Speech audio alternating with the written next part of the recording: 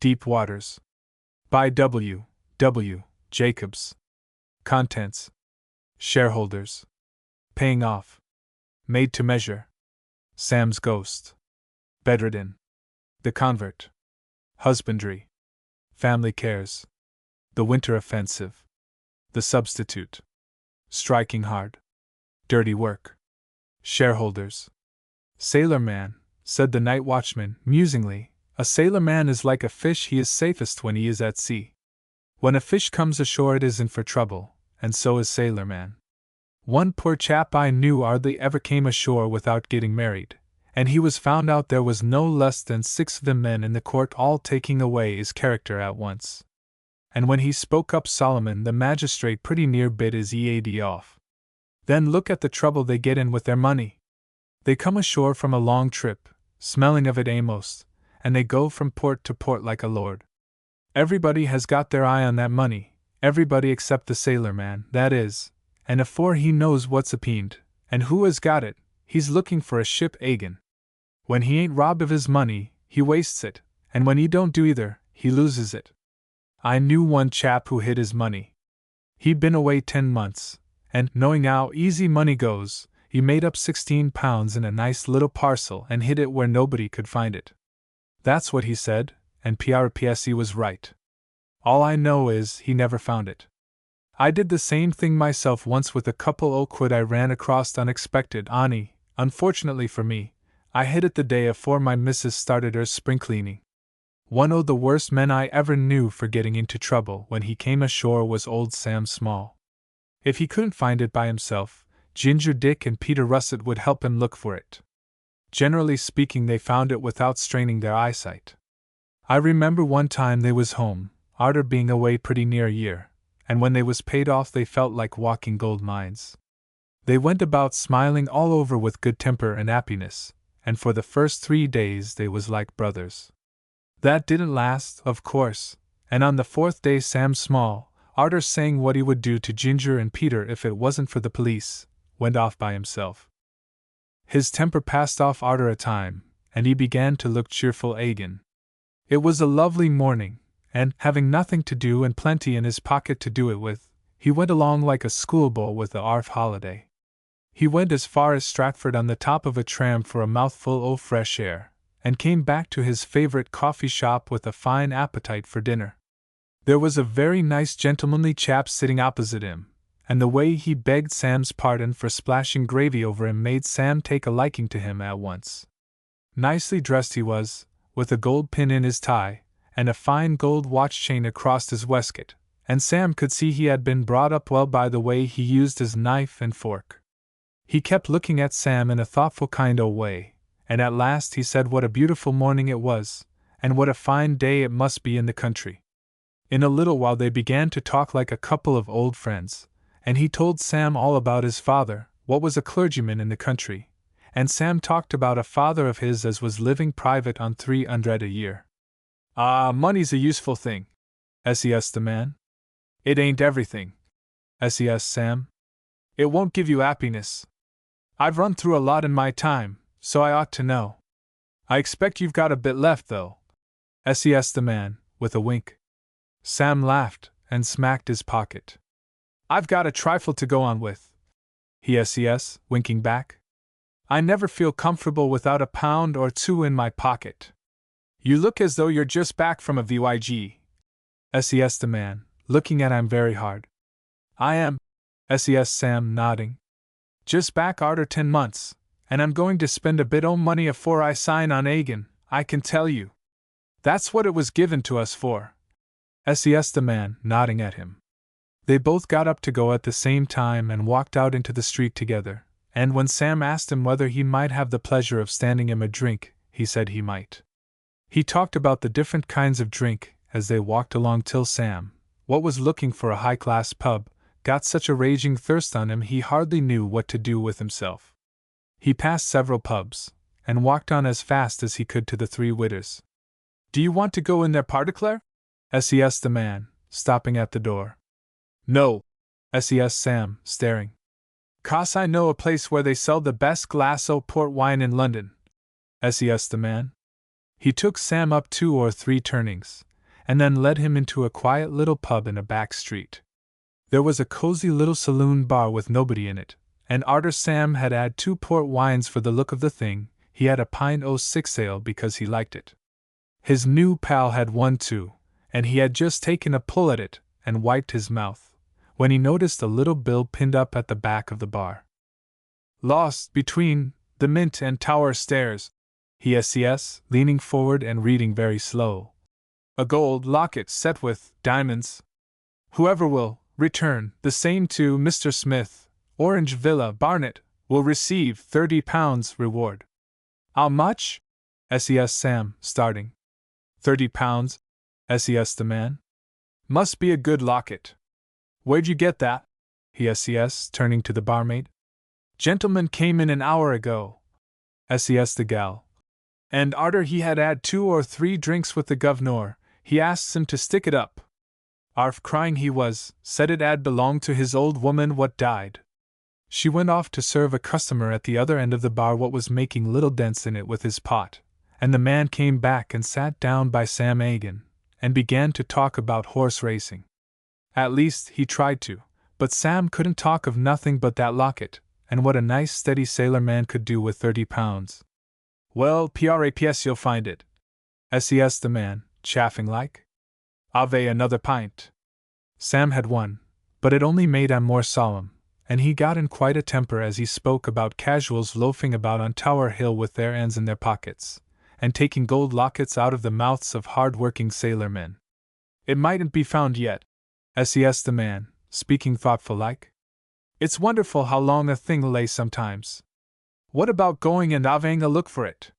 Sam shook his head at first, but arter turning the thing over in his mind, and having another look at the bill, and copying down the name and address for luck, he said praps they might as well walk that way as anywhere else. "Something seems to tell me we've got a chance," says the man, as they stepped outside. "It's a funny feeling and I can't explain it, but it always means good luck. Last time I had it an aunt o' mine swallowed her false teeth and left me £500. There's ants and ants," says Sam, grunting. "I had one once, but if she had swallowed her teeth she'd ha' been round to me to help her buy some new ones. That's the sort she was. Mind," says the man, patting him on the shoulder. "If we do find this, I don't want any of it. I've got all I want. It's all for you." They went on like a couple old brothers arter that, especially Sam, and when they got to the Mint they walked along slow down Tower Hill looking for the locket. It was awkward work, because, if people saw them looking about, they'd have started looking too, and twice Sam nearly fell over owing to walking like a man with a stiff neck and squinting down both sides of his nose at once. When they got as far as the stairs they came back on the other side of the road, and they had turned to go back again when a docker-looking chap stopped Sam's friend and spoke to him. "I've got no change, my man," says Sam's pal, pushing past him. "I ain't begging, governor," says the chap, following him up. "I'm trying to sell something." "What is it?" says the other, stopping. The man looked up and down the street, and then he put his ear near them and whispered. Says Sam's pal. "Something I picked up," says the man, still whispering. Sam got a pinch on the arm from his pal that nearly made him scream, then they both stood still, staring at the docker. "What is it?" says Sam, at last. The docker looked over his shoulder again, and then he put his hand in his trouser pocket, and just showed him a big, fat gold locket with diamonds stuck all over it. Then he shoved it back in his pocket, while Sam's pal was giving him a pinch worse than what the other was. "It's the one," he says in a whisper. "Let's have another look at it," he says to the docker. The man fished it out of his pocket again, and held on to it tight while they looked at it. "Where did you find it?" says Sam. "Found it over there, just by the Mint," says the man, pointing. "As much as I can get," says the man. "I don't quite know how much it's worth, that's the worst of it. What do ye say to £20 and chance it?" Sam laughed, the sort of laugh a pal had once give him a black eye for.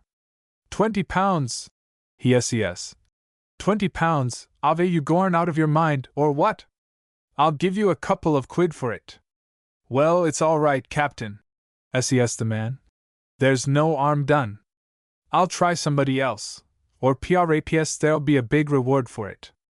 I don't believe it was bought for £100. He was just sheering off when Sam's pal caught him by the arm and asked him to let him have another look at it. Then he came back to Sam and led him a little way off, whispering to him that it was the chance of a lifetime. And if you prefer to keep it for a little while and then sell it, instead of getting the reward for it, I dare say it would be worth £100 to you. Yes. I ain't got £20, says Sam. How much of it you got? Says his pal. Sam felt in his pockets, and the docker came up and stood watching while he counted it. Altogether it was £9 14 shillings and twopence. Praps you've got some more at home, says his pal. Not a farthing, says Sam, which was true as far as the farthing went. Or praps you could borrow some, says his pal, in a soft, kind voice. I'd lend it to you with pleasure, only I haven't got it with me. Sam shook his head, and at last, arter the docker had said he wouldn't let it go for less than 20, even to save his life, he let it go for the £9 odd, a silver watch chain, 2 cigars what Sam had been sitting on by mistake, and a sheath knife. Shove it in your pocket, and don't let a soul see it, says the man, handing over the locket. I might as well give it away a'most. But it can't be helped. He went off up the hill shaking his head, and Sam's pal, arter watching him for a few seconds, said goodbye in a hurry and went off arter him to tell him to keep his mouth shut about it. Sam walked back to his lodgings on air, as the saying is, and even did a little bit of a skirt dance to a piano organ what was playing. Peter and Ginger was out, and so was his landlady, a respectable woman as was minding the rest of his money for him, and when he asked her little gal, a kid of 11, to trust him for some tin, she gave him a lecture on wasting his money instead what took his breath away, all but a word or two. He got some of his money from his landlady at 8 o'clock, arter listening to her for half an hour, and then he had to pick it up off of the floor, and say, thank you for it. He went to bed afore Ginger and Peter came in, but he was so excited he couldn't sleep, and long arter they was in bed he laid there and thought of all the different ways of spending £100. He kept taking the locket from under his pillar and feeling it, then he felt he must have another look at it, and arter coughing 2 or 3 times and calling out to the other 2 not to snore, to see if they was awake, he got out o' bed and lit the candle. Ginger and Peter was both fast asleep, with their eyes screwed up and their mouths wide open, and he sat on the bed and looked at the locket until he was a'most dazzled. "Hullo, Sam!" says a voice. "What have you got there?" Sam nearly fell off the bed with surprise and temper. Then he hid the locket in his end and blew out the candle. "Who gave it to you?" says Ginger. "You get off to sleep, and mind your own business," says Sam, grinding his teeth. He got back into bed again and lay there listening to Ginger waking up Peter. Peter woke up disagreeable, but when Ginger told him that Sam had stole a gold locket as big as a saucer, covered with diamonds, he altered his mind. "Let's have a look at it," he says, sitting up. "Ginger's dreaming," says Sam, in a shaky voice. "I ain't got no locket." "What you think I want a locket for?" Ginger got out o' bed and lit the candle again. "Come on," he says. "Let's have a look at it. I wasn't dreaming. I've been awake all the time, watching you." Sam shut his eyes and turned his back to them. "He's gone to sleep, poor old chap," says Ginger. "We'll have a look at it without waking him. You take that side, Peter. Mind you don't disturb him." He put his hand in under the bed close and felt all up and down Sam's back, very careful. Sam stood it for half a minute, and then he sat up in bed and behaved more like a windmill than a man. "Hold his hands," says Ginger. "Hold them yourself," says Peter, dabbing his nose with his shirt sleeve. "Well, we're going to see it," says Ginger. "If we have to make enough noise to rouse the ooze. First of all, we're going to ask you perlite, then we shall get louder and louder. Show us the locket what you stole, Sam." "Show us the diamond locket," says Peter. "It's my turn, Peter," says Ginger. 1, 2, 3. "Show us th." Shut up, says Sam, trembling all over. I'll show it to you if you stop your noise. He put his hand under his pillar, but afore he showed it to Em he sat up in bed and made Em a little speech. He said he never wanted to see their faces again as long as he lived, and why Ginger's mother Adien put him in a pail o' cold water when he was born he couldn't understand. He said he didn't believe that even a mother could love a baby that looked like a codfish with red hair, and as for Peter Russet, he believed his mother died of fright. That'll do, says Ginger, as Sam stopped to get his breath. Are you going to show us the locket, or ave we got to shout again? Sam swallowed something that nearly choked him, and then he opened his hand and showed it to them. Peter told him to wave it so as they could see the diamonds flash, and then Ginger waved the candle to see how they looked that way, and pretty near set poor Sam's whiskers on fire. They didn't leave him alone till they knew as much about it as he could tell them, and they both of them told him that if he took a reward of £30 for it, instead of selling it for £100, he was a bigger fool than he looked. I shall turn it over in my mind, says Sam, sucking his teeth. When I want your advice I'll ask you for it. We wasn't thinking of you, says Ginger. We was thinking of ourselves. You, says Sam, with a bit of a start. What's it got to do with you?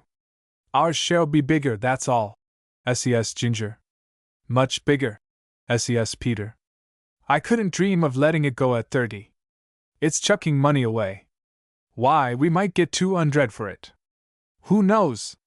Sam sat on the edge of his bed like a man in a dream. Then he began to make a noise like a cat with a fishbone in its throat, and then he stood up and let fly. Don't stop him, Peter, says Ginger. Let him go on, it'll do him good. He's forgot all about that penknife you picked up and went shares in, says Peter. I wouldn't be mean for 20 lockets. Nor me neither, says Ginger. But we won't let him be mean, for his own sake. We'll have our rights. Rights, says Sam. Rights. You didn't find it. We always go shares if we find anything, says Ginger. Where's your memory, Sam? But I didn't find it, says Sam. No, you bought it, says Peter. And if you don't go shares we'll split on you, see? Then you can't sell it anyway, and perhaps you won't even get the reward. We can be at Orange Villa as soon as what you can. Sooner, says Ginger, nodding. But there's no need to do that.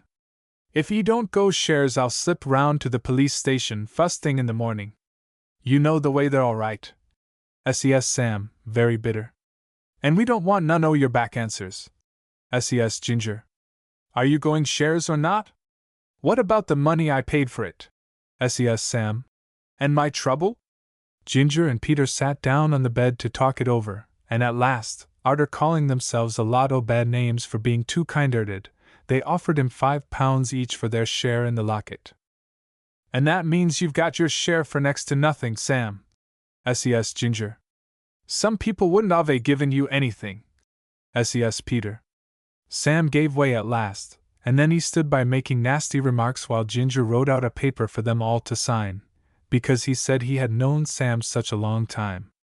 It was a'most daylight afore they got to sleep, and the first thing Ginger did when he woke was to wake Sam up and offer to shake hands with him. The noise woke Peter up, and, as Sam wouldn't shake hands with him either, they both patted him on the back instead. They made him take him to the little pub, arter breakfast, to read the bill about the reward. Sam didn't mind going, as it appeared, as he opted to meet his new pal there and tell him his troubles, but though they stayed there some time, he didn't turn up. He wasn't at the coffee shop for dinner either. Peter and Ginger was in high spirits, and though Sam told them plain that he would sooner walk about with a couple of real pickpockets, they wouldn't leave him an inch. Anybody could steal it off of you, Sam, says Ginger, patting him on the waistcoat to make sure the locket was still there. It's a good job you've got us to look arter you. We must buy him a money belt with a pocket in it, says Peter. Ginger nodded at him. Yes, he says. That would be safer. And he'd better wear it next to his skin, with everything over it. I should feel more comfortable then. And what about me? Says Sam, turning on him. Well, we'll take it in turns, says Ginger. You one day, and then me, and then Peter. Sam gave way at last, as arter all he could see it was the safest thing to do, but he had so much to say about it that they got fair sick of the sound of his voice. They had to go home for him to put the belt on, and then at 7 o'clock in the evening, arter Sam had had 2 or 3 pints, they had to go home again, 'cause he was complaining of tight lacing. Ginger had it on next day and he went home 5 times. The other 2 went with him in case he lost himself, and stood there making nasty remarks while he messed himself up with a pen'orth of cold cream. It was a cheap belt, and poor Ginger said that, when they had done with it, it would come in handy for sandpaper. Peter didn't like it any better than the other 2 did, and twice they had to speak to him about stopping in the street, and trying to make himself more comfortable by wriggling. Sam said people misunderstood it. Arter that they agreed to wear it outside their shirt, and even then Ginger said it scratched him. And every day they got more and more worried about what was the best thing to do with the locket, and whether it would be safe to try and sell it. The idea of walking about with a fortune in their pockets that they couldn't spend almost drove them crazy.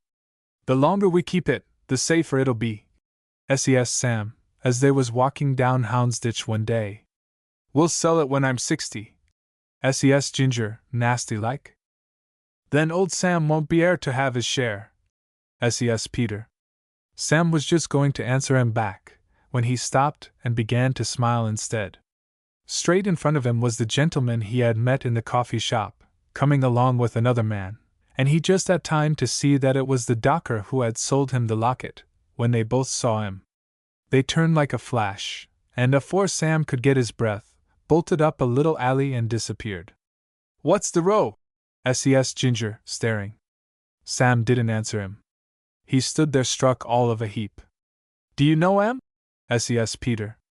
Sam couldn't answer him for a time. He was doing a bit of hard thinking. Chap I had a row with the other night, he says at last. He walked on very thoughtful, and the more he thought, the less he liked it. He was so pale that Ginger thought he was ill and advised him to have a drop o' brandy. Peter recommended rum, so to please him he had both. It brought his color back, but not his cheerfulness. He gave him both the slip next morning, which was easy, as Ginger was wearing the locket, and arter fussed having a long ride for nothing owing to getting in the wrong train, he got to Barnet. It was a big place, big enough to have a dozen orange villas, but poor Sam couldn't find one. It wasn't for want of trying neither. He asked at over 20 shops, and the post office, and even went to the police station. He must have walked 6 or 7 miles looking for it, and at last, arf ready to drop, he took the train back. He had some sausages and mashed potatoes with a pint o' stout at a place in Bishopsgate, and then he started to walk home. The only comfort he had was the thought of the £10 Ginger and Peter had paid him, and when he remembered that he began to cheer up and even smile. By the time he got home he was beaming all over his face. Where've you been? says Ginger. Enjoying myself by myself, says Sam. Please yourself, says Peter, very severe. But where'd you ha' been if we had sold the locket and skipped, eh? You wouldn't have enjoyed yourself by yourself then, says Ginger. Yes, you may laugh. Sam didn't answer him, but he sat down on his bed and his shoulders shook till Ginger lost his temper and gave him a couple o' thumps on the back that pretty near broke it. All right, says Sam, very firm. Now you have done for yourselves. I had a'most made up my mind to go shares, now you shan't have a ha'penny. Ginger laughed then. Ho! he says. And how are you going to prevent it? We've got the locket, Sam, says Peter, smiling and shaking his head at him. And we'll mind it till it's sold, says Ginger. Sam laughed again, short and nasty. Then he undressed himself very slow and got into bed. At 12 o'clock, just as Ginger was dropping off, he began to laugh again, and he only stopped when he heard Ginger getting out of bed to him. He stayed in bed next morning, 'cause he said his sides was aching, but he laughed again as they was going out, and when they came back he had gorn. We never know how much we like anything till we lose it. A week afterwards, as Ginger was being helped out of a pawnshop by Peter, he said he would give all he hadn't got for the locket to be near enough to Sam to hear him laugh again. Paying off. My biggest fault, said the night watchman, gloomily, has been good nature. I've spent the best part of my life trying to do my fellow creatures a good turn. And what do I get for it? If all the people I've helped was to come here now, there wouldn't be standing room for them on this wharf. Half of them would be pushed overboard, and a good place for 'em, too. I've been like it all my life. I was good-natured enough to go to sea as a boy because a skipper took a fancy to me and wanted my help, and when I got older I was good-natured enough to get married. All my life I've given help and advice free, and only a day or two ago one of 'em what I had given it to came round here with her husband and her 2 brothers and her mother and 2 or 3 people from the same street, to see her give me. What for? Another fault o' mine has been being sharp. Most people make mistakes, and they can't bear to see anybody as don't.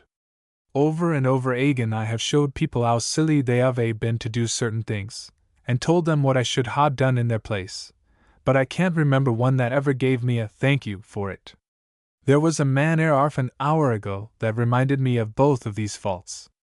He came in purpose to remind me, and he brought a couple o' grinning, brass-faced monkeys with him to see him do it. I was sitting on that barrel when he came, and arter 2 minutes I felt as if I was sitting on red-hot cinders. He pretended he had come in for the sake of old times and to ask arter my health, and all the time he was doing his best to upset me to amuse them 2 poor objects he had brought with him. Captain Inmelon is his name, and he was always a foolish, soft-eyed sort o' man, and how he has kept his job I can't think. He used to trade between this wharf and Bristol on a little schooner called the Firefly, and seeing what a silly, foolish kind o' man he was, I took a little bit o' notice of him. Many and many a time when he was going to do something he'd ha' been sorry for arterwards I have taken him round to the Bear's Head and stood him pint arter pint until he began to see reason and own up that I was in the right. His crew was a'most as bad as what he was, and all in 1 month one o' the ends gave a man 10 shillings for a diamond ring he saw him pick up, what turned out to be worth 4 pence, and another one gave 5 bob for a meerschaum pipe made o' chalk. When I pointed out to 'em what fools they was they didn't like it, and a week arterwards, when the skipper gave a man in a pub his watch and chain and £2 to hold, to show his confidence in him, and I told him exactly what I thought of him, he didn't like it.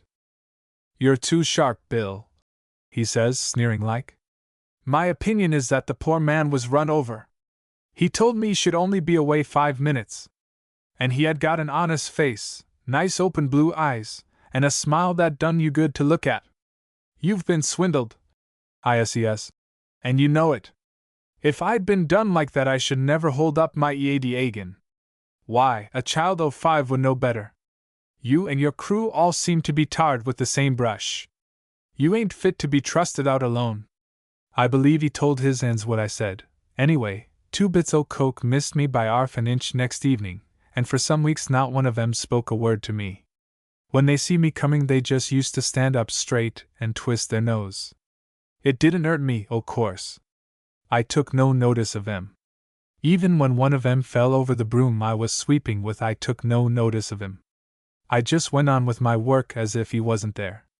I suppose they had been in the sulks about a month, and I was sitting there one evening getting my breath arter a couple o' hours' hard work, when one of 'em, George Tebb by name, came off the ship and nodded to me as he passed. "Evening, Bill." He ses. "Evening," I ses, rather stiff. "I wanted a word with you, Bill," he ses in a low voice. "In fact, I might go so far as to say I want to ask you to do me a favor." I looked at him so hard that he coughed, and looked away. "We might talk about it over 1/2 pint," he ses. "No, thank you," I ses. "I had a 1/2 pint the day before yesterday, and I'm not thirsty." He stood there fidgeting about for a bit, and then he puts his hand on my shoulder. "Well, come to the end of the jetty," he ses. "I've got something private to say." I got up slow-like and followed him. I wasn't a bit curious. Not a bit. But if a man asks for my help I always give it. "It's like this," he ses, looking round careful. "Only I don't want the other chaps to hear because I don't want to be laughed at. Last week an old uncle o' mine died and left me £30. It's just a week ago, and I've already got through 5 of 'em, And besides that, the number of chaps that want to borrow 10 bob for a couple o' days would surprise you. I ain't so easy surprised. Yes, shaking my 80. It ain't safe with me. Yes. And the favor I want you to do is to take care of it for me. I know it'll go if I keep it. I've got it locked up in this box. And if you keep the box, I'll keep the key, and when I want a bit, I'll come and see you about it. He pulled a little box out of his pocket and rattled it in my ear. There's 25 golden goblins in there. Yes. If you take charge of them, they'll be all right. If you don't, I'm pretty certain I shan't have one of them in a week or two's time. At first I said I wouldn't have anything to do with it, but he begged so hard that I began to alter my mind. You're as honest as daylight, Bill. Yes, very earnest. I don't know another man in the world I could trust with 25 quid, especially myself. Now, put it in your pocket and look arter it for me. One of the quids in it is for you, for your trouble. He slipped the box in my coat pocket, and then he said his mind was so relieved that he felt like half a pint. I was for going to the Bear's Head, the place I generally go to, because it is next door to the wharf, so to speak, but George wanted me to try the beer at another place he knew of. The wharf's all right. Yes. There's 1 or 2 hands on the ship, and they won't let anybody run away with it. From what he said, I thought the pub was quite close, but instead of that, I should think we walked pretty nearly a mile afore we got there. Nice snug place it was, and the beer was all right, although, as I told George Tebb, it didn't seem to me any better than the stuff at the Bear's Head. He stood me 2 half pints and was just going to order another, when he found he hadn't got any money left, and he wouldn't hear of me paying for it, because he said it was his treat. We'll have a quid out o' the box. Yes. I must have one to go on with anyway. I shook my 80 at him. Only one. Yes. And that'll last me a fortnight. Besides, I want to give you the quid I promised you. I gave way at last, and he put his in his trouser pocket for the key, and then found it wasn't there. I must ha' left it in my chest. Yes. I'll hop back and get it. And afore I could prevent him, he had waved his and at me and gorn. My first idea was to go arter him, but I knew I couldn't catch him, and if I tried to meet him coming back, I should most likely miss him through the side streets. So I sat there with my pipe and waited. I suppose I had been sitting down waiting for him for about 10 minutes, when a couple o' sailor men came into the bar and began to make themselves a nuisance. Big fat chaps they was, and both of 'em more than 'arf sprung. And arter calling for a pint apiece, they began to take a little notice of me. Where'd you come from? Ses one of 'em. Yes, very quiet. It's a good place, Ses the chap, shaking his 80. Can you sing, sweet, You seem to have got what I might call a singing face. Never mind about my face. Yes, very sharp. You mind what you're doing with that beer. You'll have it over in a minute. The words was hardly out of my mouth afore he gave a lurch and spilt his pint all over me. From head to foot I was dripping with beer, and I was in such a temper I wonder I didn't murder him. But afore I could move, they both pulled out their pocket handkerchers and started to rub me down. That'll do. Yes, at last, arter they had walked round me 6 times and patted me all over to see if I was dry. You get off while you're safe. It was my mistake, mate. Ses the chap who had spilt the beer. You get outside. Yes.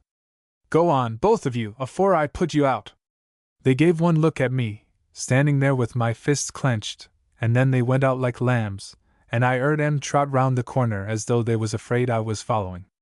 I felt a little bit damp and chilly, but beer is like sea water, you don't catch cold through it, and I sat down again to wait for George Tebb. He came in smiling and out o' breath in about 10 minutes' time, with the key in his hand, and as soon as I told him what had happened to me with the beer, he turned to the landlord and ordered me 6 rum tea at once. Drink that up. Yes, handing it to me. But first of all give me the box, so as I can pay for it. I put mine in my pocket. Then I put it in the other one, and arter that I stood staring at George Tebb and shaking all over. What's the matter? What are you looking like that for? Yes. It must ha' been them too. Yes, choking. While they was pretending to dry me and patting me all over, they must have taken it out of my pocket. What are you talking about? Ses George, staring at me. The box is gorn. Ses, putting down the OT rum and feeling in my trouser pocket. The box is gorn, and them two must have taken it. Gorn! Ses George. Gorn!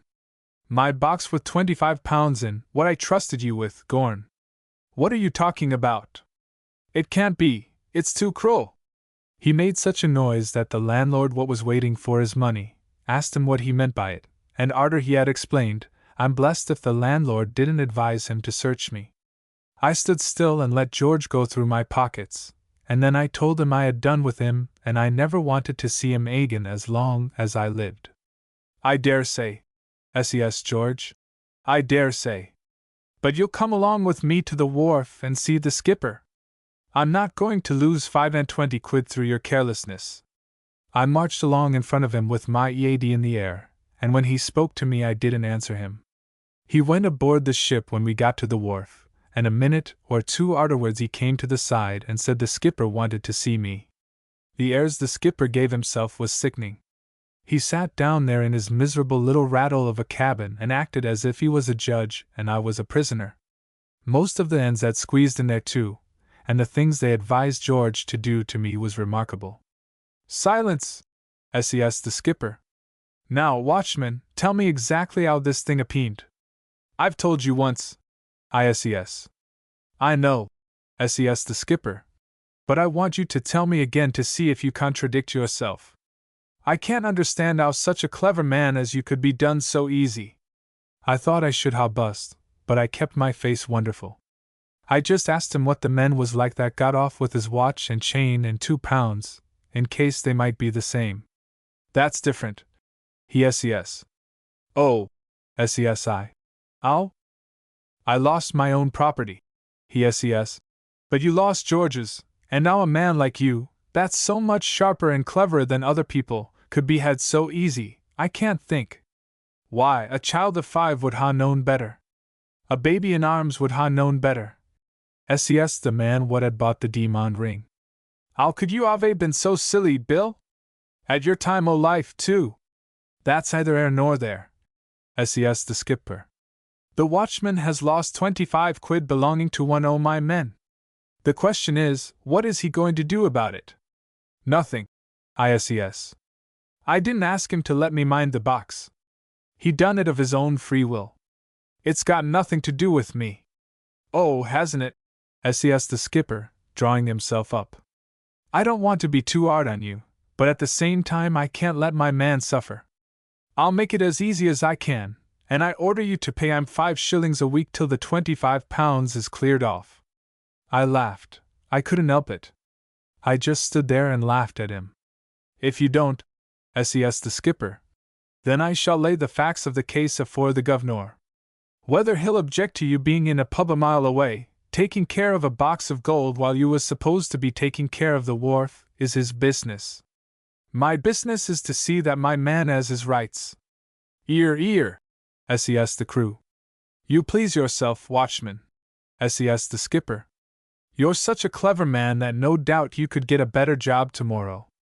There must be heaps of people wanting a man like you. It's for you to decide.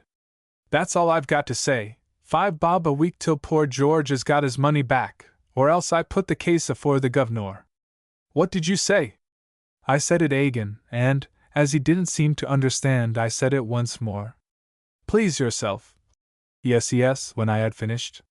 You're an old man, and 5 bob a week can't be much loss to you. You've got nothing to spend it on, at your time o' life. And you've got a very soft job air.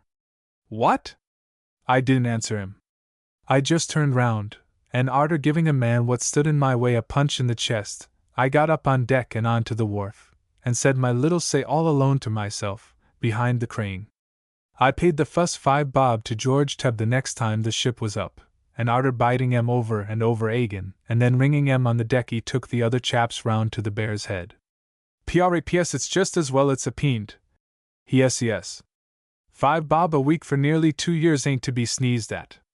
It's slow, but it's sure. I thought he was joking at first, but arter working it out in the office with a bit o' pencil and paper I thought I should ha' gorn crazy. And when I complained about the time to George, he said I could make it shorter if I liked by paying 10 bob a week, but he thought the steady 5 bob a week was best for both of us. I got to 'ate the sight of him. Every week regular as clockwork he used to come round to me with his and out, and then go and treat his mates to beer with my money. If the ship came up in the daytime, at 6 o'clock in the evening he'd be at the wharf gate waiting for me, and if it came up at night she was no sooner made fast than he was over the side patting my trouser pocket, and saying what a good job it was for both of us that I was in steady employment. Week arter week and month arter month I went on paying. I a'most forgot the taste o' beer, and if I could manage to get a screw o' bocce a week I thought myself lucky. And at last, just as I thought I couldn't stand it any longer, the end came. I had just given George his week's money, and how I got it together that week I don't know, when one o' the chaps came up and said the skipper wanted to see me on board at once. Tell him if he wants to see me I'm to be found on the wharf. Yes, very sharp. He wants to see you about George's money. Yes, the chap. I should go if I was you. My opinion is he wants to do you a good turn. I hung fire for a bit, and then, arter sweeping up for a little while deliberate like, I put down my broom and stepped aboard to see the skipper, what was sitting on the cabin skylight pretending to read a newspaper. He put it down when he see me, and George and the others, what had been standing in a little bunch for'ard, came aft and stood looking on. I wanted to see you about this money, watchman. Yes, the skipper, putting on his beastly frills again. O' course, we all feel that to a poor man like you it's a bit of a strain, and, as George says, arter all you have been more foolish than wicked. Much more. Yes, George. I find that you have now paid 5 bob a week for 19 weeks. Yes, the skipper. And George has been kind enough and generous enough to let you off the rest. There's no need for you to look bashful, George, it's a credit to you. I could hardly believe my ears. George stood there grinning like a stuck fool, and 2 o' the chaps was on their best behavior with their hands over their mouths, and their eyes sticking out. That's all, watchman. Yes, the skipper. And I hope it'll be a lesson to you not to neglect your duty by going into public houses and taking charge of other people's money when you ain't fit for it. I shan't try to do anybody else a kindness again, if that's what you mean. Yes, looking at him. No, you'd better not. Yes. This particular bit o' kindness has cost you £4.15, and that's a curious thing when you come to think of it. Very curious. What do you mean? Yes. Why? Yes, grinning like a madman. It's just what we lost between us. I lost a watch and chain worth £2, and another couple old pounds besides. Joe lost 10 shillings over his diamond ring, and Charlie lost 5 bob over a pipe. That's £4.15. Just the same as you. Them silly fools stood there choking and sobbing and patting each other on the back as though they'd never leave off, and all of a sudden I had a horrible suspicion that I had been done. Did you see the sovereigns in the box? Yes, turning to the skipper. No. Yes, shaking his head. How do you know they was there then? Yes, Because you took charge of 'em, said the skipper. And I know what a clever, sharp chap you are. It stands to reason that you wouldn't be responsible for a box like that unless you saw inside of it. Why, a child o' 5 wouldn't. I stood there looking at him, but he couldn't meet my eye. None of 'em could, and arter waiting there for a minute or two to give 'em a chance, I turned my back on 'em and went off to my duty. Made to measure. Mr. Mott brought his niece home from the station with considerable pride. Although he had received a photograph to assist identification, he had been very dubious about accosting the pretty, well-dressed girl who had stepped from the train and gazed around with dove-like eyes in search of him. Now he was comfortably conscious of the admiring gaze of his younger fellow-townsman. "You'll find it a bit dull after London, I expect," he remarked, as he inserted his key in the door of a small house in a quiet street. "I'm tired of London," said Miss Garland. "I think this is a beautiful little old town, so peaceful." Mr. Mott looked gratified. "I hope you'll stay a long time," he said, as he led the way into the small front room. "I'm a lonely old man."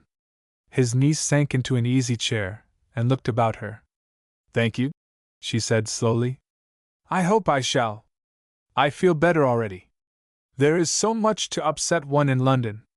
"Noise?" queried Mr. Mott. "And other things," said Miss Garland, with a slight shudder. Mr. Mott sighed in sympathy with the unknown, and, judging by his niece's expression, the unknowable. He rearranged the teacups, and going to the kitchen, returned in a few minutes with a pot of tea. "Mrs. Pett leaves at 3, he said in explanation, "to look after her children, but she comes back again at 8 to look after my supper." "And how is your mother?" Miss Garland told him. "Last letter I had from her," said Mr. Mott, stealing a glance at the girl's ring finger. "I understood you were engaged." His niece drew herself up. "Certainly not," she said, with considerable vigor. "I have seen too much of married life. I prefer my freedom. Besides, I don't like men." Mr. Mott said modestly that he didn't wonder at it, and finding the subject uncongenial, turned the conversation on to worthier subjects. Miss Garland's taste, it seemed, lay in the direction of hospital nursing, or some other occupation beneficial to mankind at large. Simple and demure, she filled the simpler Mr. Mott with a strong sense of the shortcomings of his unworthy sex. Within 2 days, under the darkling glance of Mrs. Pett, she had altered the arrangements of the house. Flowers appeared on the meal table, knives and forks were properly cleaned, and plates no longer appeared ornamented with the mustard of a previous meal. Fresh air circulated through the house, and passing from Mrs. Pett's left knee to the lumbar region of Mr. Mott, went on its beneficent way rejoicing. On the 5th day of her visit, Mr. Mott sat alone in the front parlor. The window was closed, the door was closed, and Mr. Mott, sitting in an easy chair with his feet up, was aroused from a sound nap by the door opening to admit a young man, who, deserted by Mrs. Pett, stood bowing awkwardly in the doorway. "Is Miss Garland in?" he stammered. Mr. Mott rubbed the remnants of sleep from his eyelids. "She has gone for a walk," he said slowly. The young man stood fingering his hat. "My name is Hurst," he said, with slight emphasis. "Mr. Alfred Hurst." Mr. Mott, still somewhat confused, murmured that he was glad to hear it. "I have come from London to see Florrie," continued the intruder. "I suppose she won't be long?" Mr. Mott thought not, and after a moment's hesitation invited Mr. Hurst to take a chair. "I suppose she told you we are engaged?" said the latter. "Engaged?" said the startled Mr. Mott. "Why, she told me she didn't like men." "Playfulness," replied Mr. Hurst, with an odd look. "Ah, here she is!" The handle of the front door turned, and a moment later the door of the room was opened, and the charming head of Miss Garland appeared in the opening. "Back again," she said brightly.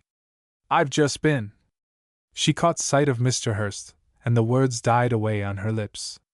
The door slammed, and the two gentlemen, exchanging glances, heard a hurried rush upstairs and the slamming of another door. Also a key was heard to turn sharply in a lock. "She doesn't want to see you," said Mr. Mott, staring. The young man turned pale. "Perhaps she has gone upstairs to take her things off," he muttered, resuming his seat. Don't hurry her." "I wasn't going to," said Mr. Mott. He twisted his beard uneasily, and at the end of 10 minutes looked from the clock to Mr. Hurst and coughed. "If you wouldn't mind letting her know I'm waiting," said the young man, brokenly. Mr. Mott rose, and went slowly upstairs. More slowly still, after an interval of a few minutes, he came back again. "She doesn't want to see you," he said slowly. Mr. Hurst gasped. I must see her," he faltered. "She won't see you," repeated Mr. Mott. "And she told me to say she was surprised at you following her down here." Mr. Hurst uttered a faint moan, and with bent head passed into the little passage and out into the street, leaving Mr. Mott to return to the sitting-room and listen to such explanations as Miss Garland deemed advisable. Great goodness of heart in the face of persistent and unwelcome attentions appeared to be responsible for the late engagement. "Well, it's over now," said her uncle kindly, "and no doubt he'll soon find somebody else. There are plenty of girls would jump at him, I expect." Miss Garland shook her head. He said he couldn't live without me, she remarked soberly. Mr. Mott laughed. In less than 3 months I expect he'll be congratulating himself, he said cheerfully. Why, I was nearly married 4 times. It's a silly age, his niece said. Indeed! And informing him in somewhat hostile tones that she was suffering from a severe headache, retired to her room. Mr. Mott spent the evening by himself, and retiring to bed at 10:30 was awakened by a persistent knocking at the front door at 1:30. Half awakened, he lit a candle, and stumbling downstairs, drew back the bolt of the door, and stood gaping angrily at the pathetic features of Mr. Hurst. Sorry to disturb you, said the young man, but would you mind giving this letter to Miss Garland? Sorry to disturb me, stuttered Mr. Mott. What do you mean by it? What do you mean by it? It is important, said Mr. Hurst. I can't rest. I've eaten nothing all day. Glad to hear it, snapped the irritated Mr. Mott. If you will give her that letter, I shall feel easier, said Mr. Hurst. I'll give it to her in the morning, said the other, snatching it from him. Now get off. Mr. Hurst, still murmuring apologies, went, and Mr. Mott, also murmuring, returned to bed. The night was chilly, and it was some time before he could get to sleep again. He succeeded at last, only to be awakened an hour later by a knocking more violent than before. In a state of mind bordering upon frenzy, he dived into his trousers again, and went blundering downstairs in the dark. Sorry to, began Mr. Hurst. Mr. Mott made uncouth noises at him. I have altered my mind, said the young man. Would you mind letting me have that letter back again? It was too final. You get off, said the other, trembling with cold and passion. I must have that letter, said Mr. Hurst doggedly. All my future happiness may depend upon it.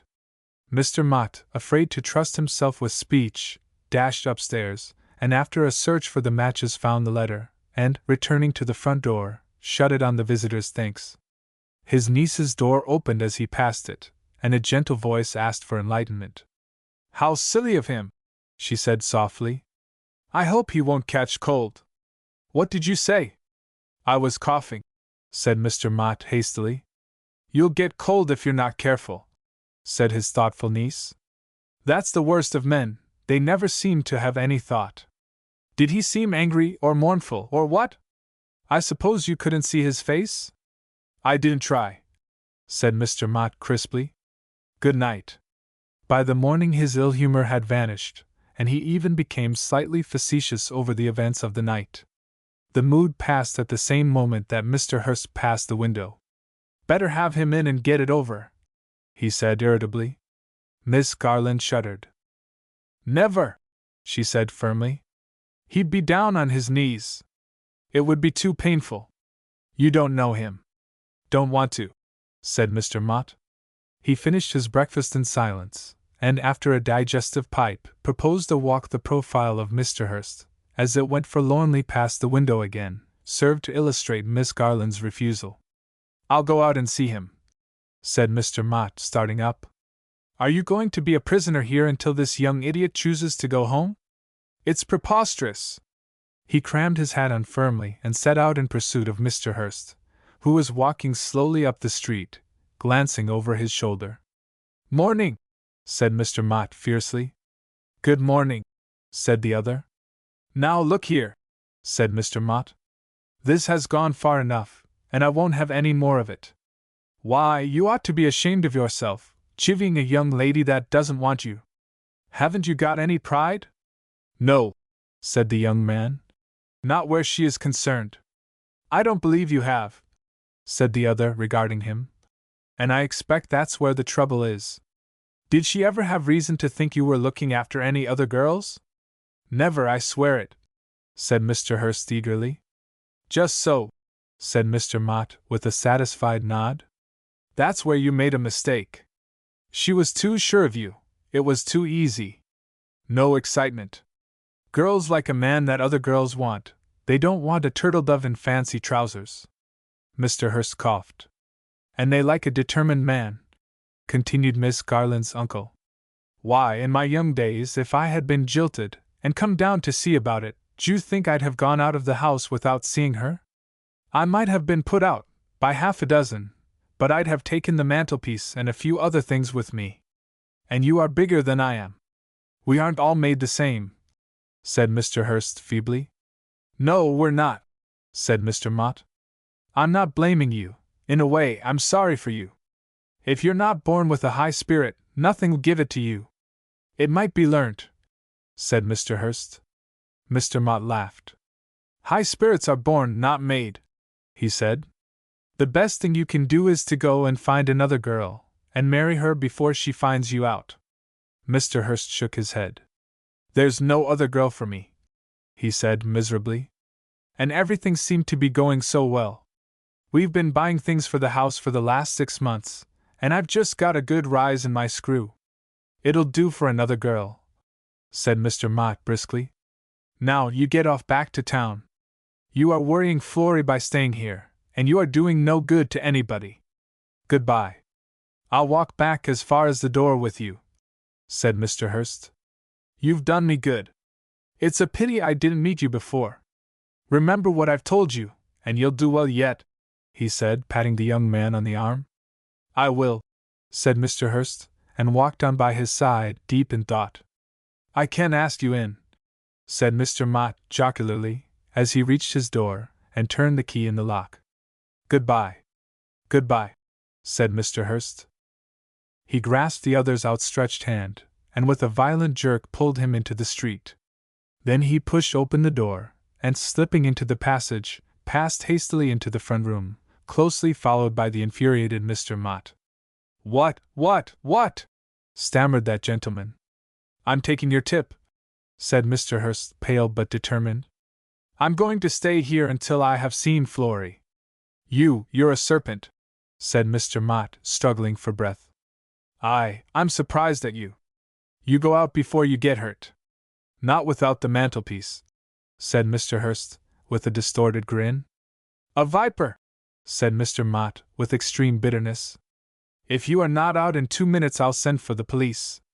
Florrie wouldn't like that, said Mr. Hurst. She's awfully particular about what people think. You just trot upstairs and tell her that a gentleman wants to see her. He threw himself into Mr. Mott's own particular easy chair, and crossing his knees, turned a deaf ear to the threats of that incensed gentleman. Not until the latter had left the room did his features reveal the timorousness of the soul within. Muffled voices sounded from upstairs, and it was evident that an argument of considerable length was in progress. It was also evident from the return of Mr. Mott alone that his niece had had the best of it. I've done all I could, he said, but she declines to see you. She says she won't see you if you stay here for a month, and you couldn't do that, you know. Why not? Inquired Mr. Hurst. Why not? Repeated Mr. Mott, repressing his feelings with some difficulty. Food. Mr. Hurst started. And drink, said Mr. Mott, following up his advantage. There's no good in starving yourself for nothing, so you may as well go. When I've seen Florrie, said the young man, firmly. Mr. Mott slammed the door, and for the rest of the day Mr. Hurst saw him no more. At 1 o'clock a savory smell passed the door on its way upstairs, and at 5 o'clock a middle-aged woman with an inane smile looked into the room on her way aloft with a loaded tea-tray. By supper-time he was suffering considerably from hunger and thirst. At 10 o'clock he heard the footsteps of Mr. Mott descending the stairs. The door opened an inch, and a gruff voice demanded to know whether he was going to stay there all night. Receiving a cheerful reply in the affirmative, Mr. Mott secured the front door with considerable violence, and went off to bed without another word. He was awakened an hour or two later by the sound of something falling, and sitting up in bed to listen, became aware of a warm and agreeable odor. It was somewhere about the hour of midnight, but a breakfast smell of eggs and bacon would not be denied. He put on some clothes and went downstairs. A crack of light showed under the kitchen door, and pushing it open with some force, he gazed spellbound at the spectacle before him. "Come in," said Mr. Hurst heartily. "I've just finished." He rocked an empty beer bottle and patted another that was half full. Satiety was written on his face as he pushed an empty plate from him, and, leaning back in his chair, smiled lazily at Mr. Mott. "Go on," said that gentleman, hoarsely. Mr. Hurst shook his head. "Enough is as good as a feast," he said reasonably. "I'll have some more tomorrow." "Oh, will you?" said the other. "Will you?" Mr. Hurst nodded, and opening his coat, disclosed a bottle of beer in each breast pocket. The other pockets, it appeared, contained food. "And here's the money for it," he said, putting down some silver on the table. "I am determined but honest." With a sweep of his hand, Mr. Mott sent the money flying. "Tomorrow morning I send for the police. Mind that!" he roared. "I'd better have my breakfast early, then," said Mr. Hurst, tapping his pockets. "Good night. And thank you for your advice." He sat for some time after the disappearance of his host, and then, returning to the front room, placed a chair at the end of the sofa and, with the tablecloth for a quilt, managed to secure a few hours' troubled sleep. At 8 o'clock he washed at the scullery sink, and at 10 o'clock Mr. Mott, with an air of great determination, came in to deliver his ultimatum. "If you're not outside the front door in 5 minutes, I'm going to fetch the police," he said fiercely. "I want to see Florrie," said the other. "Well, you won't see her," shouted Mr. Mott. Mr. Hurst stood feeling his chin. "Well, would you mind taking a message for me?" he asked. "I just want you to ask her whether I am really free. Ask her whether I am free to marry again." Mr. Mott eyed him in amazement. "You see, I only heard from her mother," pursued Mr. Hurst. "And a friend of mine who is in a solicitor's office says that isn't good enough. I only came down here to make sure, and I think the least she can do is to tell me herself. If she won't see me, perhaps she'd put it in writing. You see, there's another lady." "But," said the mystified Mr. Mott. "You told me." "You tell her that," said the other. Mr. Mott stood for a few seconds staring at him, and then without a word turned on his heel and went upstairs. Left to himself, Mr. Hurst walked nervously up and down the room, and catching sight of his face in the old-fashioned glass on the mantelpiece, heightened its color by a few pinches. The minutes seemed interminable, but at last he heard the steps of Mr. Mott on the stairs again. "She's coming down to see you herself," said the latter solemnly.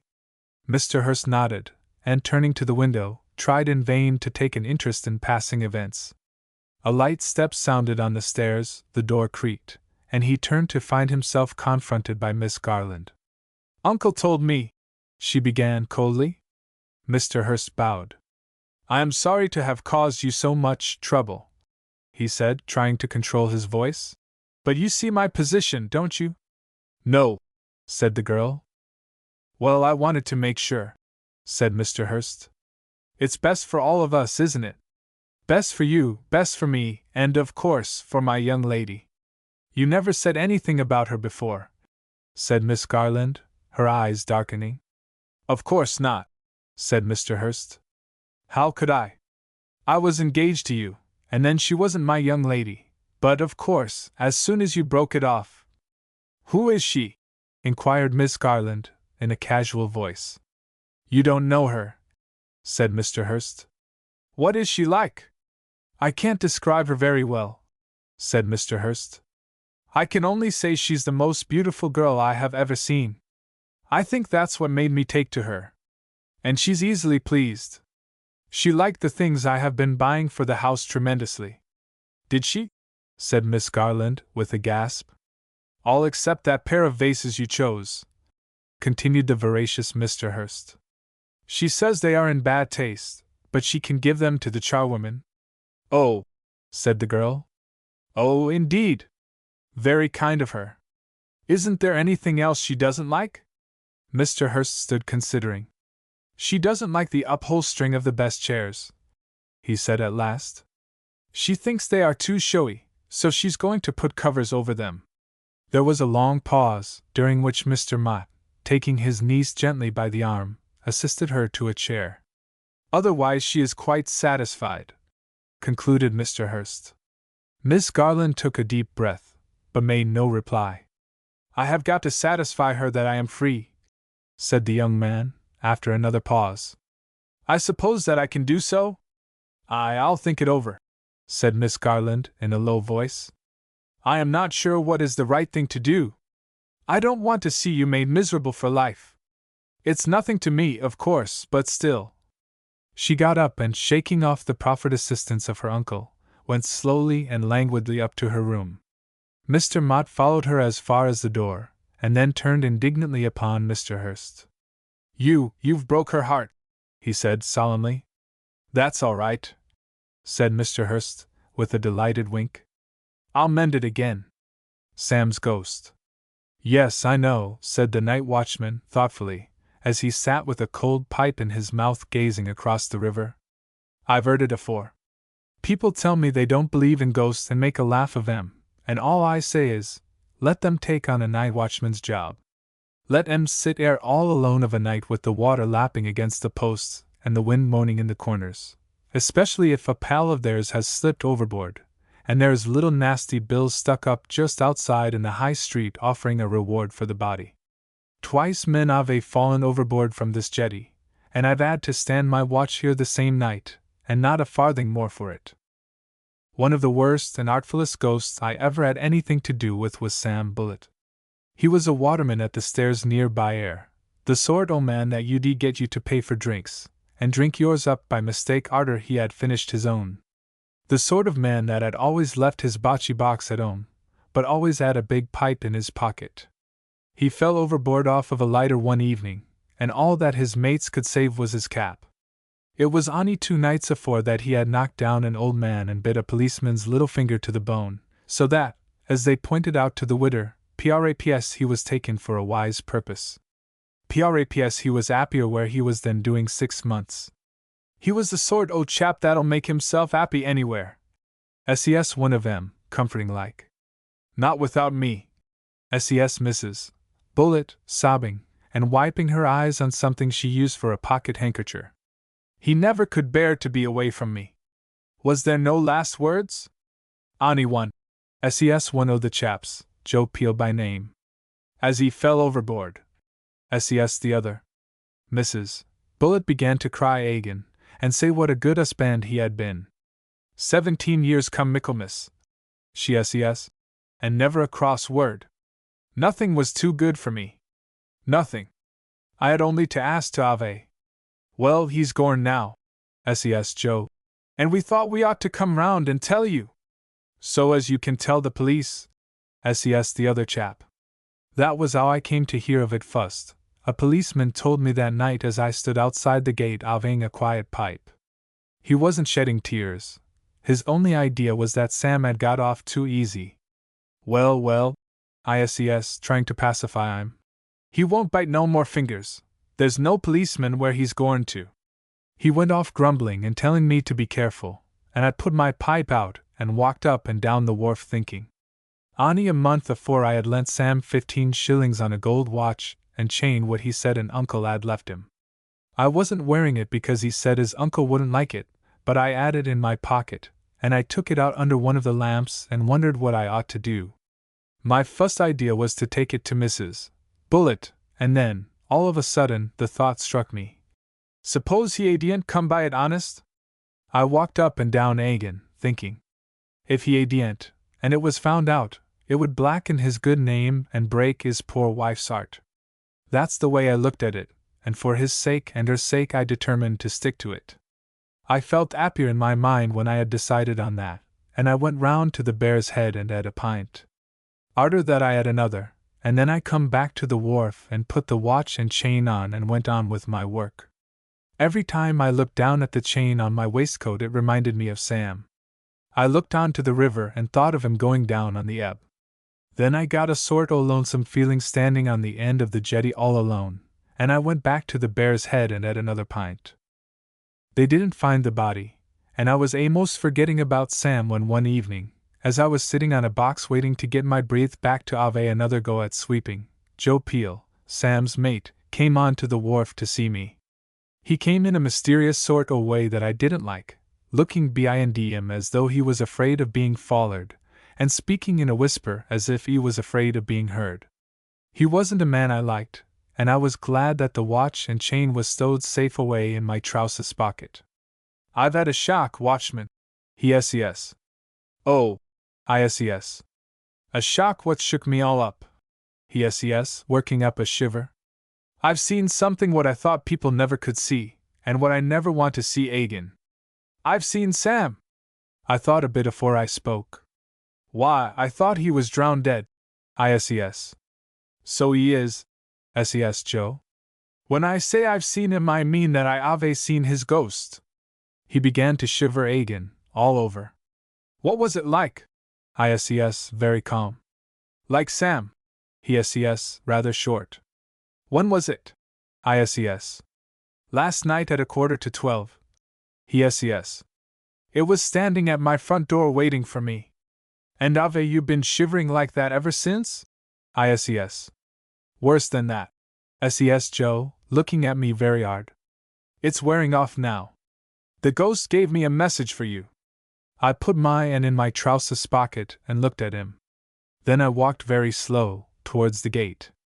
It gave me a message for you. Ses Joe, walking beside me.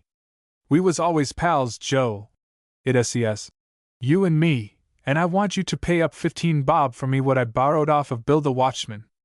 I can't rest until it's paid, it ses. So here's the 15 bob, watchman. He put his hand in his pocket, and takes out 15 bob and holds it out to me. No, I ses. I can't take your money, Joe Peel. It wouldn't be right. Poor Sam is welcome to the 15 bob, I don't want it. You must take it, ses Joe. The ghost said if you didn't it would come to me again and again till you did, and I can't stand any more of it. I can't help your troubles, I ses. You must, ses Joe. Give Bill the 15 bob, it ses, and he'll give you a gold watch and chain what I gave him to mine till it was paid. I see his little game then. Gold watch and chain, I ses, laughing. You must ha' misunderstood it, Joe. I understood it right enough. Ses Joe, getting a bit closer to me as I stepped outside the gate. Here's your 15 bob. Are you going to give me that watch and chain? Certainly not, I ses. I don't know what you mean by a watch and chain. If I had it and I gave it to anybody, I should give it to Sam's widder, not to you. It's nothing to do with her. Ses Joe, very quick. Sam was most particular about that. I expect you dreamt it all, I ses. Where would poor Sam get a gold watch and chain from? And why should he go to you about it? Why didn't he come to me? If he thinks I have got it, let him come to me. All right, I'll go to the police station. Ses Joe. I'll come with you. I ses. But there's a policeman coming along. Let's go to him. I moved towards him, but Joe hung back, and arter using one or two words that would ha' made any ghost ashamed to know him, he sheered off. I had a word or two with the policeman about the weather, and then I went inside and locked the gate. My idea was that Sam had told Joe about the watch and chain afore he fell overboard. Joe was a nasty customer, and I could see that I should have to be a bit careful. Some men might ha' told the police about it, but I never cared much for them. They're like kids in a way, always asking questions, most of which you can't answer. It was a little bit creepy all alone on the wharf that night. I don't deny it. Twice I thought I heard something coming up on tiptoe behind me. The second time I was so nervous that I began to sing to keep my spirits up, and I went on singing till 3 of the hands of the Susan Emily, what was lying alongside, came up from the FOCSLE and offered to fight me. I was thankful when daylight came. 5 nights afterwards I had the shock of my life. It was the first night for some time that there was no craft up. A dark night, and a nasty moaning sort of a wind. I had just lighted the lamp at the corner of the warehouse, what had blown out, and was sitting down to rest afore putting the ladder away, when I happened to look along the jetty and saw a head coming up over the edge of it. In the light of the lamp I saw the dead white face of Sam Bullett's ghost making faces at me. I just caught my breath, sharp-like, and then turned and ran for the gate like a racehorse. I had left the key in the padlock, in case of anything happening, and I just gave it one turn, flung the wicket open and slammed it in the ghost's face, and tumbled out into the road. I ran slap into the arms of a young policeman what was passing. Nasty, short-tempered chap he was, but I don't think I was more glad to see anybody in my life. I hugged him till he nearly lost his breath, and then he sat me down on the curbstone and asked me what I meant by it. What with the excitement and the running I couldn't speak at first, and when I did he said I was trying to deceive him. There ain't no such thing as ghosts. He says. You've been drinking. It came up out o' the river and run arter me like the wind. I says. Why didn't it catch you then? He says, looking me up and down and all round about. Talk sense. He went up to the gate and peeped in, and, arter watching a moment, stepped inside and walked down the wharf, with me following. It was my duty. Besides, I didn't like being left all alone by myself. Twice we walked up and down, and all over the wharf. He flashed his lantern into all the dark corners, into empty barrels and boxes, and then he turned and flashed it right into my face and shook his EAD at me. You've been having a bit of a lark with me, he says, and for 2 pins I'd take you. Mind, if you say a word about this to anybody, I will. He stalked off with his EAD in the air, and left me all alone in charge of a wharf with a ghost on it. I stayed outside in the street, of course, but every now and then I fancied I heard something moving about the other side of the gate, and once it was so distinct that I run along to the Bear's Head and knocked them up and asked them for a little brandy, for illness. I didn't get it, of course, I didn't expect to, but I had a little conversation with the landlord from his bedroom winder that did me more good than the brandy would ha' done. Once or twice I thought he would have fallen out, and many a man has had his license taken away for less than a quarter of what he said to me that night. Arter he thought he had finished and was going back to bed again, I pointed out to him that he hadn't kissed me. Good night. And if it hadn't ha' been for his missus and 2 grown-up daughters and the potman, I believe he'd ha' talked to me till daylight. How I got through the rest of the night I don't know. It seemed to be 20 nights instead of 1, but the day came at last, and when the hands came on at 6 o'clock they found the gate open and me on duty same as usual. I slept like a tired child when I got home, and arter a steak and onions for dinner I sat down and lit my pipe and tried to think what was to be done. One thing I was quite certain about, I wasn't going to spend another night on that wharf alone. I went out arter a bit, as far as the Clarendon Arms, for a breath of fresh air, and I had just finished a pint and was wondering whether I ought to have another, when Ted Dennis came in, and my mind was made up. He had been in the army all his life, and so far, he had never seen anything that had frightened him. I've seen him myself take on men twice his size just for the love of the thing, and arter knocking them silly, stand them a pint out of his own pocket. When I asked him whether he was afraid of ghosts, he laughed so hard that the landlord came from the other end of the bar to see what was the matter. I stood Ted a pint, and arter he had finished it I told him just how things was.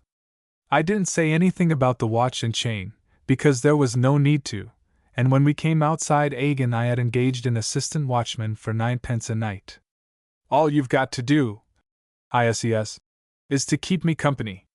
You needn't turn up till 8 o'clock of a night, and you can leave off an hour afore me in the morning. Right-o, says Ted. And if I see the ghost I'll make it wish it had never been born. It was a load off my mind, and I went home and ate a tea that made my missus talk about the workhoos, and ostriches in human shape what would eat a woman out of ooze and own if she would let 'em. I got to the wharf just as it was striking 6, and at 6:45 the wicket was pushed open gentle, and the ugly EAD of Mr. Joe Peel was shoved inside. Hello? I-S-E-S. What do you want? I want to save your life. He-S-E-S, in a solemn voice. You was within an inch of death last night, watchman. Oh, I-S-E-S, careless like. How do you know? The ghost o' Sam Bullitt told me. S-E-S, Joe. Arter it had chased you up the wharf screaming for help. It came round and told me all about it. It seems fond of you. I-S-E-S. I wonder why. It was in a terrible temper. S-E-S, Joe. And its face was awful to look at. Tell the watchman at S-E-S that if he don't give you the watch and chain I shall appear to him again and kill him. All right. I-S-E-S, looking behind me to where 3 of the ends of the daisy was sitting on the FOCSLE smoking. I've got plenty of company tonight. Company won't save you. SES Joe. For the last time, are you going to give me that watch and chain, or not? Here's your 15 bob. No. ISES. Even if I had got it, I shouldn't give it to you, and it's no use giving it to the ghost, because, being made of air, he hasn't got anywhere to put it. Very good. SES Joe, giving me a black look. I've done all I can to save you, but if you won't listen to sense, you won't. You'll see Sam Bullet again, and you'll not only lose the watch and chain but your life as well. All right. ISES. And thank you kindly, but I've got an assistant, as it depends, a man what wants to see a ghost. An assistant? SES Joe staring. An old soldier. ISES. A man what likes trouble and danger. His idea is to shoot the ghost and see what appends. Shoot! SES Joe. Shoot a poor armless ghost. Does he want to be Ain't it enough for a poor man to be drowned dead, but what you must try and shoot him arterwards? Why, you ought to be ashamed o' yourself. Where's your art? It won't be shot if it don't come on my wharf. ISES. Though I don't mind if it does when I've got somebody with me. I ain't afraid of anything living, and I don't mind ghosts when there's two of us. Besides which, the noise of the pistol LL wake up arf the river. You take care you don't get woke up. SES Joe, hardly able to speak for temper. He went off stamping, and grinding his teeth, and at 8 o'clock to the minute, Ted Dennis turned up with his pistol and helped me take care of the wharf. Happy as a skylark he was, and to see him hiding behind a barrel with his pistol ready, waiting for the ghost, almost made me forget the expense of it all. It never came near us that night, and Ted was a bit disappointed next morning as he took his 9p and went off. Next night was the same, and the next, and then Ted gave up hiding on the wharf for it, and sat and snoozed in the office instead. A week went by, and then another, and still there was no sign of Sam Bullet's ghost, or Joe Peel, and every morning I had to try and work up a smile as I shelled out 9p for Ted. It nearly ruined me, and worse than that, I couldn't explain why I was short to the missus. First of all she asked me what I was spending it on, then she asked me who I was spending it on. It nearly broke up my own. She did smash one kitchen chair and a vase off the parlor mantelpiece. But I wouldn't tell her, and then, led away by some men on strike at Smith's Wharf, Ted went on strike for a bob a night. That was arter he had been with me for 3 weeks, and when Saturday came, of course I was more short than ever, and people came and stood at their doors all the way down our street to listen to the missus taking my character away. I stood it as long as I could, and then, when her back was turned for arf a moment, I slipped out. While she'd been talking I'd been thinking, and it came to me clear as daylight that there was no need for me to sacrifice myself any longer looking arter a dead man's watch and chain. I didn't know exactly where Joe Peel lived, but I knew the part, and arter peeping into 7 public houses I see the man I wanted sitting by himself in a little bar. I walked in quiet like, and sat down opposite him. Morning, ISES. Joe Peel grunted. Ave one with me? ISES. He grunted again, but not quite so fierce, and I fetched the 2 pints from the counter and took a seat alongside of him. I've been looking for you. ISES. Oh, he SES, looking me up and down and all over. Well, you've found me now. I want to talk to you about the ghost of poor Sam Bullet. ISES. Joe Peel put his mug down sudden and looked at me fierce. Look 'ere! Don't you come and try to be funny with me. He SES. 'Cause I won't have it. I don't want to be funny. ISES. What I want to know is, are you in the same mind about that watch and chain as you was the other day? He didn't seem to be able to speak at first, but arter a time he gives a gasp. What's the game? He SES. What I want to know is, if I give you that watch and chain for 15 bob, will that keep the ghosts from edging round my wharf again? ISES. Why, o' course. He SES staring. But you ain't been seeing it again, have you? I've not, and I don't want to. ISES. If it wants you to have the watch and chain, give me the 15 bob, and it's yours. He looked at me for a moment as if he couldn't believe his eyesight, and then he puts his and into his trousers pocket, and pulls out 1 shilling and 4 pence, arf a clay pipe, and a bit o' lead pencil. That's all I've got with me. Yes. I'll owe you the rest. You ought to ha' took the 15 bob when I had it. There was no help for it, and arter making him swear to give me the rest o' the money when he got it, and that I shouldn't see the ghost agin, I handed the things over to him and came away. He came to the door to see me off, and if ever a man looked puzzled he did. Pleased at the same time. It was a load off of my mind.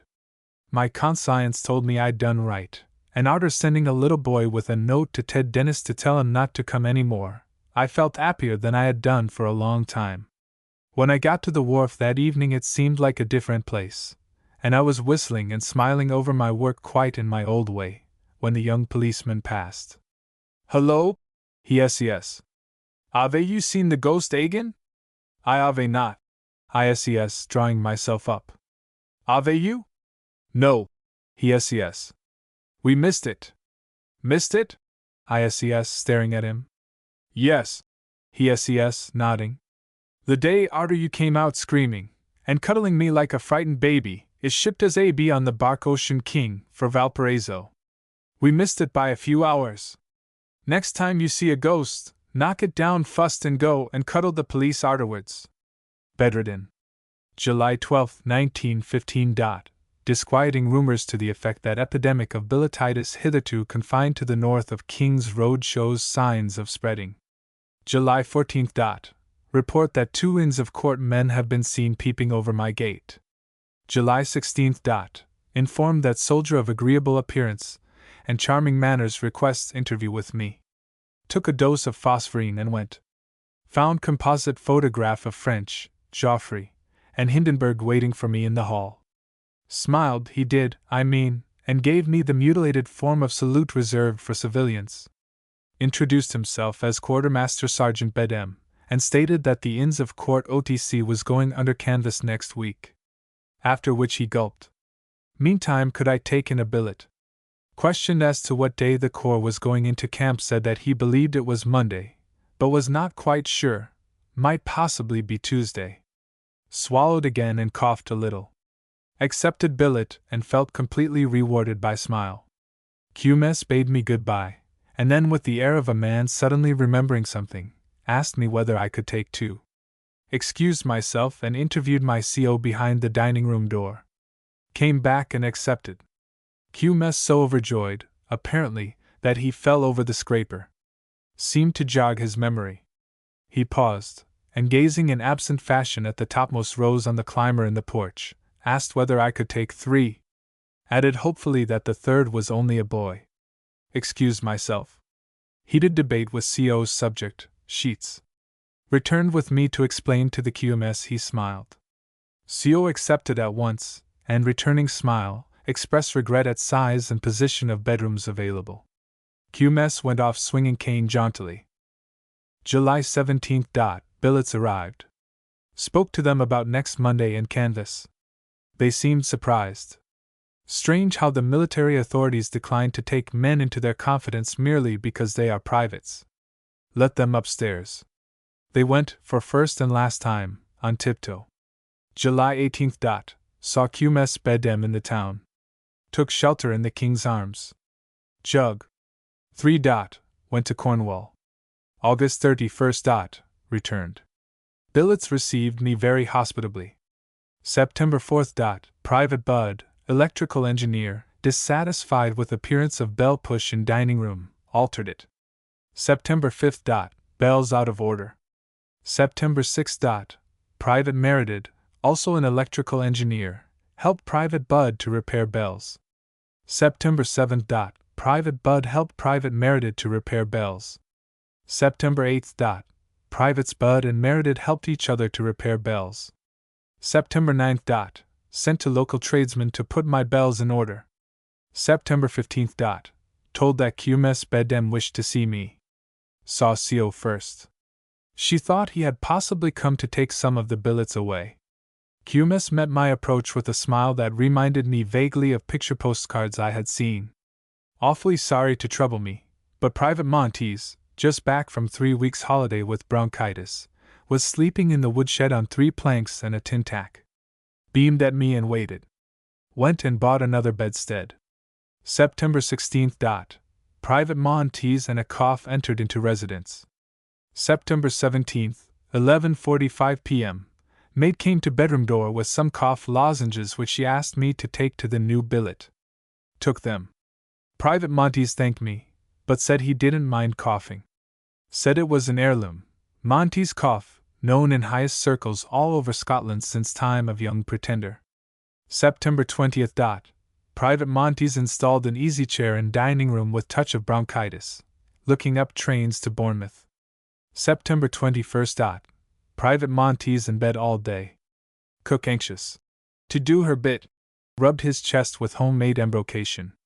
Believe it is same stuff she rubs chests in hall with. Smells the same anyway. September 24th. Private Montes, complaining of slight rawness of chest, but otherwise well, returned to duty. October 5th. Cough worse again. Private Montes thinks that with care it may turn to bronchitis. Borrowed an ABC. October 6th. Private Montes relates uncanny experience. Woke up with feeling of suffocation to find an enormous black currant and glycerin jujube wedged in his gullet. Never owned such a thing in his life. Seems to be unaware that he always sleeps with his mouth open. NOV. 14. Private Bowser, youngest and tallest of my billets, gazetted. NOV. 15. 10:35 a.m. Private Bowser in tip-top spirits said goodbye to us all. 10.45. Told that QMS Bedem desired to see me. Capitulated. New billet, Private Early, armed to the teeth, turned up in the evening. Said that he was a Yorkshireman. Said that Yorkshire was the finest county in England, and Yorkshiremen the finest men in the world. Stood toying with his bayonet, and waiting for contradiction. January 5, 1916. Standing in the garden just after lunch was witness to startling phenomenon. QMS Bedem came towards front gate with a smile so expansive that gate after first trembling violently on its hinges swung open of its own accord. QMS, with smile sad, said he was in trouble. Very old member of the Inns of Court, Private Keene, had rejoined, and he wanted a good billet for him.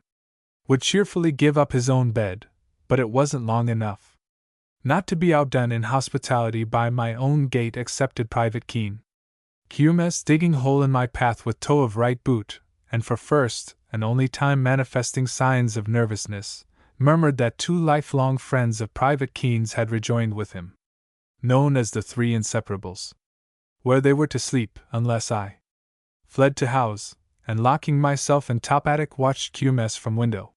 He departed with bent head and swagger cane reversed. January 6. Private Keene arrived. Turned out to be son of an old chief of mine. Resolved not to visit the sins of the father on the head of a child 6 feet 2 high and broad in proportion. February 6. Private Keene came home with a temperature. February 7. MO diagnosed influenza. Was afraid it would spread. February 8. Warned the other 4 billets. They seemed amused. Pointed out that influenza had no terrors for men in No. 2 Company, who were doomed to weekly night ops. Under Major Carry-On. February 9. House strangely and pleasantly quiet. Went to see how Private Keene was progressing, and found the other 4 billets sitting in a row on his bed practicing deep breathing exercises. February 16. Billets on night ops. Until late hour. Spoke in highest terms of Major Carry-On's marching powers, also in other terms. March 3. Waited up until midnight for Private Meredith, who had gone to Slough on his motorbike. March 4, 1:05 a.m., awakened by series of explosions from overworked, or badly worked, motorbike. Put head out of window and threw key to Private Meredith. He seemed excited. Said he had been chased all the way from Chesham by a pink rat with yellow spots. Advised him to go to bed. Set him an example. 1:10 a.m. Heard somebody in the pantry. 2:10 a.m. Heard Private Meredith going upstairs to bed. 2:16 a.m. Heard Private Meredith still going upstairs to bed.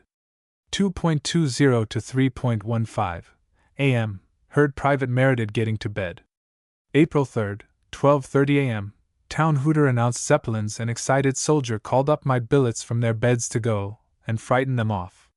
Pleasant to see superiority of billets over the hooter, that only emitted 3 blasts. 12:50 a.m.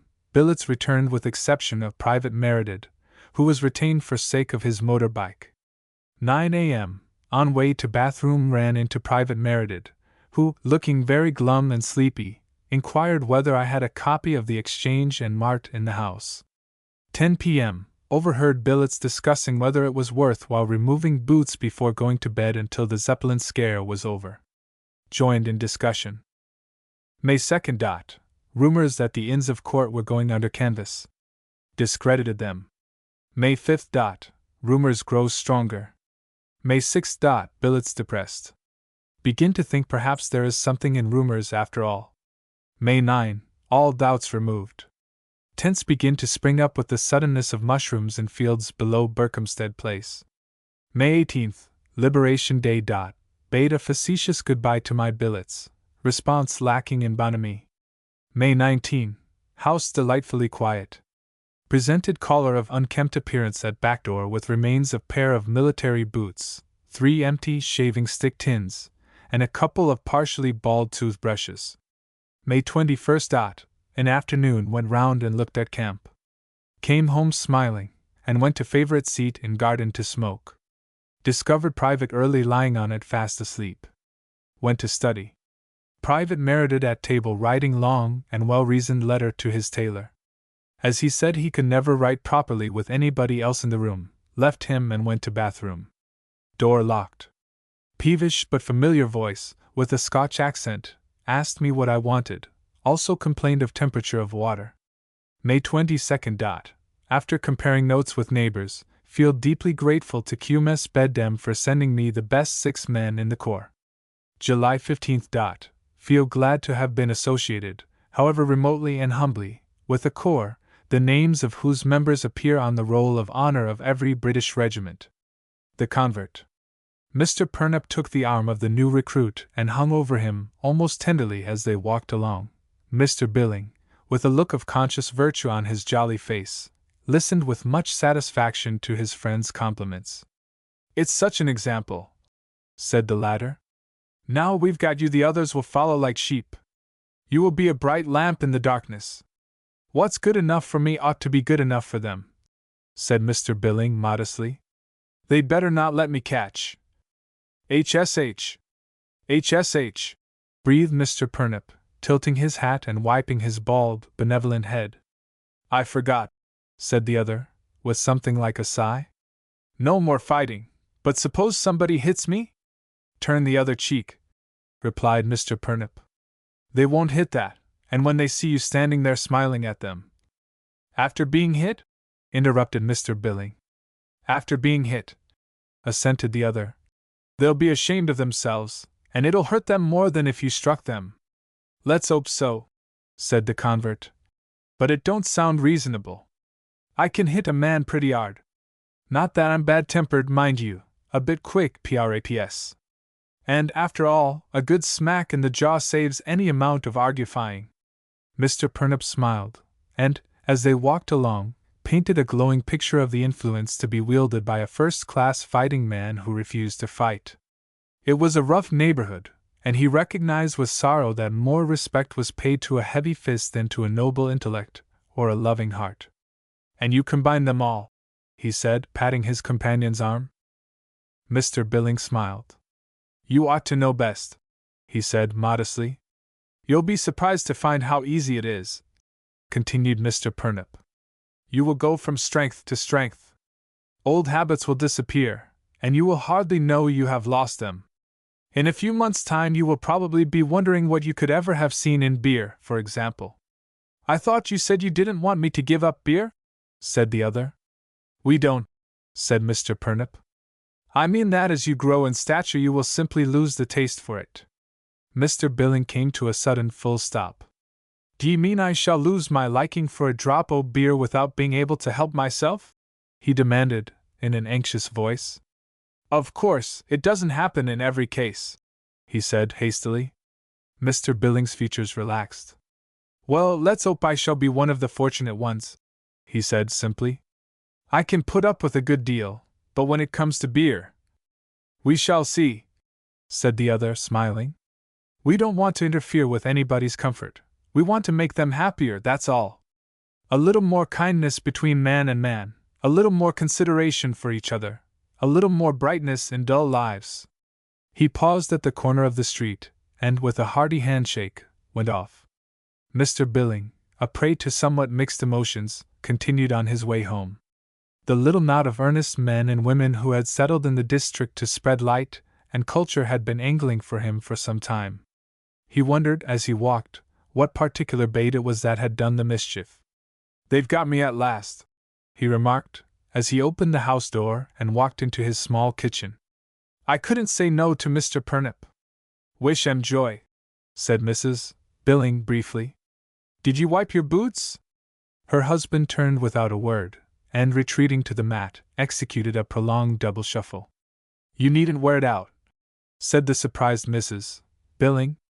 We've got to make people happier, said her husband seriously. Be kinder to 'em, and brighten up their dull lives a bit. That's what Mr. Purnip says. You'll brighten 'em up all right, declared Mrs. Billing, with a sniff. I shan't forget last Tuesday week, no, not if I live to be 100. You'd ha' brightened up the police station if I hadn't got you home just in the nick of time. Her husband, who was by this time busy under the scullery tap, made no reply. He came from it spluttering, and seizing a small towel, stood in the doorway burnishing his face and regarding his wife with a smile which Mr. Purnip himself could not have surpassed. He sat down to supper, and between bites explained in some detail the lines on which his future life was to be run. As an earnest of good faith, he consented, after a short struggle, to a slip of oilcloth for the passage, a pair of vases for the front room, and a new and somewhat expensive corn cure for Mrs. Billing. And let's hope you go on as you've begun, said that gratified lady. There's something in old Purnip after all. I've been worrying you for months for that oilcloth. Are you going to help me wash up? Mr. Purnip would. Mr. Billing appeared not to hear, and taking up his cap, strolled slowly in the direction of the Blue Lion. It was a beautiful summer evening, and his bosom swelled as he thought of the improvements that a little brotherliness might effect in Elk Street. Engrossed in such ideas, it almost hurt him to find that, as he entered one door of the Blue Lion, two gentlemen, forgetting all about their beer, disappeared through the other. What have they run away like that for? He demanded, looking round. I wouldn't hurt 'em. Depends on what you call hurting, Joe, said a friend. Mr. Billing shook his head. They've no call to be afraid of me, he said gravely. I wouldn't hurt a fly. I've got a new art. A new what? Inquired his friend, staring. A new art, repeated the other. I've given up fighting and swearing, and drinking too much. I'm going to lead a new life and do all the good I can. I'm going. Glory! Glory! Ejaculated a long, thin youth, and making a dash for the door, disappeared. He'll know me better in time, said Mr. Billing. Why, I wouldn't hurt a fly. I want to do good to people, not to hurt 'em. I'll have a pint, he added, turning to the bar. Not here you won't, said the landlord, eyeing him coldly. Why not? Demanded the astonished Mr. Billing. You've had all you ought to have already, was the reply. And there's one thing I'll swear to, you ain't had it ere. I haven't had a drop past my lips, began the outraged Mr. Billing. Yes, I know, said the other wearily, as he shifted one or two glasses and wiped the counter. I've heard it all before, over and over again. Mind you, I've been in this business 30 years, and if I don't know when a man's had his whack, and a drop more, nobody does. You get off 'ome and ask your missus to make you a nice cup o' good strong tea, and then get up to bed and sleep it off. I dare say, said Mr. Billing, with cold dignity, as he paused at the door. I dare say I may give up beer altogether. He stood outside pondering over the unforeseen difficulties attendant upon his new career, moving a few inches to one side as Mr. Ricketts, a foal of long standing, came towards the public house, and halting a yard or two away, eyed him warily. "Come along," said Mr. Billing, speaking somewhat loudly, for the benefit of the men in the bar. "I shan't hurt you, my fighting days are over." "Yes, I dessay," replied the other, edging away. "It's all right, Bill," said a mutual friend through the half-open door. "He's got a new art." Mr. Ricketts looked perplexed. "Art disease, do you mean?" he inquired hopefully. "Can't he fight no more?" "A new art," said Mr. Billing. "It's as strong as ever it was, but it's changed, brother." "If you call me Brother Agin, I'll give you something for yourself, and chance it," said Mr. Ricketts ferociously. "I'm a poor man, but I've got my pride." Mr. Billing, with a smile charged with brotherly love, leaned his left cheek towards him. "Hit it," he said gently. "Give it a smack and run, Bill," said the voice of a well-wisher inside. "There'd be no need for him to run," said Mr. Billing. "I wouldn't hit him back for anything. I should turn the other cheek." "Waffer?" inquired the amazed Mr. Ricketts. "For another swipe," said Mr. Billing radiantly. In the fraction of a second he got the first, and reeled back staggering. The onlookers from the bar came out hastily. Mr. Ricketts, somewhat pale, stood his ground. "You see, I don't hit you," said Mr. Billing, with a ghastly attempt at a smile. He stood rubbing his cheek gently, and remembering Mr. Purnup's statements, slowly, inch by inch, turned the other in the direction of his adversary. The circuit was still incomplete when Mr. Ricketts, balancing himself carefully, fetched it a smash that nearly burst it. Mr. Billing, somewhat jarred by his contact with the pavement, rose painfully and confronted him. "I've only got 2 cheeks, mind," he said slowly. Mr. Ricketts sighed. "I wish you'd got a blinking dozen," he said wistfully. "Well, so long. Be good." He walked into the Blue Lion absolutely free from that sense of shame which Mr. Purnup had predicted, and accepting a pint from an admirer, boasted noisily of his exploit. Mr. Billing, suffering both mentally and physically, walked slowly home to his astonished wife. "P.R.A.P.S. he'll be ashamed of hisself when he comes to think it over," he murmured as Mrs. Billing, rendered almost perfect by practice, administered first aid. "I expect he's crying his eyes out," she said with a sniff. "Tell me if that hurts." Mr. Billing told her, then, suddenly remembering himself, issued an expurgated edition. "I'm sorry for the next man that it's you," said his wife, as she drew back and regarded her handiwork. "Well, you needn't be," said Mr. Billing, with dignity. "It would take more than a couple old props in the jaw to make me alter my mind when I've made it up. You ought to know that by this time. Hurry up and finish.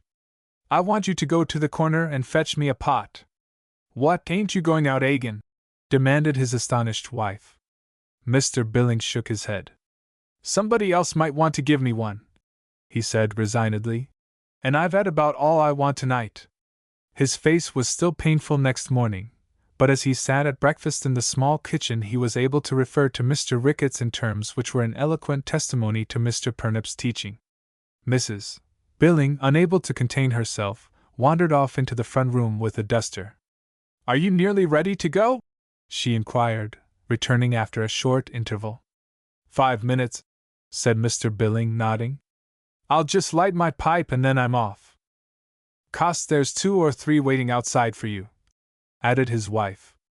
Mr. Billing rose. "Ho, is there?"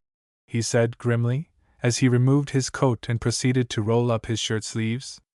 "I'll learn 'em. I'll give 'em something to wait for. I'll—" His voice died away as he saw the triumph in his wife's face, and drawing down his sleeves again, he took up his coat and stood eyeing her in genuine perplexity.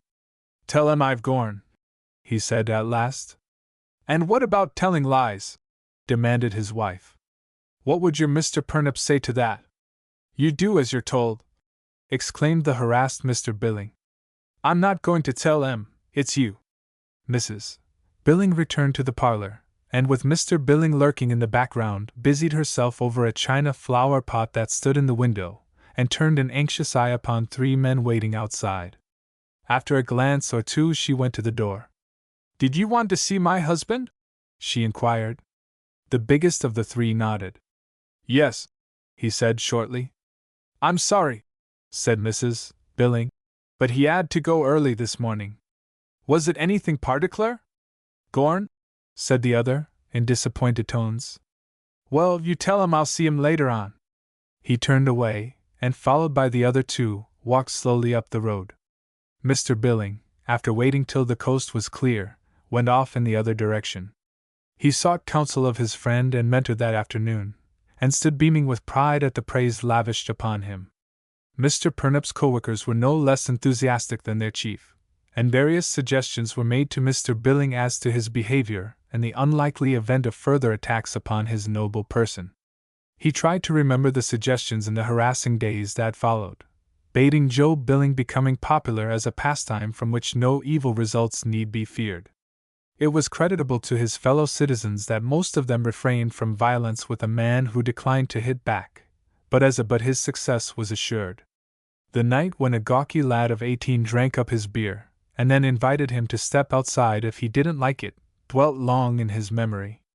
And Elk Street thrilled one evening at the sight of their erstwhile champion flying up the road hotly pursued by a foeman half his size.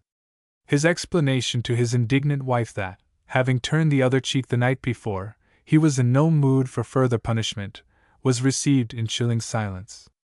"They'll soon get tired of it," he said hopefully. "And I ain't going to be beat by a lot of chaps what I could lick with one and tied behind me. They'll get to understand in time, Mr. Purnup says so. It's a pity that you don't try and do some good yourself." Mrs. Billing received the suggestion with a sniff, but the seed was sown. She thought the matter over in private, and came to the conclusion that, if her husband wished her to participate in good works, it was not for her to deny him. Hitherto her efforts in that direction had been promptly suppressed, Mr. Billing's idea being that if a woman looked after her home and her husband properly there should be neither time nor desire for anything else. His surprise on arriving home to tea on Saturday afternoon, and finding a couple of hard-working neighbors devouring his substance, almost deprived him of speech. "Poor things," said his wife, after the guests had gone. "They did enjoy it. It's cheered 'em up wonderful. You and Mr. Purnup are quite right. I can see that now. You can tell him that it was you what put it into my art." "Me? Why, I never dreamed o' such a thing," declared the surprised Mr. Billing.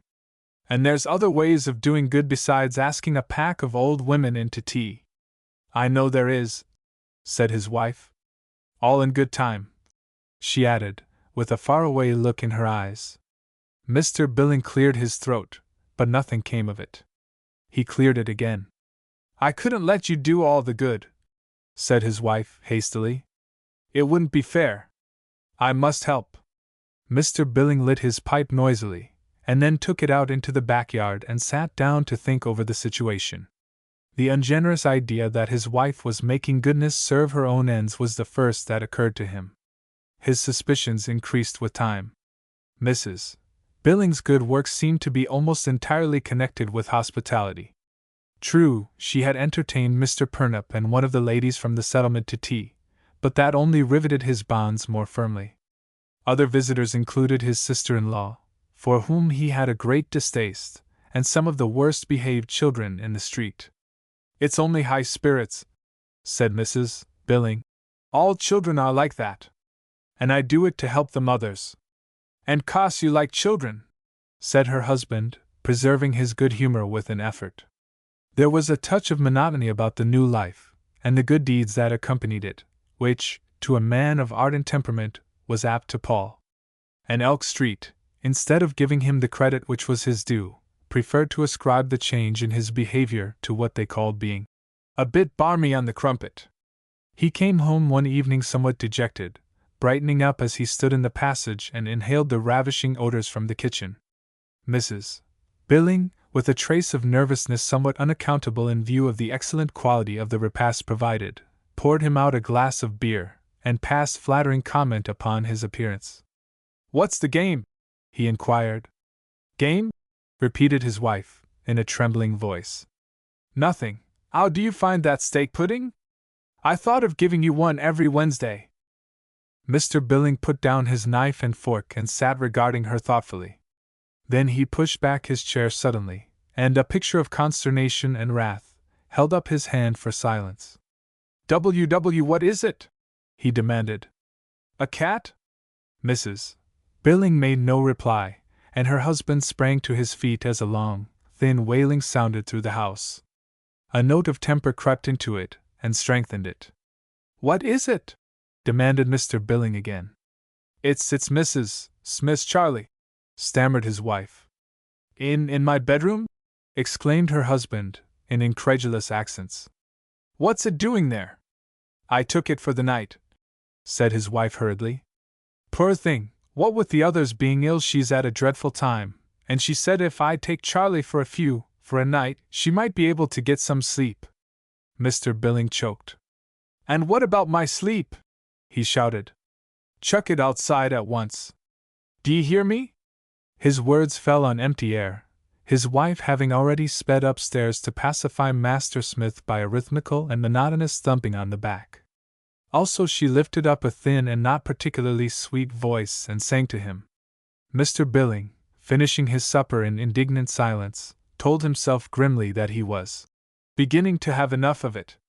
He spent the evening at the Charlton Arms, and returning late, went slowly and heavily up to bed.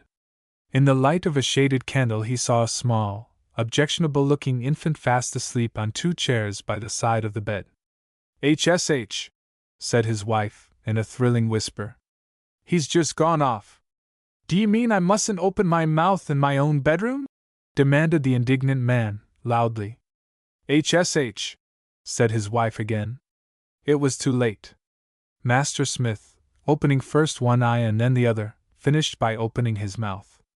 The noise was appalling. HSH! HSH! Repeated Mrs. Billing, as her husband began to add to the noise. Don't wake him right up. Right up? Repeated the astonished man. Right up? Why, is he doing this in his sleep? He subsided into silence, and undressing with stealthy care, crept into bed and lay there, marveling at his self-control. He was a sound sleeper, but 6 times at least he was awakened by Mrs. Billings slipping out of bed, regardless of drafts to her liege lord, and marching up and down the room with the visitor in her arms. He rose in the morning and dressed in ominous silence. I hope he didn't disturb you, said his wife, anxiously. You've done it, replied Mr. Billing. You've upset everything now. Since I joined the Purnip lot, everybody's took advantage of me. Now I'm going to get some of my own back. You wouldn't ha' dreamt of behaving like this a few weeks ago. Oh, Joe, said his wife, entreatingly. And everybody's been so happy. Except me, retorted Joe Billing. You come down and get my breakfast ready. If I start early, I shall catch Mr. Bill Ricketts on his way to work. And mind, if I find that steam engine air when I come home tonight, you'll hear of it. He left the house with head erect and the light of battle in his eyes, and meeting Mr. Ricketts at the corner, gave that justly aggrieved gentleman the surprise of his life. Elk Street thrilled to the fact that Mr. Billing had broken out again, and spoke darkly of what the evening might bring forth.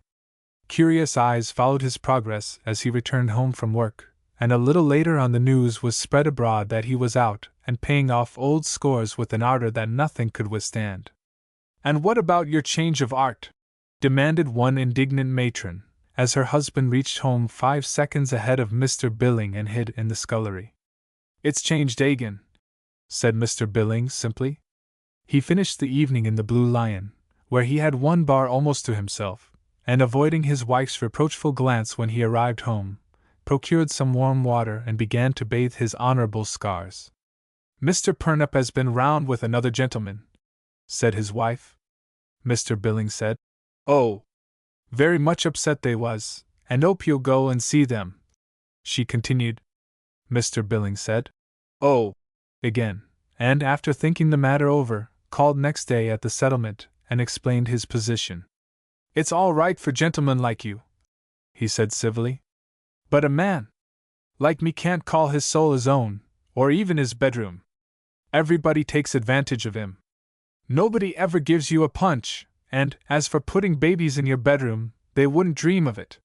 He left amid expressions of general regret, turning a deaf ear to all suggestions about making another start, and went off exulting in his freedom. His one trouble was Mr. Purnip, that estimable gentleman, who seemed to have a weird gift of meeting him at all sorts of times and places, never making any allusion to his desertion, but showing quite clearly by his manner that he still hoped for the return of the wanderer. It was awkward for a man of sensitive disposition, and Mr. Billing, before entering a street, got into the habit of peering round the corner first. He pulled up suddenly one evening as he saw his tenacious friend, accompanied by a lady member, some little distance ahead. Then he sprang forward with fists clenched as a passer-by, after scowling at Mr. Purnip, leaned forward and deliberately blew a mouthful of smoke into the face of his companion. Mr. Billing stopped again and stood gaping with astonishment. The aggressor was getting up from the pavement, while Mr. Purnip, in an absolutely correct attitude, stood waiting for him. Mr. Billing, in a glow of delight, edged forward, and with a few other fortunates, stood by watching one of the best fights that had ever been seen in the district. Mr. Purnip's footwork was excellent, and the way he timed his blows made Mr. Billing's eyes moist with admiration. It was over at last. The aggressor went limping off, and Mr. Purnip, wiping his bald head, picked up his battered and dusty hat from the roadway and brushed it on his sleeve. He turned with a start and a blush to meet the delighted gaze of Mr. Billing. "I'm ashamed of myself," he murmured brokenly. "Ashamed? Ashamed!" exclaimed the amazed Mr. Billing. "Why, a pro couldn't ha' done better. Such an awful example," moaned the other. "All my good work here thrown away." "Don't you believe it, sir," said Mr. Billing, earnestly. "As soon as this gets about, you'll get more members than you want a'most. I'm coming back, for one." Mr. Purnip turned and grasped his hand. "I understand things now," said Mr. Billing, nodding sagely. "Turning the other cheek's all right so long as you don't do it always. If you don't let 'em know whether you are going to turn the other cheek or knock their blessed heads off, it's all right. Half the trouble in the world is caused by letting people know too much. Husbandry. Dealing with a man," said the night watchman, thoughtfully, "is as easy as a teetotaler walking along a nice wide pavement. Dealing with a woman is like the same teetotaler, arter 4 or 5 whiskeys, trying to get up a step that ain't there. If a man can't get his own way, he eases his mind with a little nasty language, and then forgets all about it. If a woman can't get her own way, she flies into a temper and reminds you of something you oughtn't to ha' done 10 years ago. What a woman would do whose husband had never done anything wrong, I can't think. I remember a young feller telling me about a row he had with his wife once. He hadn't been married long, and he talked as if the way she carried on was unusual. First of all, he said, she spoke to him in a cooing sort o' voice and pulled his mustache. Then when he wouldn't give way, she worked herself up into a temper and said things about his sister. Arter which she went out o' the room and banged the door so hard it blew down a vase off the fireplace. 4 times she came back to tell him other things she had thought of, and then she got so upset she had to go up to bed and lay down instead of getting his tea. When that didn't do no good, she refused her food, and when he took her up toast and tea she wouldn't look at it. Said she wanted to die. He got quite uneasy till he came home the next night and found the best part of a loaf o' bread, a quarter o' butter, and a couple o' chops he had gotten for his supper had gorn. And then when he said he was glad she had got her appetite back, she turned round and said that he grudged her the food she ate. And no woman ever owned up as how she was wrong, and the more you try and prove it to 'em, the louder they talk about something else. I know what I'm talking about because a woman made a mistake about me once, and though she was proved to be in the wrong, and it was years ago, my missus shakes her head about it to this day. It was about 8 years arter I had left off going to sea and took up night watching. A beautiful summer evening it was, and I was sitting by the gate smoking a pipe till it should be time to light up, when I noticed a woman who had just passed turn back and stand staring at me. I've had that sort o' thing before, and I went on smoking and looking straight in front of me. Fat middle-aged woman she was, what had lost her good looks and found others. She stood there staring and by she tries a little cough. I got up very slow then, and arter looking all round at the evening, without seeing her, I was just going to step inside and shut the wicket, when she came closer. "Bill!" she says, in a choking sort of voice. "Bill!" I gave her a look that made her catch her breath, and I was just stepping through the wicket, when she laid hold of my coat and tried to hold me back. "Do you know what you're doing of?" I says, turning on her. "Oh, Bill dear," she says, "don't talk to me like that. Do you want to break my art? Arter all these years?" She pulled out a dirt-colored pocket handkerchief and stood there dabbing her eyes with it. One eye at a time she dabbed, while she looked at me reproachful with the other. And arter 8 dabs, 4 to each eye, she began to sob as if her art would break. "Go away," I says, very slow. "You can't stand making that noise outside my wharf. Go away and give somebody else a treat." Afore she could say anything, the potman from the Tiger, a nasty ginger-haired little chap that nobody liked, come by and stopped to pat her on the back. "There, there, don't take on, mother," he says. "What's he been doing to you? You get off 'ome," I says, losing my temper. "What do you mean trying to drag me into it? I've never seen the woman afore in my life." "Oh, Bill," says the woman, sobbing louder than ever. "Oh, oh, oh. 'Ow does she know your name, then?" says the little beast of a potman. I didn't answer him. I might have told him that there's about 5,000,000 bills in England, but I didn't. I stood there with my arms folded across my chest, and looked at him, superior. "Where have you been all this long time?" she says, between her sobs. "Why did you leave your happy 'ome and your children what loved you?" The potman let off a whistle that you could have heard across the river, and as for me, I thought I should ha' dropped.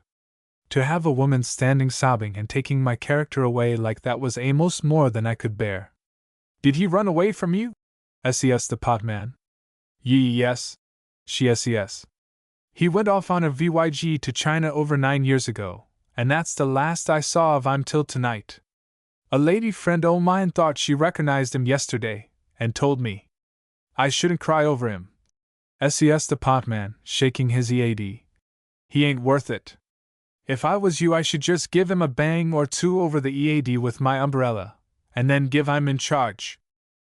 I stepped inside the wicket, backwards, and then I slammed it in their faces, and putting the key in my pocket, walked up the wharf. I knew it was no good standing out there argufying. I felt sorry for the poor thing in a way. If she really thought I was her husband, and she had lost me, I put 1 or 2 things straight, and then, for the sake of distracting my mind, I had a word or two with the skipper of the John Henry, who was leaning against the side of his ship, smoking. "What's that tapping noise?" he says, all of a sudden. "Ark!" I knew what it was. It was the handle of that umbrella hammering on the gate. I went cold all over, and then when I thought that the potman was most likely encouraging her to do it, I began to boil. "Somebody at the gate," says the skipper. "Aye," I says. "I know all about it." I went on talking until at last the skipper asked me whether he was wandering in his mind, or whether I was. The mate came up from the cabin just then, and o' course he had to tell me there was somebody knocking at the gate. "Ain't you going to open it?" says the skipper, staring at me. "Let 'em ring," I says offhand. The words was hardly out of my mouth afore they did ring, and if they had been selling muffins they couldn't ha' kept it up harder. And all the time the umbrella was doing rat-a-tat-tats on the gate, while a voice, much too loud for the potman's, started calling out, "Watchman ahoy! They're calling you, Bill," says the skipper. "I ain't deaf," I says, very cold. "Well, I wish I was," says the skipper. "It's fair making my ear ache. Why the blazes don't you do your duty, and open the gate? You mind your business and I'll mind mine," I says. "I know what I'm doing. It's just some silly fools having a game with me, and I'm not going to encourage 'em." "Game with you?" says the skipper. "Ain't they got anything better than that to play with? Look 'ere, if you don't open that gate I will." "It's nothing to do with you," I says. "You look arter your ship and I'll look arter my wharf. See? If you don't like the noise, go down in the cabin and stick your EAD in a biscuit bag. To my surprise, he took the mate by the arm and went, and I was just thinking what a good thing it was to be a bit firm with people sometimes, when they came back dressed up in their coats and bowler hats and climbed on to the wharf. "Watchman!" says the skipper, in a hoity-toity sort o' voice. "Me and the mate is going as far as Aldgate for a breath o' fresh air. Open the gate." I gave him a look that might ha' melted a heart of stone, and all it done to him was to make him laugh. "Hurry up," he says. "It a'most seems to me that there's somebody ringing the bell, and you can let them in same time as you let us out. Is it the bell, or is it my fancy, Joe?" he says, turning to the mate. They marched on in front of me with their noses cocked in the air, and all the time the noise at the gate got worse and worse. So far as I could make out, there was quite a crowd outside, and I stood there with the key in the lock, trembling all over. Then I unlocked it very careful, and put my hand on the skipper's arm. "Nip out quick," I says in a whisper. "I'm in no hurry," says the skipper. "Here. Hello, what's up?"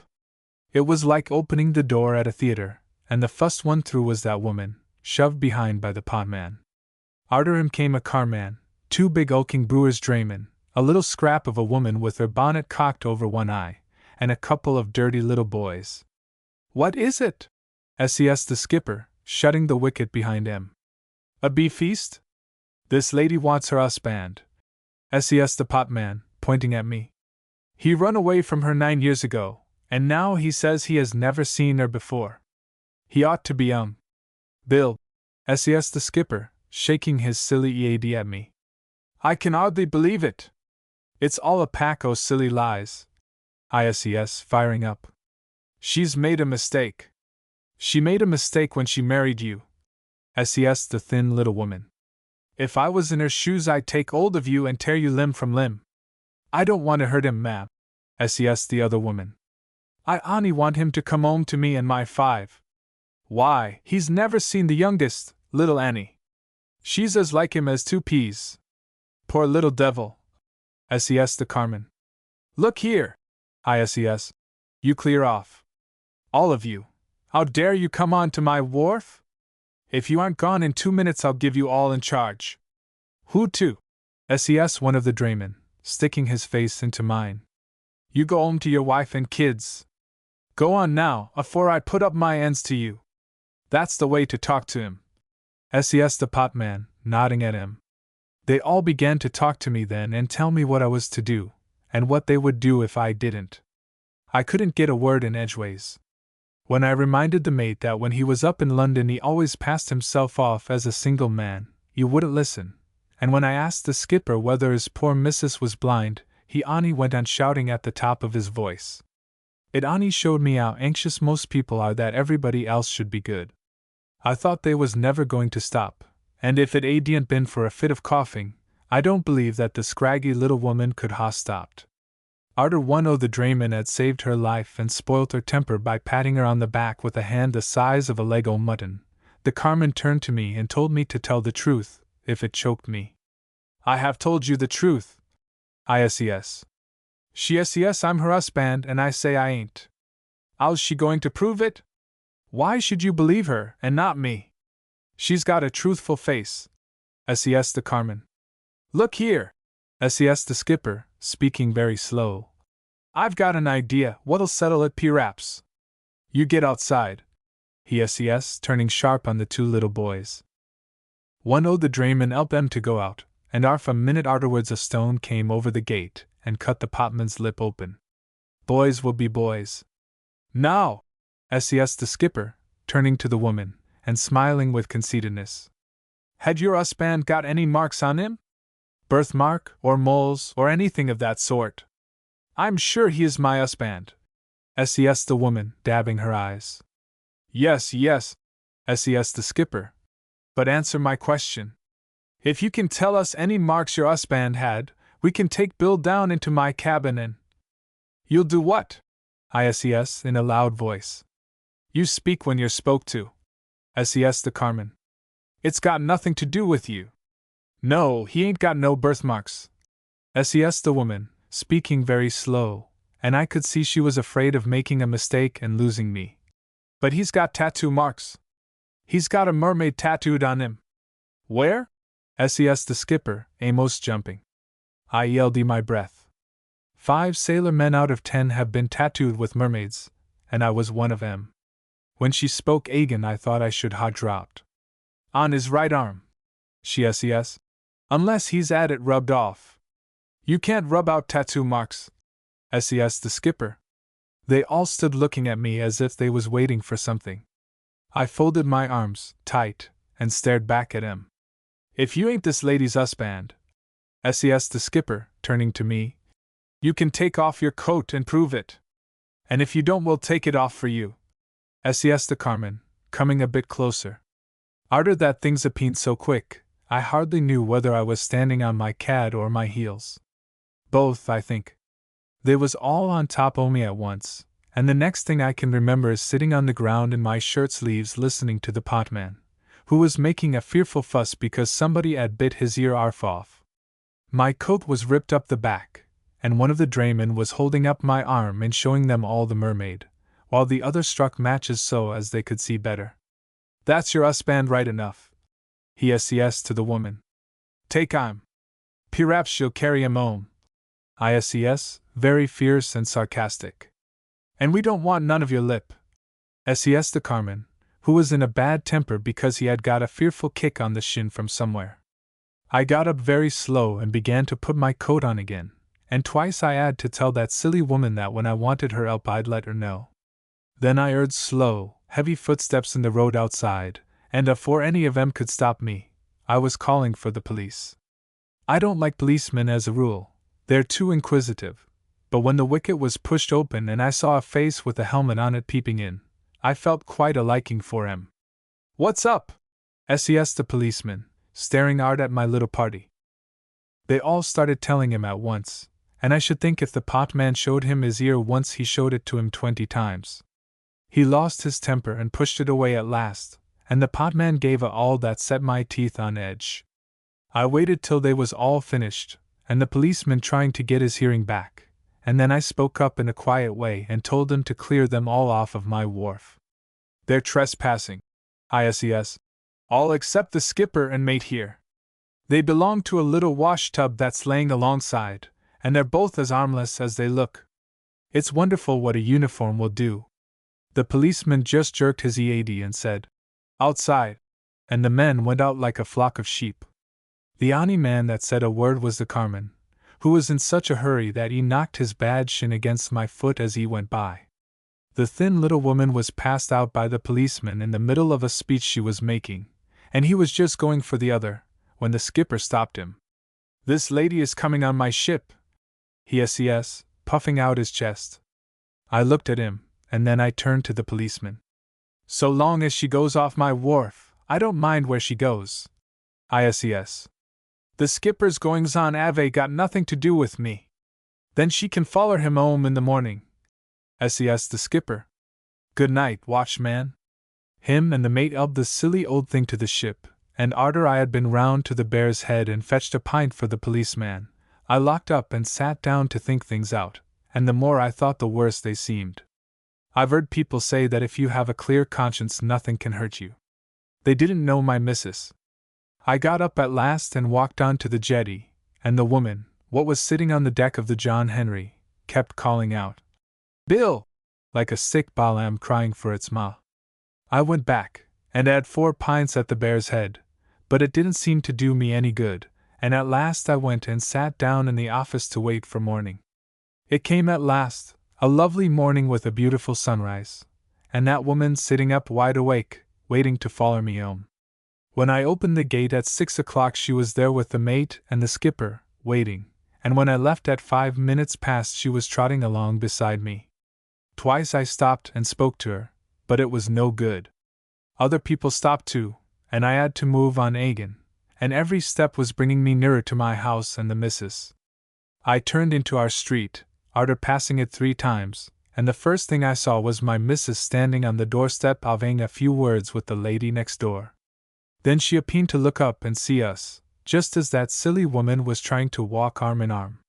Twice I knocked her in away, and then, right afore my wife and the party next door, she put her arm round my waist. By the time I got to the ooze, my legs was trembling so I could hardly stand, and when I got into the passage I had to lean up against the wall for a bit. Keep her out. ISES. What do you want? SES my missus, trembling with passion. What do you think you're doing? I want my husband, Bill. SES the woman. My missus put her into her throat and came in without a word, and the woman followed her.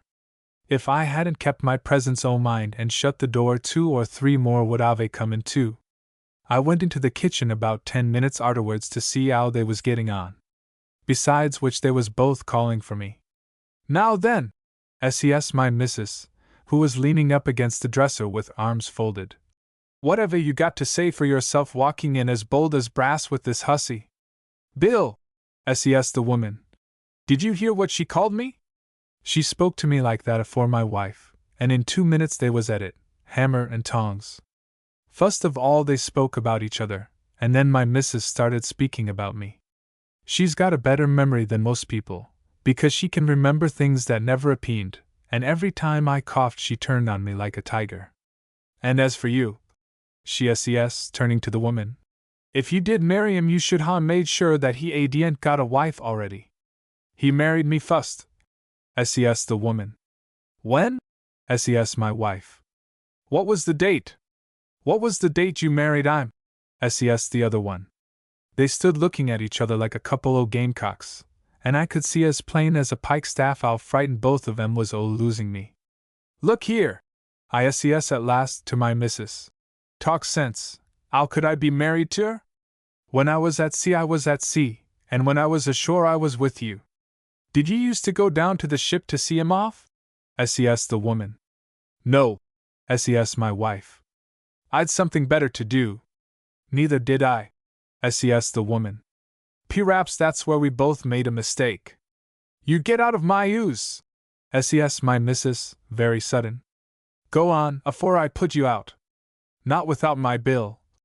SES the woman. If you lay a finger on me I'll scream the house down. You brought her air. SES my wife, turning to me. Now you can take away? I didn't bring her. ISES. She followed me. Well, she can follow you again. She SES. Go on. She SES, trembling all over. Get out afore I start on you. I was in such a temper that I daren't trust myself to stop. I just gave her one look, and then I drew myself up and went out. Alf the fools in our street was standing in front of the ooze, humming like bees, but I took no notice. I held my EAD up and walked through them with that woman trailing arter me. I was in such a state of mind that I went on like a man in a dream. If it had been a dream I should ha' pushed her under an omnibus, but you can't do things like that in real life. Penny for your thoughts, Bill. She SES. I didn't answer her. Why don't you speak to me? She SES. You don't know what you're asking for. I SES. I was hungry and sleepy, and how I was going to get through the day I couldn't think. I went into a pub and ate a couple o' pints o' stout and a crust o' bread and cheese for breakfast. I don't know what she had, but when the barman tried to take for it out o' my money, I surprised him. We walked about till I was ready to drop. Then we got to Victoria Park, and I had no sooner got onto the grass than I laid down and went straight off to sleep. It was 2 o'clock when I woke, and arter a couple o' pork pies and a pint or two, I sat on a seat in the park smoking, while she kept dabbing her eyes agin and asking me to come home. At 5 o'clock I got up to go back to the wharf, and taking no notice of her, I walked into the street and jumped on a bus that was passing. She jumped too, and arter the conductor had helped her up off of her knees and taken her arms away from his waist, I'm blessed if he didn't turn on me and ask me why I hadn't left her at home. We got to the wharf just afore 6. The John Henry had gone, but the skipper had done all the harm he could afore he sailed, and if I hadn't kept my temper, I should ha' murdered 1/2 a dozen of 'em. The woman wanted to come on to the wharf, but I had a word or two with one o' the foremen, who owed me $1/2, and he made that all right. We all have our faults, Bill. He SES as he went out. And I suppose she was better looking once upon a time? I didn't answer him. I shut the wicket arter him, quick, and turned the key, and then I went on with my work. For a long time everything was as quiet as the grave, and then there came just one little pull at the bell. 5 minutes afterwards there was another. I thought it was that woman, but I had to make sure. When it came the third time I crept up to the gate. "Hello? ISES. Who is it?" "Me, darling." SES, a voice I recognized as the potman's. "Your missus wants to come in and sit down." I could hear several people talking, and it seemed to me there was quite a crowd out there, and by that bell was going like mad.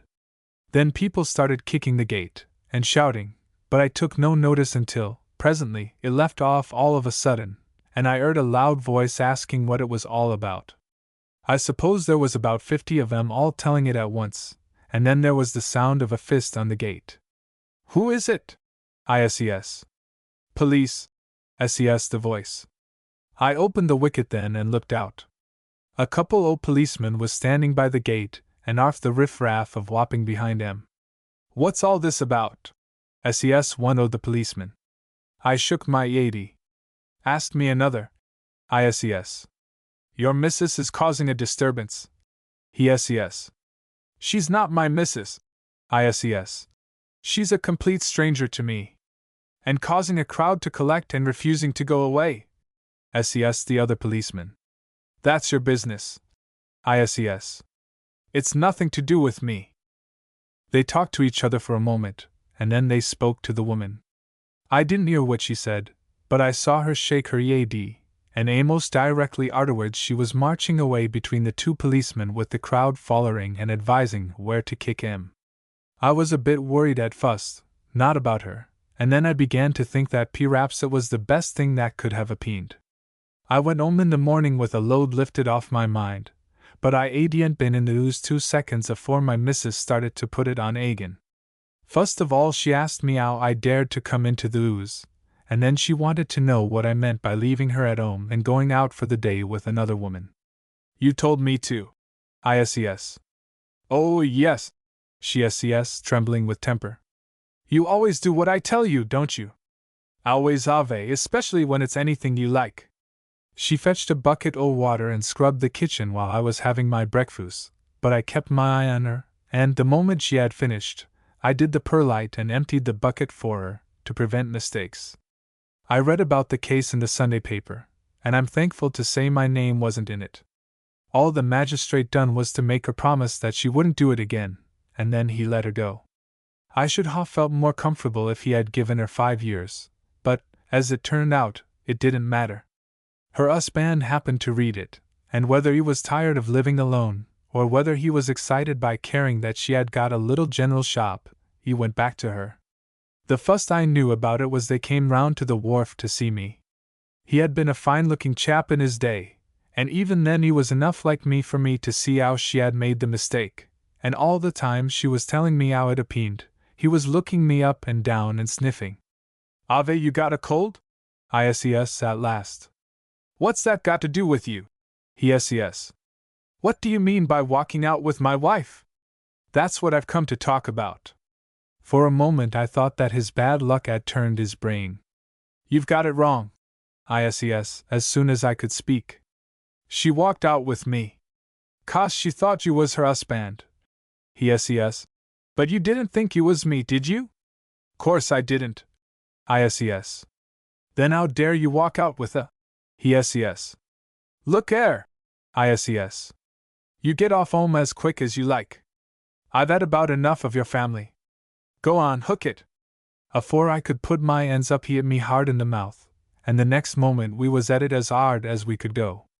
Nearly every time I hit him he wasn't there, and every time he hit me I wished I hadn't ha been.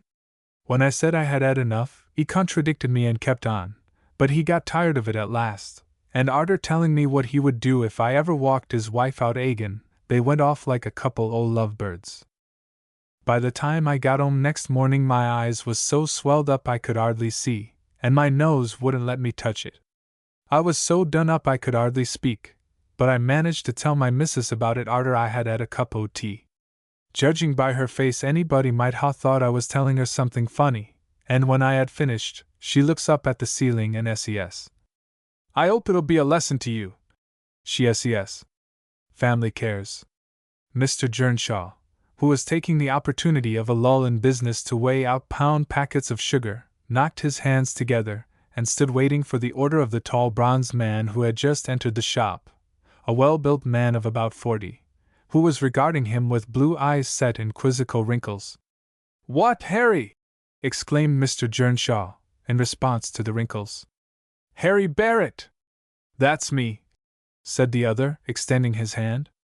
"The Rolling Stone come home covered with moss." Mr. Jernshaw, somewhat excited, shook hands and led the way into the little parlor behind the shop. 15 years, said Mr. Barrett, sinking into a chair, and the old place hasn't altered a bit. Smithson told me he had let that house in Webb Street to a Barrett, said the grocer, regarding him. But I never thought of you.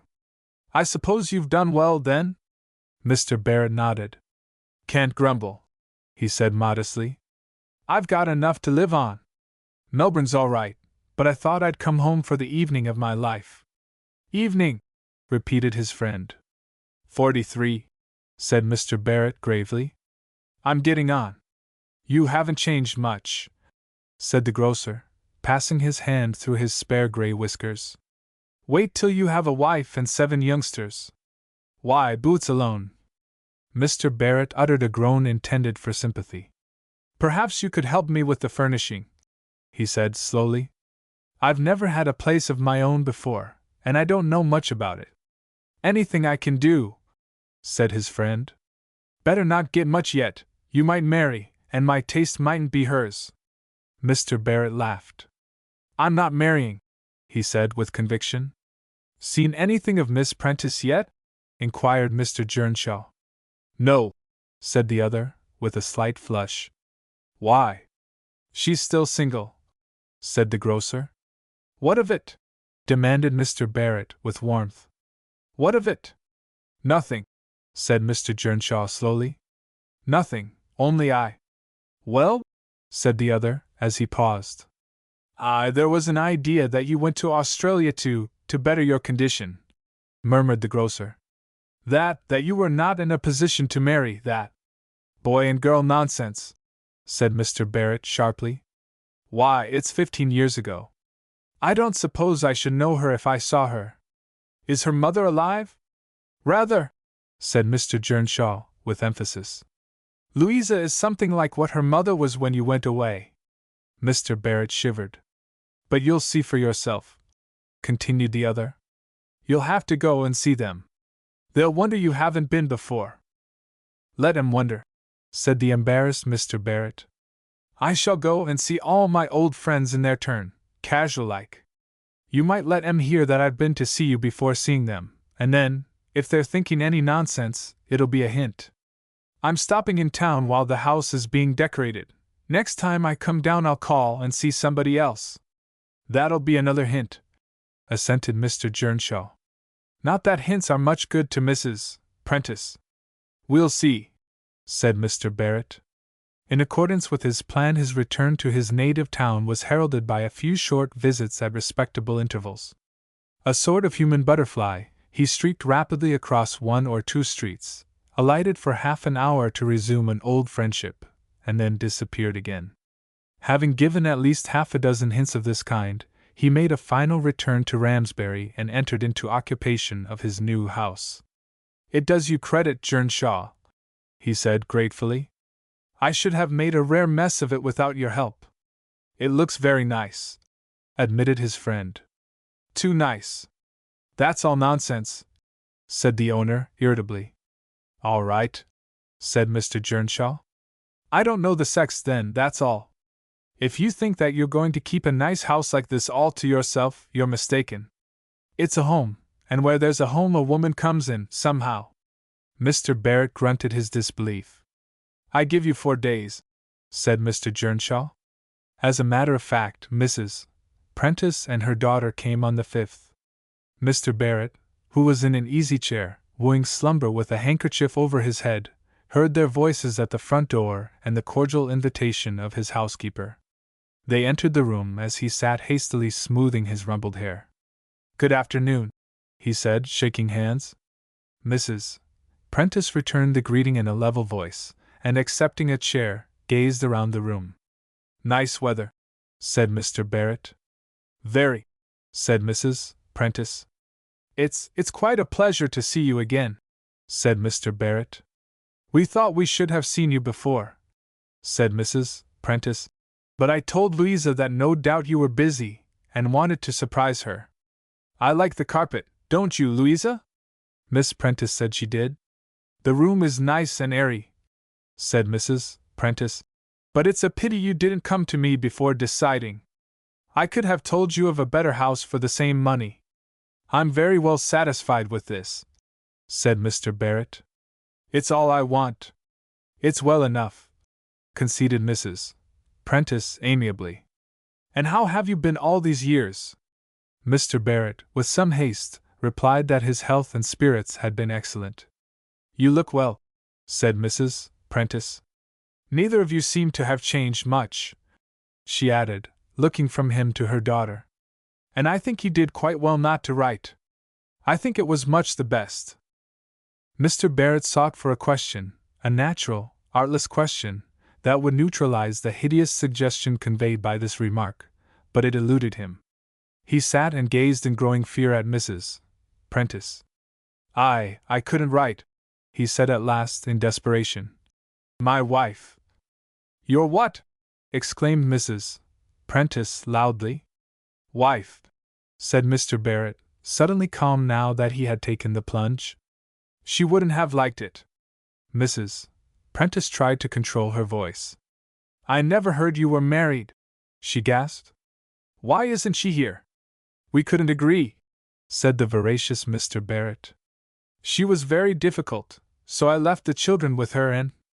Chill, said Mrs. Prentice, and paused, unable to complete the word. 5, said Mr. Barrett, in tones of resignation. It was rather a wrench, parting with them, especially the baby. He got his first tooth the day I left. The information fell on deaf ears. Mrs. Prentice, for once in her life thoroughly at a loss, sat trying to collect her scattered faculties. She had come out prepared for a hard job, but not an impossible one. All things considered, she took her defeat with admirable composure. I have no doubt it is much the best thing for the children to remain with their mother, she said, rising. Much the best, agreed Mr. Barrett. Whatever she is like, continued the old lady. Are you ready, Louisa? Mr. Barrett followed them to the door, and then, returning to the room, watched, with glad eyes, their progress up the street. Wonder whether she'll keep it to herself? He muttered. His doubts were set at rest next day. All Ramsbury knew by then of his matrimonial complications, and seemed anxious to talk about them, complications which tended to increase until Mr. Barrett wrote out a list of his children's names and ages and learned it off by heart. Relieved of the attentions of the Prentice family, he walked the streets a free man, and it was counted to him for righteousness that he never said a hard word about his wife. She had her faults, he said, but they were many thousand miles away, and he preferred to forget them. And he added with some truth that he owed her a good deal. For a few months he had no reason to alter his opinion. Thanks to his presence of mind, the Prentice family had no terrors for him. Heart-whole and fancy-free, he led the easy life of a man of leisure, a condition of things suddenly upset by the arrival of Miss Grace Lindsay to take up a post at the elementary school. Mr. Barrett succumbed almost at once, and, after a few encounters in the street and meetings at mutual friends, went to unbosom himself to Mr. Jernshaw. What has she got to do with you? Demanded that gentleman. I'm rather struck with her, said Mr. Barrett. Struck with her? Repeated his friend sharply. I'm surprised at you. You've no business to think of such things. Why not? Demanded Mr. Barrett, in tones that were sharper still. Why not? Repeated the other.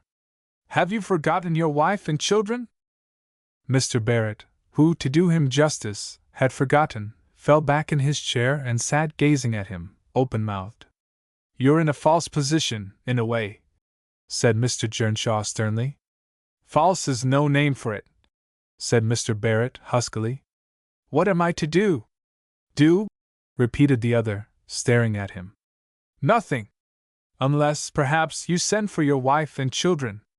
I suppose, in any case, you would have to have the little ones if anything happened to her? Mr. Barrett grinned ruefully. Think it over, said Mr. Jernshaw. I will, said the other heartily. He walked home deep in thought. He was a kindly man, and he spent some time thinking out the easiest death for Mrs. Barrett. He decided at last upon heart disease, and a fortnight later all Ramsbury knew of the letter from Australia conveying the mournful intelligence.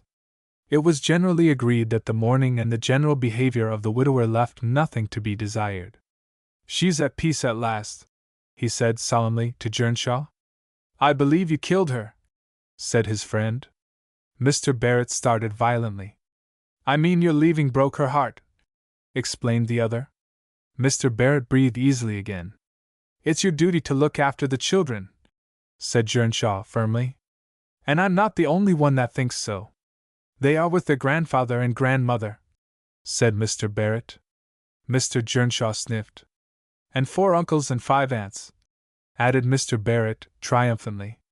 Think how they would brighten up your house, said Mr. Jernshaw. His friend shook his head. It wouldn't be fair to their grandmother, he said decidedly. Besides, Australia wants population. He found to his annoyance that Mr. Jernshaw's statement that he was not alone in his views was correct. Public opinion seemed to expect the arrival of the children, and one citizen even went so far as to recommend a girl he knew as nurse. Ramsbury understood at last that his decision was final, and observing his attentions to the new schoolmistress, flattered itself that it had discovered the reason. It is possible that Miss Lindsay shared their views, but if so she made no sign, and on the many occasions on which she met Mr. Barrett on her way to and from school greeted him with frank cordiality. Even when he referred to his loneliness, which he did frequently, she made no comment. He went into half-mourning at the end of 2 months, and a month later bore no outward signs of his loss. Added to that his step was springy and his manner youthful. Miss Lindsay was 28, and he persuaded himself that, sexes considered, there was no disparity worth mentioning. He was only restrained from proposing by a question of etiquette. Even a shilling book on the science failed to state the interval that should elapse between the death of one wife and the negotiations for another. It preferred instead to give minute instructions with regard to the eating of asparagus. In this dilemma he consulted Jernshaw. Don't know, I'm sure, said that gentleman. Besides, it doesn't matter. Doesn't matter? Repeated Mr. Barrett. Why not? Because I think Tillett is paying her attentions, was the reply. He's 10 years younger than you are, and a bachelor. A girl would naturally prefer him to a middle-aged widower with 5 children. In Australia, the other reminded him. Man for man, bachelor for bachelor, said Mr. Jernshaw, regarding him. She might prefer you, as things are. I shall ask her, said Mr. Barrett doggedly. I was going to wait a bit longer, but if there's any chance of her wrecking her prospects for life by marrying that tailor's dummy, it's my duty to risk it, for her sake. I've seen him talking to her twice myself, but I never thought he'd dream of such a thing. Apprehension and indignation kept him awake half the night, but when he arose next morning it was with the firm resolve to put his fortune to the test that day. At 4 o'clock he changed his necktie for the 3rd time, and at 10 past sallied out in the direction of the school. He met Miss Lindsay just coming out, and after a well-deserved compliment to the weather, turned and walked with her. I was hoping to meet you, he said slowly. Yes? Said the girl. I have been feeling rather lonely today, he continued. You often do, said Miss Lindsay guardedly. It gets worse and worse, said Mr. Barrett sadly. I think I know what is the matter with you, said the girl in a soft voice. You have got nothing to do all day, and you live alone, except for your housekeeper. Mr. Barrett assented with some eagerness, and stole a hopeful glance at her. You miss something, continued Miss Lindsay, in a faltering voice. I do, said Mr. Barrett with ardor. You miss, the girl made an effort. You miss the footsteps and voices of your little children. Mr. Barrett stopped suddenly in the street, and then, with a jerk, went blindly on. I've never spoken of it before because it's your business, not mine, continued the girl. I wouldn't have spoken now, but when you referred to your loneliness, I thought perhaps you didn't realize the cause of it. Mr. Barrett walked on in silent misery. Poor little motherless things, said Miss Lindsay softly. Motherless and fatherless. Better for them, said Mr. Barrett, finding his voice at last. It almost looks like it, said Miss Lindsay, with a sigh. Mr. Barrett tried to think clearly, but the circumstances were hardly favorable. Suppose, he said, speaking very slowly, suppose I wanted to get married? Miss Lindsay started. What again? She said, with an air of surprise. How could I ask a girl to come and take over 5 children? No woman that was worth having would let little children be sacrificed for her sake, said Miss Lindsay, decidedly. Do you think anybody would marry me with 5 children? Demanded Mr. Barrett. She might, said the girl, edging away from him a little. It depends on the woman. Would you, for instance? Said Mr. Barrett desperately. Miss Lindsay shrank still farther away. I don't know, it would depend upon circumstances, she murmured. I will write and send for them, said Mr. Barrett, significantly. Miss Lindsay made no reply. They had arrived at her gate by this time, and with a hurried handshake, she disappeared indoors. Mr. Barrett, somewhat troubled in mind, went home to tea. He resolved, after a little natural hesitation, to drown the children, and reproached himself bitterly for not having disposed of them at the same time as their mother. Now he would have to go through another period of mourning and the consequent delay in pressing his suit. Moreover, he would have to allow a decent interval between his conversation with Miss Lindsay and their untimely end. The news of the catastrophe arrived 2 or 3 days before the return of the girl from her summer holidays. She learned it in the first half-hour from her landlady, and sat in a dazed condition listening to a description of the grief-stricken father and the sympathy extended to him by his fellow citizens. It appeared that nothing had passed his lips for 2 days. Shocking, said Miss Lindsay briefly. Shocking! An instinctive feeling that the right and proper thing to do was to nurse his grief in solitude kept Mr. Barrett out of her way for nearly a week. When she did meet him, she received a limp handshake and a greeting in a voice from which all hopes seemed to have departed. I am very sorry, she said, with a sort of measured gentleness.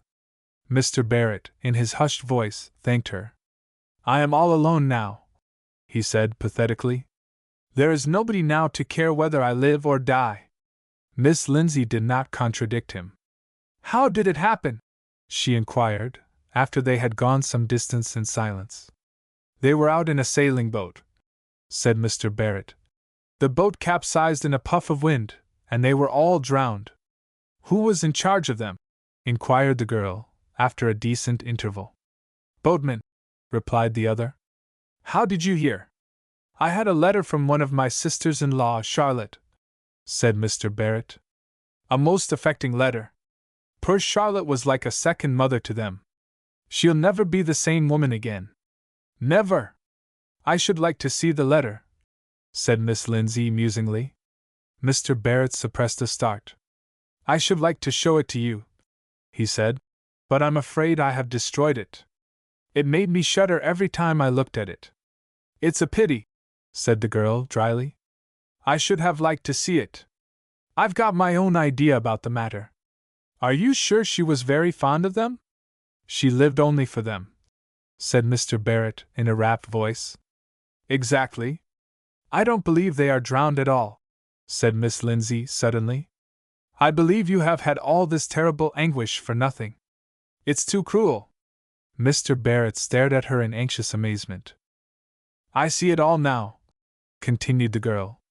Their Aunt Charlotte was devoted to them. She always had the fear that some day you would return and claim them, and to prevent that she invented the story of their death. Charlotte is the most truthful woman that ever breathed, said the distressed Mr. Barrett. Miss Lindsay shook her head. You are like all other honorable, truthful people, she said, looking at him gravely. You can't imagine anybody else telling a falsehood. I don't believe you could tell one if you tried. Mr. Barrett gazed about him with the despairing look of a drowning mariner. I'm certain I'm right, continued the girl. I can see Charlotte exulting in her wickedness. Why? What's the matter? Inquired Mr. Barrett, greatly worried.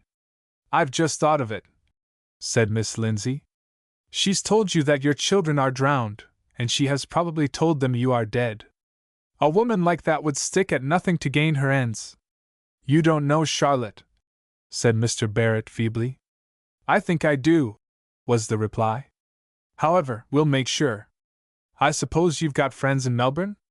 A few, said Mr. Barrett guardedly. Come down to the post office and cable to one of them. Mr. Barrett hesitated. All right, he said slowly. It's an awkward thing to cable, and there's no hurry. I'll write to Jack Adams, I think. It's no good writing, said Miss Lindsay firmly. You ought to know that. Why not? Demanded the other. Because, you foolish man, said the girl calmly. Before your letter got there would be one from Melbourne saying that he had been choked by a fishbone, or died of measles, or something of that sort. Mr. Barrett, hardly able to believe his ears, stopped short and looked at her. The girl's eyes were moist with mirth, and her lips trembling. He put out his hand and took her wrist in a strong grip. That's all right, he said, with a great gasp of relief. Phew! At one time I thought I had lost you. By heart disease or drowning? Inquired Miss Lindsay softly. The winter offensive. N.B. Having regard to the eccentricities of the law of libel, it must be distinctly understood that the following does not refer to the distinguished officer, Lieutenant Troop Horn, of the Inns of Court. Anybody trying to cause mischief between a civilian of 8 stone and a soldier of 17 by a statement to the contrary will hear from my solicitors. August 29, 1916. We returned from the sea to find our house still our own, and the military still in undisputed possession of the remains of the grass in the fields of Berkhamsted Place. As in previous years, it was impossible to go in search of wild flowers without stumbling over sleeping members of the Inns of Court. But war is war, and we grumble as little as possible. September 28. Unpleasant rumors to the effect that several members of the Inns of Court had attributed cases of curvature of the spine to sleeping on ground that had been insufficiently rolled. Also that they had been heard to smack their lips and speak darkly of featherbeds. Respected neighbor of gloomy disposition said that if Pharaoh were still alive he could suggest an 11th plague to him, beside which frogs and flies were an afternoon's diversion. October 3. Householders of Berkhamsted busy mending bedsteads broken by last year's billets, and buying patent taps for their beer barrels. October 15. Informed that a representative of the army wished to see me. Instead of my old friend Q.M.S. Bedem, who generally returns to life at this time of year, found that it was an officer of magnificent presence and 2 pips. A fine figure of a man, with a great resemblance to the late lamented Bismarck, minus the mustache and the 3 hairs on the top of the head. Asked him to be seated. He selected a chair that was all arms and legs and no hips to speak of and crushed himself into it. After which he unfastened his belt and swelled visibly afore my wary eyes, said that his name was True-born, and asked if it made any difference to me whether I had 1 officer or half a dozen men billeted on me. Said that he was the officer, and that as the rank and file were not allowed to pollute the same atmosphere, thought I should score. After a mental review of all I could remember of the weights and measures table, accepted him. He bade a lingering farewell to the chair, and departed. October 16. Saw Q.M.S. Bedem on the other side of the road and gave him an absolutely new thrill by crossing to meet him. Asked diffidently as he could, that is, how many men my house would hold. Replied 8, or 10 at a pinch. He gave me a surprised and beaming smile and whipped out a huge notebook. Informed him with as much regret as I could put into a voice not always under perfect control, that I had already got an officer. Q.M.S., favoring me with a look very appropriate to the devil's own, turned on his heel and set off in pursuit of a lady billetee, pulling up short on the threshold of the baby linen shop in which she took refuge. Left him on guard with a Casablanca-like look on his face. Nov. 1. Lieutenant True-born took up his quarters with us. Gave him my dressing-room for bedchamber. Was awakened several times in the night by what I took to be zeppelins, flying low. NOV. 2. Lieutenant Trueborn offered to bet me £5 to 20 that the war would be over by 1922. NOV. 3. Offered to teach me auction bridge. NOV. 4. Asked me whether I could play shove ha'penny. NOV. 10. Lieutenant Trueborn gave one of the regimental horses a riding lesson. Came home grumpy and went to bed early. NOV. 13. Another riding lesson. Overheard him asking one of the maids whether there was such a thing as a waterbed in the house. NOV. 17. Complained bitterly of horse copers. Said that his poor mount was discovered to be suffering from saddle soreness, broken wind, splints, weak hocks, and 2 bones of the neck out of place. December 9. 7 p.m. One of last year's billets, Private Meredith, on leave from a gunnery course, called to see me and to find out whether his old bed had improved since last year. Left his motorbike in the garage, and the smell in front of the dining room window. 8 to 12 p.m. Sat with Private Meredith, listening to Lieutenant Trueborn on the mistakes of Wellington. 12:05 a.m. Rose to go to bed.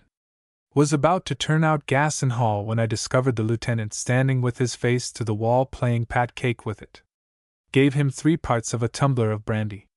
Said he felt better and went upstairs. Arrived in his bedroom, he looked about him carefully, and then, with a superb sweep of his left arm, swept the best Chippendale looking glass in the family off the dressing table and dived face downwards to the floor, missing Death and the corner of the chest of drawers by an inch. 12:15 a.m. Rolled him onto his back and got his feet on the bed. They fell off again as soon as they were cleaner than the quilt. The lieutenant, startled by the crash, opened his eyes and climbed into bed unaided. 12:20 a.m. Sent Private Meredith for the M.O., Captain Geranium. 12:25 a.m. Mixed a dose of brandy and castor oil in a tumbler. Am told it slips down like an oyster that way, bad oyster, I should think. Lieutenant Trueborn jibbed. Reminded him that England expects that every man will take his castor oil. Reply unprintable. Apologized a moment later. Said that his mind was wandering and that he thought he was a colonel. Reassured him. 12:40 a.m. Private Meredith returned with the M.O. latter nicely dressed in musical comedy pajamas of ravishing hue, and great coat, with rose-tinted feet thrust into red morocco slippers. Held consultation and explained my treatment. M.O. much impressed, anxious to know whether I was a doctor. Told him, no, but that I knew all the ropes.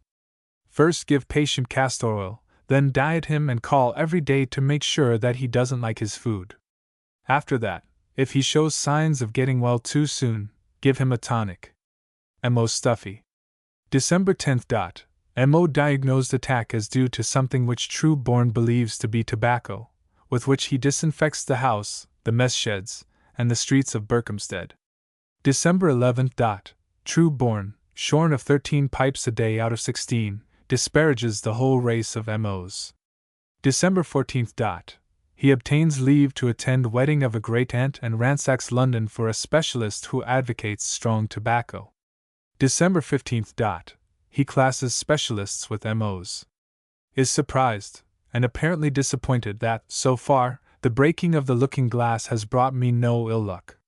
Feels somewhat uneasy myself until glass is repaired by local cabinet maker.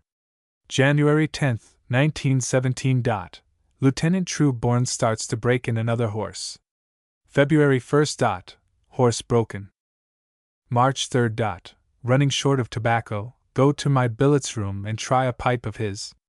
Take all the remedies except the castor oil. April 4th, 8:30 a.m. Awakened by an infernal crash and discover that my poor looking glass is in pieces again on the floor. Trueborn explains that its position, between the open door and the open window, was too much for it. Don't believe a word of it. Shall believe to my dying day that it burst in a frantic but hopeless attempt to tell Lieutenant Trueborn the truth, the whole truth, and nothing but the truth. April 6th. The lieutenant watching for some sign of misfortune to me. Says that I can't break a mirror twice without ill luck following it. Me. April 9th. Lieutenant Trueborn comes up to me with a face full of conflicting emotions. Your ill luck has come at last, he says with gloomy satisfaction. We go under canvas on the 23rd. You are losing me. The substitute. The night watchman had just returned to the office fire after leaving it to attend a ring at the wharf bell. He sat for some time puffing fiercely at his pipe and breathing heavily. Boys, he said at last. That's the third time this week, and yet if I was to catch one and skin him alive, I suppose I should get into trouble over it. Even his own father and mother would make a fuss, most like. Some people have boys, and other people ave the trouble of them. Our street's full of them, and the way they carry on would make a monkey's ashamed of itself. The man next door to me's got 7 of them, and when I spoke to him friendly about it over a pint one night, he put the blame on his wife. The worst boy I ever knew used to be office boy in this 'ere office, and I can't understand now why I wasn't hung for him. Undersized little chap he was, with a face the color o' bad pie crust, and 2 little black eyes like shoe buttons. To see him with his little white cuffs, and a stand-up collar, and a little black bow, and a little bowler hat, was enough to make a cat laugh. I told him so one day, and arter that we knew where we was. Both of us. By rights he ought to ave left the office at 6, just my time for coming on. As it was, he used to stay late, pretending to work hard so as to get a rise. Arter all the clerks had gorn home, he used to sit perched up on a stool yards too high for him, with one eye on the ledger and the other looking through the winder at me. I remember once going off for a pint, and when I come back I found him with a policeman, 2 carmen, and all the hands off of the Maid Marian, standing on the edge of the jetty, waiting for me to come up. He said that, not finding me on the wharf, he made sure that I must have tumbled overboard, as he felt certain that I wouldn't neglect my duty while there was breath in my body, but he was sorry to find he was mistook. He stood there talking like a little clergyman, until one of the carmen knocked his head over his eyes, and then he forgot himself for a bit. Arter that I used to wait until he had gorn afore I had my 'arf pint. I didn't want my good name taken away, and I had to be careful, and many's the good 'arf pint I had to refuse because that little imitation monkey was sitting in the office drawing faces on his blotting paper. But sometimes it don't matter how careful you are, you make a mistake. There was a little steamer, called the Eastern Monarch, used to come up here in them days once a week. Fat little tub she was, with a crew o' fattish old men, and a skipper that I didn't like. He'd been in the coasting trade all his life, while I've knocked about all over the world, but to hear him talk you'd think he knew more about things than I did. Education, Bill, he SCS one evening, that's the thing. You can't argufy without it, you only talk foolish, like you are doing now. There's education and there's common sense, ISES. Some people as one and some people as the other. Give me common sense. That's what you want, he SCS, nodding.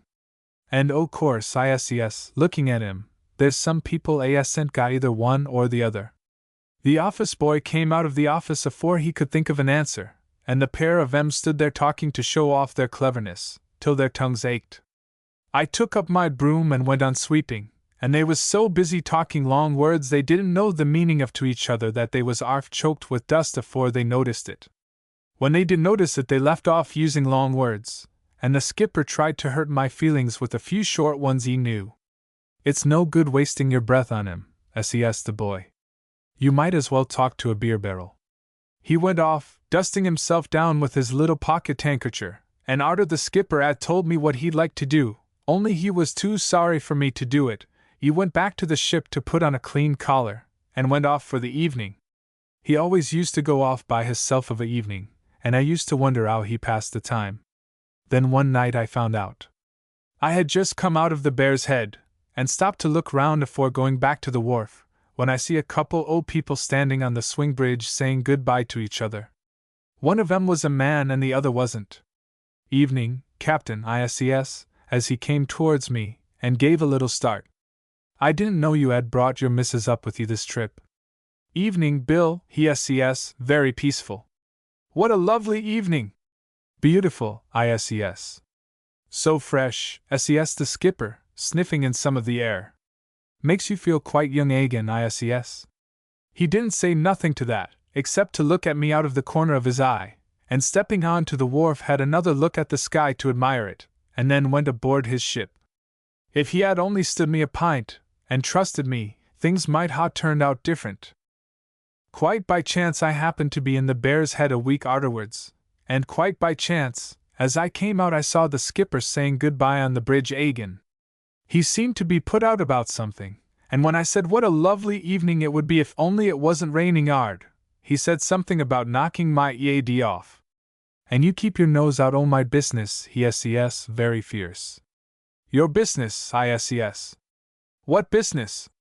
There's some people as might like to know that you leave the wharf to look arter itself while you're sitting in a pub swilling gallons and gallons o' beer, he says, in a nasty sort o' way. Live and let live, that's my motto. I don't know what you're talking about, I says, but it don't matter anyways. I've got a clear conscience, that's the main thing. I'm as open as the day, and there's nothing about me that I'd mind anybody knowing. What a pity it is everybody can't say the same. I didn't see him saying goodbye the next week or the week arter that either, but the third week, arter just calling in at the Bear's Head, I strolled on casual like and got as far as the bottom of Tower Hill afore I remembered myself. Turning the corner, I a'most fell over the skipper, what was right in the fairway, shaking hands with his lady friend under the lamp-post. Both of them started, and I couldn't make up my mind which gave me the most unpleasant look. Peep-o, I says, cheerful like. He stood making a gobbling noise at me, like a turkey. Give me quite a start, you did, I says. I didn't dream of you being there. Get off, he says, spluttering. Get off, afore I tear you limb from limb. How dare you follow me about and come spying round corners at me? What do you mean by it? I stood there with my arms folded across my chest, as calm as a cucumber. The other party stood there watching us, and what he could have seen in her, I can't think. She was dressed more like a man than a woman, and it would have taken the good looks of 20 like her to have made one barmaid. I stood looking at her like a man in a dream. Well, will you know me agin? She says, in a nasty crack sort of voice. I could pick you out of a million, I says, if I wanted to. Clear out, says the skipper. Clear out. And thank your stars there's a lady present. Don't take no notice of him, Captain Pratt, says the lady. He's beneath you. You only encourage people like that by taking notice of him. Goodbye. She held out her hand, and while the skipper was shaking it I began to walk back to the wharf. I ain't gorn far afore I heard him coming up behind me, and next moment he was walking alongside and saying things to try and make me lose my temper. It's a pity your poor missus can't hear you, I says. I expect she thinks you are stowed away in your bunk dreaming of her, instead of saying things about a face as don't belong to you. You mind your business, he says, shouting. And not so much about my missus. D'ye hear? What's it got to do with you? Who asked you to shove your oar in? You're quite mistook, I says, very calm. I'd no idea that there was anything on as shouldn't be. I was never more surprised in my life. If anybody had told me, I shouldn't have believed him. I couldn't. Knowing you, and knowing how respectable you have always pretended to be, and also and likewise that you ain't no chicken. I thought he was going to have a fit. He hopped about, waving his arms and stuttering and going on in such a silly way that I didn't like to be seen with him. Twice he knocked my head off, and arter telling him what would happen if he did it agin, I walked off and left him. Even then he wasn't satisfied, and arter coming on to the wharf and following me up and down like a little dog, he got in front of me and told me some more things he had thought of. If I catch you spying on me agin, he says, you'll wish you'd never been born. You get aboard and have a quiet sleep, I says. You're wandering in your mind. The lady you saw me with, he says, looking at me very fierce, is a friend o' mine that I meet sometimes for the sake of her talk. Talk, I says, staring at him. Talk. What, can't one woman talk enough for you? Is your missus dumb? Or what? You don't understand, he says, cocking up his nose at me. She's an intellectual woman, full of education and information. When my missus talks, she talks about the price o' things and says she must have more money. Or else she talks about things I've done, or sometimes things I haven't done. It's all one to her. There's no pleasure in that sort o' talk. It don't help a man. I never heard of any talk as did I ses. I don't suppose you did, he ses, sneering like. Now, tonight, first of all, we talked about the House of Lords and whether it ought to be allowed, and arter that she gave me quite a little lecture on insects. It don't seem proper to me, I ses. I have spoke to my wife about 'em once or twice, but I should no more think of talking about such things to a single lady. He began to jump about agin as if I'd bid him, and he had so much to say about my 'ed and blocks of wood that I pretty near lost my temper. I should ha' lost it with some men, but he was a very stiff-built chap and as hard as nails. There's your trouble, he ses at last. First of all you put it down, and then it climbs up and soaks what little brains you've got. What you want is a kind friend to prevent you from getting it. I don't know what it was, but I had a sort of sinking feeling inside as he spoke, and next evening, when I saw him walk to the end of the jetty with the office boy and stand there talking to him with his and on his shoulder, it came on worse than ever. And I put 2 and 2 together when the governor came up to me next day, and arter talking about duty and how easy it was to get night watchmen, mentioned in an offhand sort of way that, if I left the wharf at all between 6 and 6, I could stay away altogether. I didn't answer him a word. I might ha' told him that there was plenty of people arter me ready to give me double the money, but I knew he could never get anybody to do their duty by the wharf like I had done, so I kept quiet. It's the way I treat my missus nowadays, and it pays. In the old days I used to waste my breath answering her back. I wouldn't ha' minded so much if it hadn't ha' been for that boy. He used to pass me, as he went off of a evening, with a little sly smile on his ugly little face, and sometimes when I was standing at the gate he'd give a sniff or two and say that he could smell beer, and he supposed it came from the Bear's Head. It was about 3 weeks arter the governor had forgot himself, and I was standing by the gate one evening, when I saw a woman coming along carrying a big bag in her hand.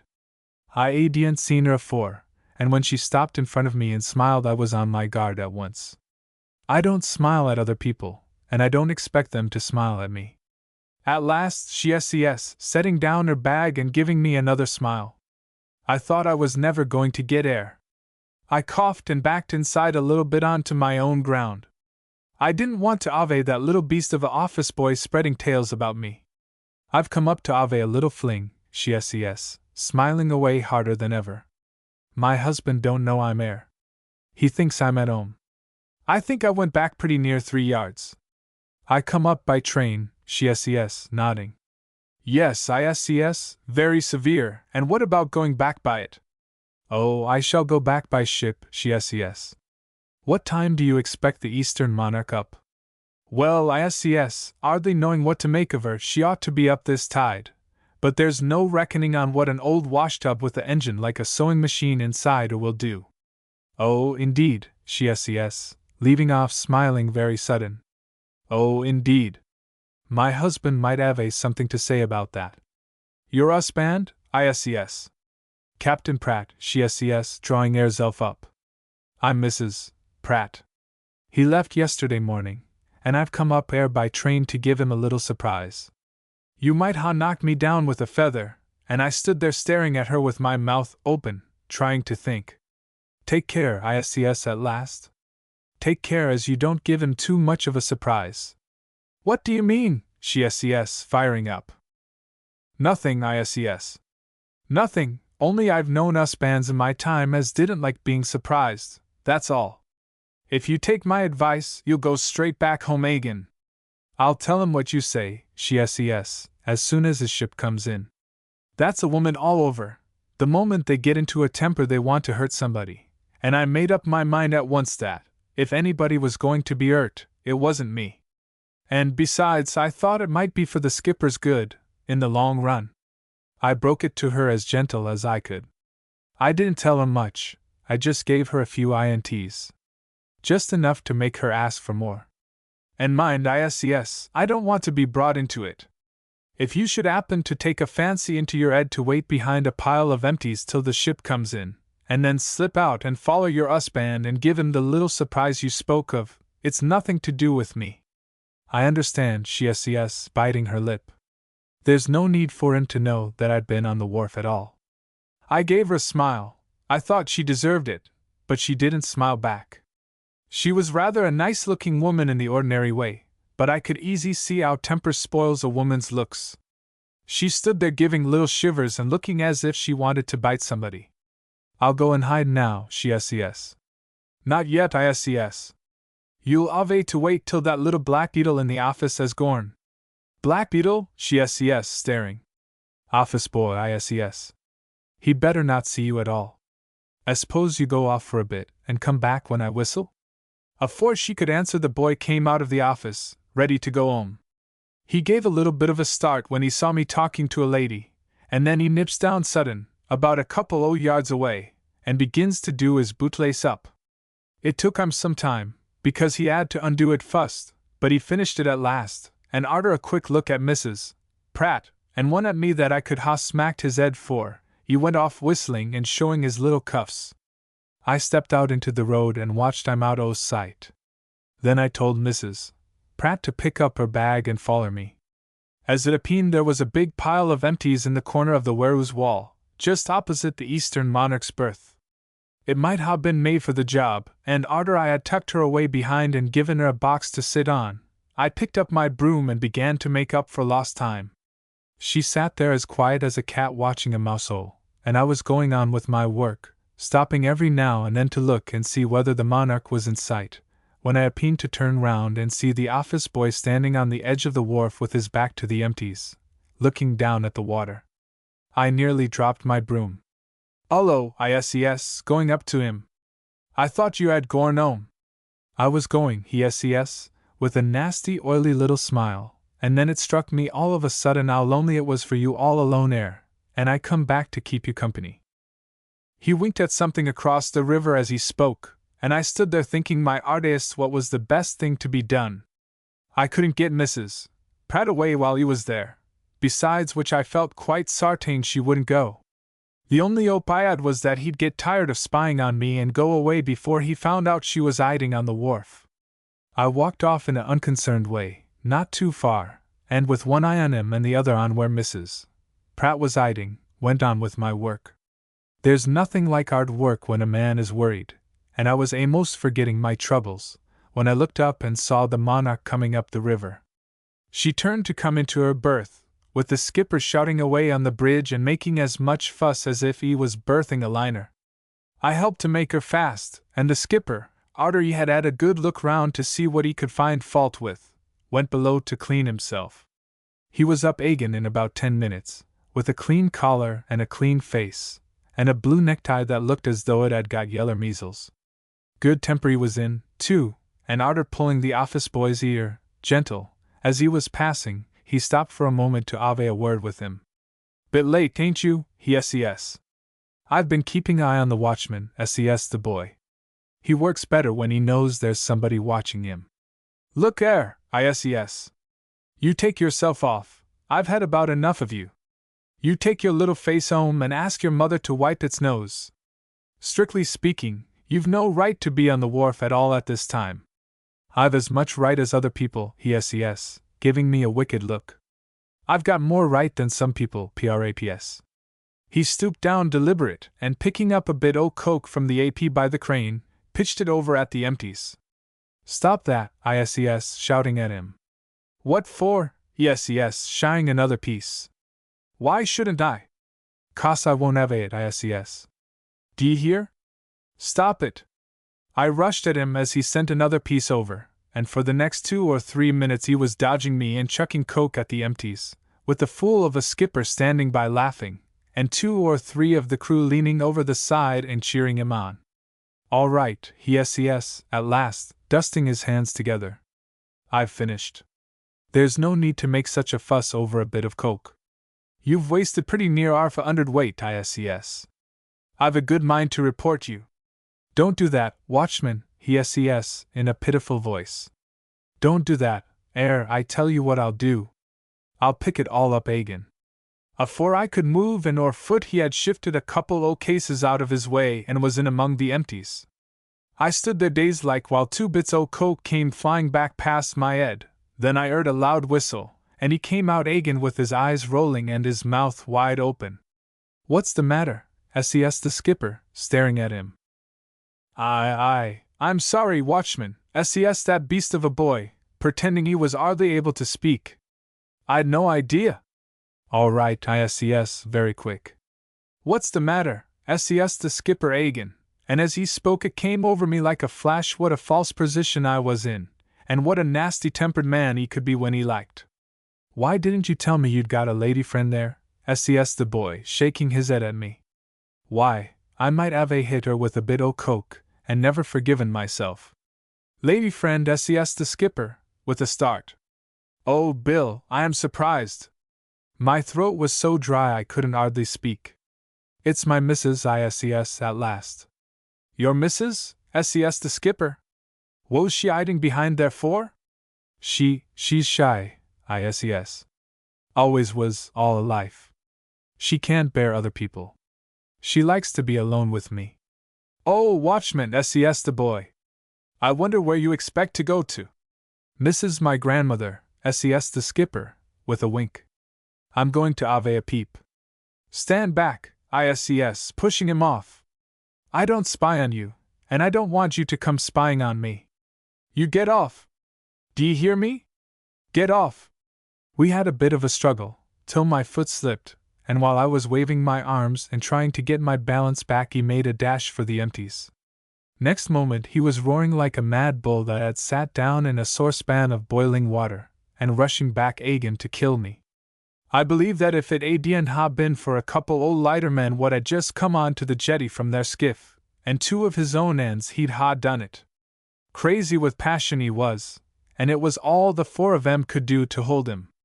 Every now and then he'd get a yard nearer to me, and then they'd pull him back a couple o' yards and beg of him to listen to reason and hear what I had to say. And as soon as I started and began to tell 'em about his lady friend he broke out worse than ever. People across the river must ha wondered what was a-peening. There was two lightermen, two sailormen, me and the skipper, and Mrs. Pratt all talking at once, and nobody listening but the office boy. And in the middle of it all the wicket was pushed open and the head of the lady what all the trouble was about peeped in, and drew back again. "There you are," says, shouting my hardest. "There she is. That's the lady I was telling you about. Now, then, put 'em face to face and clear my character. Don't let her escape." One o' the lighter men let go o' the skipper and went arter her, and just as I was giving the other three a helping hand, he came back with her. Mrs. Pratt caught her breath, and as for the skipper, he didn't know where to look, as the saying is. I just saw the lady give him one quick look, and then afore I could dream of what was coming, she rushes up to me and flings her long, bony arms round my neck. "Why, William," she says, "what's the matter? Why didn't you meet me? Didn't you get my letter? Or have you ceased to care for me?" "Let go," I says, struggling. "Let go. D'ye hear? What do you mean by it? You've got hold of the wrong one." "Oh, William," she says, half strangling me. "How can you talk to me like that? Where's your art? I never knew a woman so strong. I don't suppose she'd ever had the chance of getting her arms round a man's neck afore, and she hung on to me as if she'd never let go. And all the time I was trying to explain things to them over her shoulder I could see they didn't believe a word I was saying. One o' the lighter men said I was a wonder, and the other said I was a fair cough drop. Me? She got tired of it at last, but by that time I was so done up I couldn't say a word. I just dropped onto a box and sat there getting my breath back while the skipper forgave his wife for her unjust suspicions of him, but told her not to do it again, and the office boy was saying I'd surprised even him. The last I saw of the lady friend, the two lighter men was helping her to walk to the gate, and the two sailor men was following her up behind, carrying her pocket handkerchief and umbrella. Striking hard. "You've what?" demanded Mrs. Porter, placing the hot iron carefully on its stand and turning a heated face on the head of the family. "Struck," repeated Mr. Porter. "And the only wonder to me is we've stood it so long as we have. If I was to tell you all we've had to put up with I don't suppose you'd believe me." "Very likely," was the reply. "You can keep your fairy tales for them that like 'em. They're no good to me." We stood it till flesh and blood could stand it no longer, declared her husband. And at last we came out, shoulder to shoulder, singing. The people cheered us, and one of our leaders made him a speech. I should have liked to have heard the singing, remarked his wife. If they all sang like you, it must have been as good as a pantomime. Do you remember the last time you went on strike? This is different, said Mr. Porter, with dignity. All our things went bit by bit, pursued his wife. All the money we had put by for a rainy day, and we had to begin all over again. What are we going to live on? O' course, you might earn something by singing in the street. People who like funny faces might give you something. Why not go upstairs and put your EAD under the bedclothes and practice a bit? Mr. Porter coughed.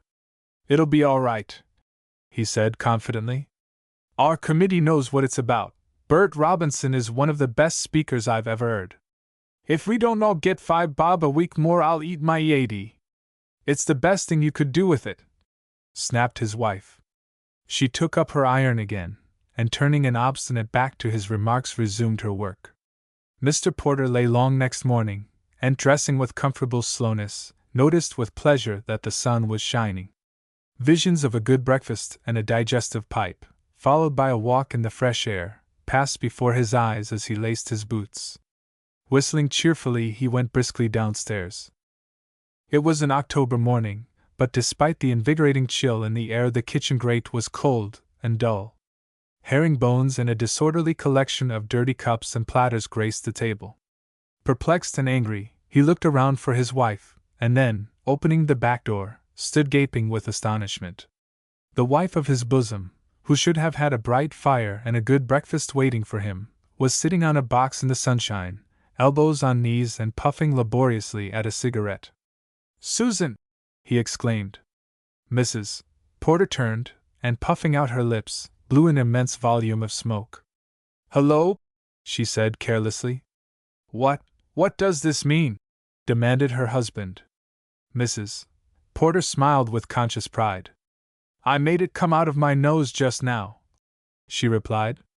"At least, some of it did, and I swallowed the rest. Will it hurt me? Where's my breakfast?" inquired the other hotly. "Why ain't the kitchen fire alight? What do you think you're doing of?" "I'm not doing anything," said his wife, with an aggrieved air. "I'm on strike." Mr. Porter reeled against the doorpost. "What?" he stammered. "On strike? Nonsense! You can't be." "Oh, yes, I can," retorted Mrs. Porter, closing one eye and ministering to it hastily with the corner of her apron. "Not having no Bert Robinson to do it for me, I made a little speech all to myself, and here I am." She dropped her apron, replaced the cigarette, and with her hands on her plump knees, eyes him steadily. But this ain't a factory," objected the dismayed man. "And besides, I won't have it." Mrs. Porter laughed, a fat, comfortable laugh, but with a touch of hardness in it. "All right, mate," she said comfortably. "What are you out on strike for?" "Shorter hours and more money," said Mr. Porter, glaring at her. His wife nodded. "So am I," she said. "I wonder who gets it first?" She smiled agreeably at the bewildered Mr. Porter, and extracting a paper packet of cigarettes from her pocket, lit a fresh one at the stub of the first. "That's the worst of a woman," said her husband, avoiding her eye and addressing a sanitary dustbin of severe aspect. "They do things without thinking first. That's why men are superior. Before they do a thing, they look at it all round, and upside down, and make sure it can be done. Now, you get up in a temper this morning, and the first thing you do, not even waiting to get my breakfast ready first, is to go on strike. If you thought for 2 minutes, you'd see as how it's impossible for you to go on strike for more than a couple of hours or so." "Why?" inquired Mrs. Porter. "Kids," replied her husband, triumphantly. "They'll be coming home from school soon, won't they? And they'll be wanting their dinner, won't they?" "That's all right," murmured the other vaguely. "After which, when night comes," pursued Mr. Porter, "they'll have to be put to bed. In the morning they'll have to be got up and washed and dressed and given their breakfast and sent off to school. Then there's shopping what must be done, and beds what must be made. I'll make ours, said his wife, decidedly. For my own sake. And what about the others? Inquired Mr. Porter. The others'll be made by the same party as washes the children, and cooks their dinner for 'em, and puts 'em to bed, and cleans the ooze, was the reply. I'm not going to have your mother air, exclaimed Mr. Porter, with sudden heat. Mind that. I don't want her, said Mrs. Porter. It's a job for a strong, healthy man, not a poor old thing with swelled legs and short in the breath. Strong, healthy man, repeated her husband in a dazed voice. Strong, ill, what are you talking about? Mrs. Porter beamed on him. You, she said sweetly. There was a long silence, broken at last by a firework display of expletives. Mrs. Porter, still smiling, sat unmoved. You may smile, raved the indignant Mr. Porter. You may sit there smiling and smoking like a man, but if you think that I'm going to get the meals ready, and soil my hands with making beds and washing up, you're mistook. There's some husbands I know as would set about you. Mrs. Porter rose. Well, I can't sit here gossiping with you all day, she said, entering the house. What are you going to do? Demanded her husband, following her. Going to see Aunt Jane and have a bit o' dinner with her, was the reply. And after that I think I shall go to the pictures. If you have a bloaters for dinner, be very careful with little Jemmy and the bones. I forbid you to leave this ooze, said Mr. Porter, in a thrilling voice. If you do, you won't find nothing done when you come home, and all the kids dirty and starving. Cheerio, said Mrs. Porter. Arrayed in her Sunday best, she left the house half an hour later. A glance over her shoulder revealed her husband huddled up in a chair in the dirty kitchen, gazing straight before him at the empty grate. He made a hearty breakfast at a neighboring coffee shop, and returning home, lit the fire and sat before it, smoking. The return of the 4 children from school, soon after midday, found him still wrestling with the difficulties of the situation. His announcement that their mother was out and that there would be no dinner was received at first in stupefied silence. Then Jemmy, opening his mouth to its widest extent, acted as conductor to an all too willing chorus. The noise was unbearable, and Mr. Porter said so. Pleased with the tribute, the choir redoubled its efforts, and Mr. Porter, vociferating orders for silence, saw only too clearly the base advantage his wife had taken of his affection for his children. He took some money from his pocket and sent the leading treble out marketing, after which, with the assistance of a soprano aged 8, he washed up the breakfast things and placed one of them in the dustbin. The entire family stood at his elbow as he cooked the dinner, and watched, with bated breath, his frantic efforts to recover a sausage which had fallen out of the frying pan into the fire. A fourfold sigh of relief heralded its return to the pan. Mother always, began the eldest boy. Mr. Porter took his scorched fingers out of his mouth and smacked the critic's head. The dinner was not a success. Portions of half-cooked sausages returned to the pan, and coming back in the guise of cinders failed to find their rightful owners. Last time we had sausages, said the 8-year-old Muriel. They melted in your mouth. Mr. Porter glowered at her. Instead of in the fire, said the eldest boy, with a mournful snigger.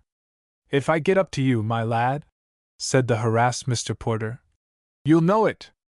Pity you don't keep your sharpness for your lessons. What country is Africa in?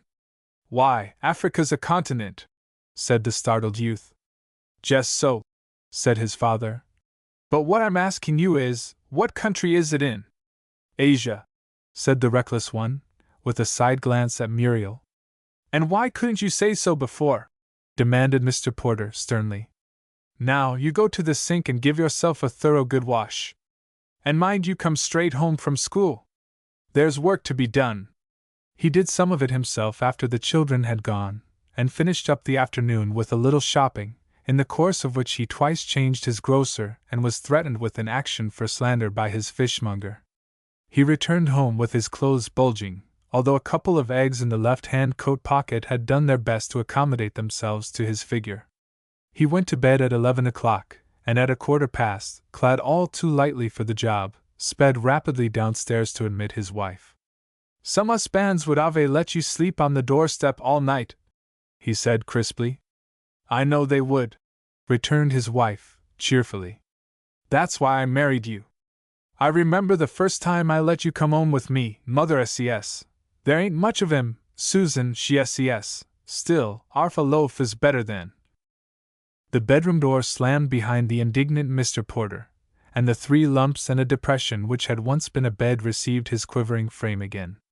With the sheet obstinately drawn over his head, he turned a deaf ear to his wife's panegyrics on striking and her heartfelt tribute to the end of a perfect day. Even when standing on the cold floor while she remade the bed, he maintained an attitude of unbending dignity, only relaxing when she smote him light-heartedly with the bolster. In a few ill-chosen words he expressed his opinion of her mother, and her deplorable methods of bringing up her daughters. He rose early next morning, and after getting his own breakfast, put on his cap and went out, closing the street door with a bang that awoke the entire family and caused the somnolent Mrs. Porter to open one eye for the purpose of winking with it. Slowly, as became a man of leisure, he strolled down to the works, and moving from knot to knot of his colleagues, discussed the prospects of victory.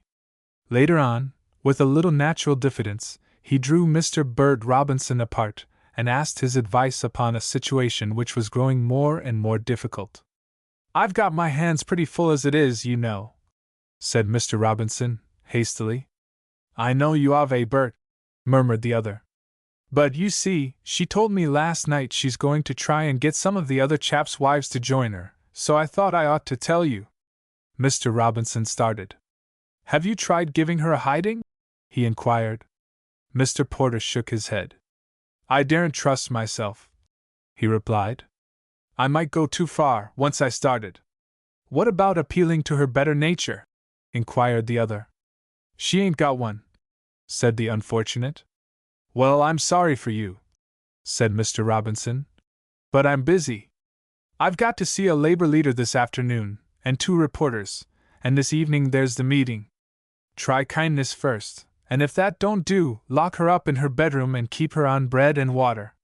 He moved off to confer with his supporters, and Mr. Porter, after wandering aimlessly about for an hour or 2, returned home at midday with a faint hope that his wife might have seen the error of her ways and provided dinner for him.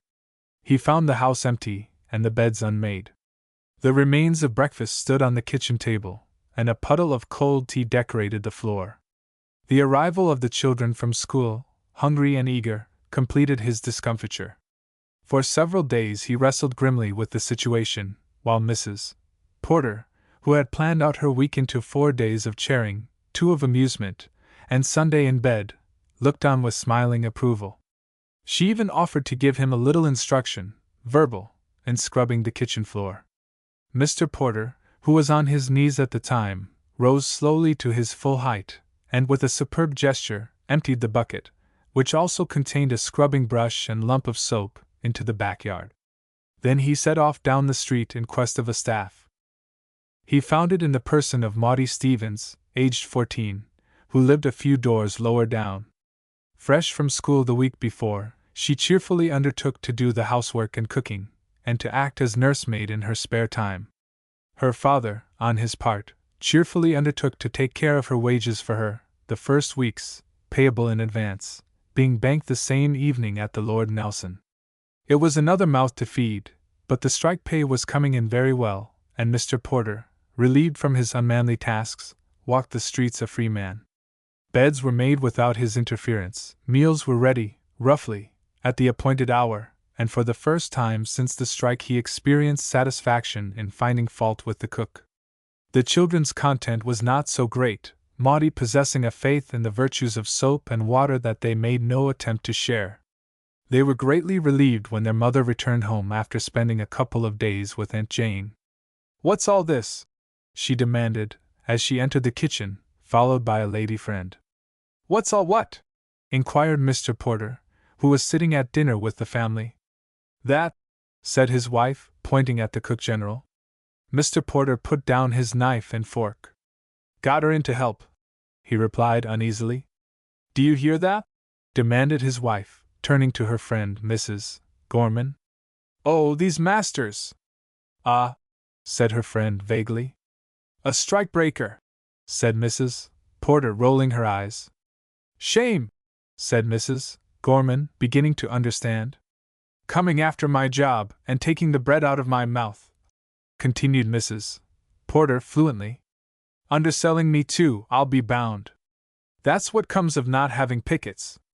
Unskilled labor, said Mrs. Gorman, tightening her lips and shaking her head. A scab, cried Mrs. Porter wildly.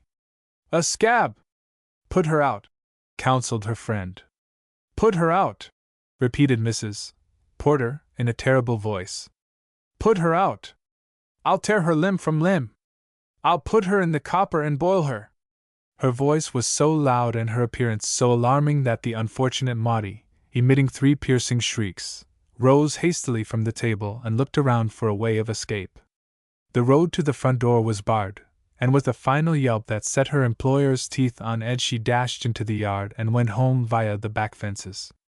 Housewives busy in their kitchens looked up in amazement at the spectacle of a pair of thin black legs descending one fence, scudding across the yard to the accompaniment of a terrified moaning, and scrambling madly over the other. At her own back door Maudie collapsed on the step, and to the intense discomfort and annoyance of her father, had her first fit of hysterics.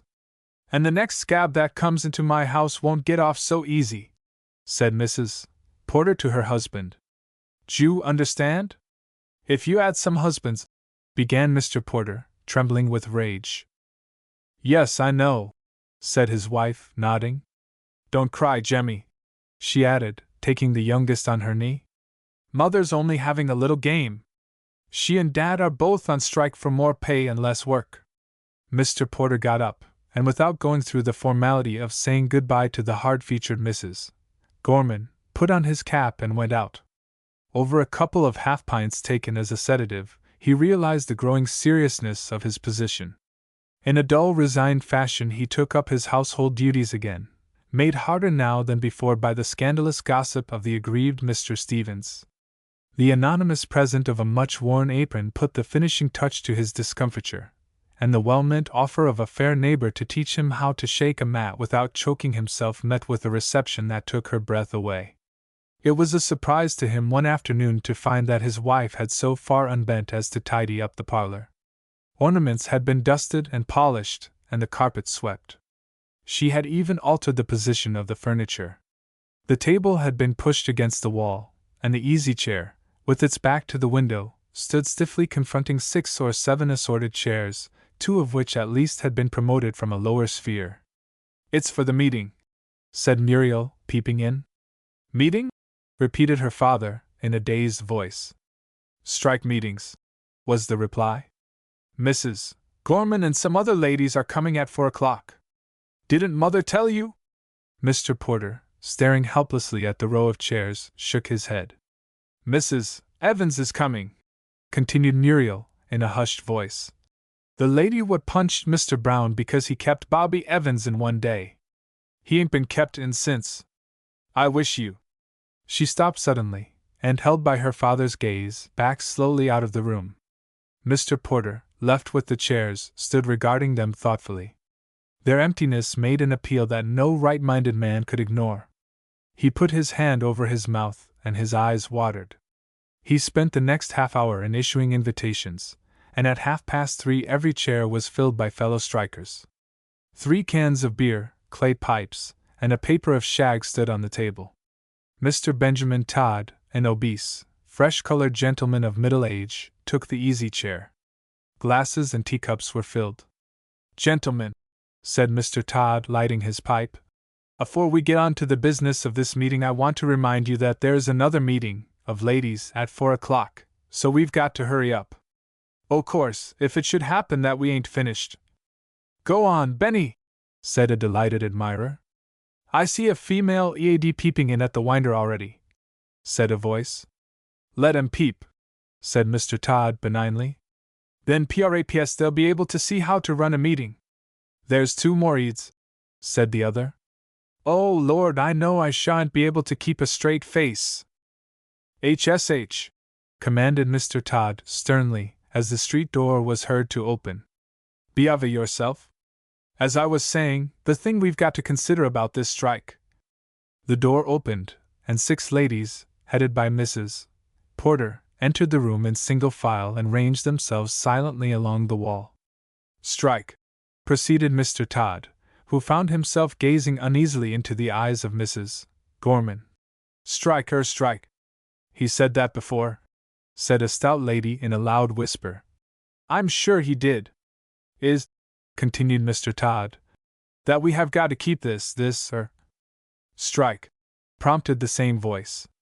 Mr. Todd paused, and wiping his mouth with a red pocket handkerchief, sat staring straight before him. I move, said Mrs. Evans, her sharp features twitching with excitement, that Mrs. Gorman takes the chair. How can I take it when he's sitting in it? Demanded that lady. She's a lady that knows what she wants and how to get it, pursued Mrs. Evans, unheeding. She understands men. I've buried 2 husbands, murmured Mrs. Gorman, nodding. And how to manage them, continued Mrs. Evans. I move that Mrs. Gorman takes the chair. Those in favor. Mr. Todd, leaning back in his chair and gripping the arms, gazed defiantly at a row of palms. Carried unanimously, snapped Mrs. Evans. Mrs. Gorman, tall and bony, advanced and stood over Mr. Todd. Strong men held their breath. It's my chair, she said gruffly. I've been moved into it. Possession, said Mr. Todd, in as firm a voice as he could manage, is 9 points of the law. I'm here and… Mrs. Gorman turned, and without the slightest warning, sat down suddenly and heavily in his lap. A hum of admiration greeted the achievement. Get up! Shouted the horrified Mr. Todd. Get up! Mrs. Gorman settled herself more firmly. Let me get up, said Mr. Todd, panting. Mrs. Gorman rose, but remained in a hovering position, between which and the chair Mr. Todd, flushed and disheveled, extricated himself in all haste. A shrill titter of laughter and a clapping of hands greeted his appearance. He turned furiously on the pallid Mr. Porter.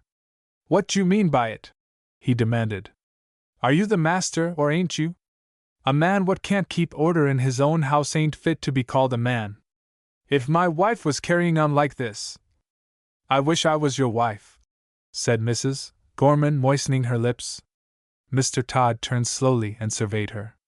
I don't, he said simply, and being by this time near the door, faded gently from the room. Order! Cried Mrs. Gorman, thumping the arm of her chair with a large, hard-working fist. Take your seats, ladies. A strange thrill passed through the bodies of her companions and communicated itself to the men in the chairs. There was a moment's tense pause, and then the end man, muttering something about going to see what had happened to poor old Ben Todd, rose slowly and went out.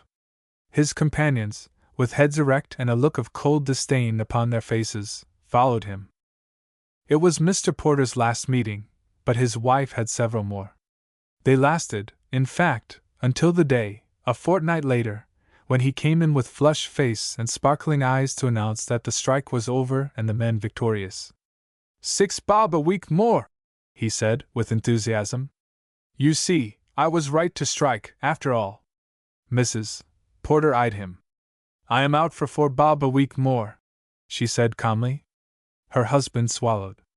You don't understand how these things are done, he said at last. It takes time. We ought to negotiate. All right, said Mrs. Porter readily. 7 shillings a week, then. Let's say 4 and have done with it, exclaimed the other, hastily. And Mrs. Porter said it. Dirty work. It was nearly high water, and the night watchman, who had stepped aboard a lighter lying alongside the wharf to smoke a pipe, sat with half-closed eyes enjoying the summer evening. The bustle of the day was over, the wharves were deserted, and hardly a craft moved on the river. Perfumed clouds of shag, hovering for a time over the lighter, floated lazily towards the Surrey shore.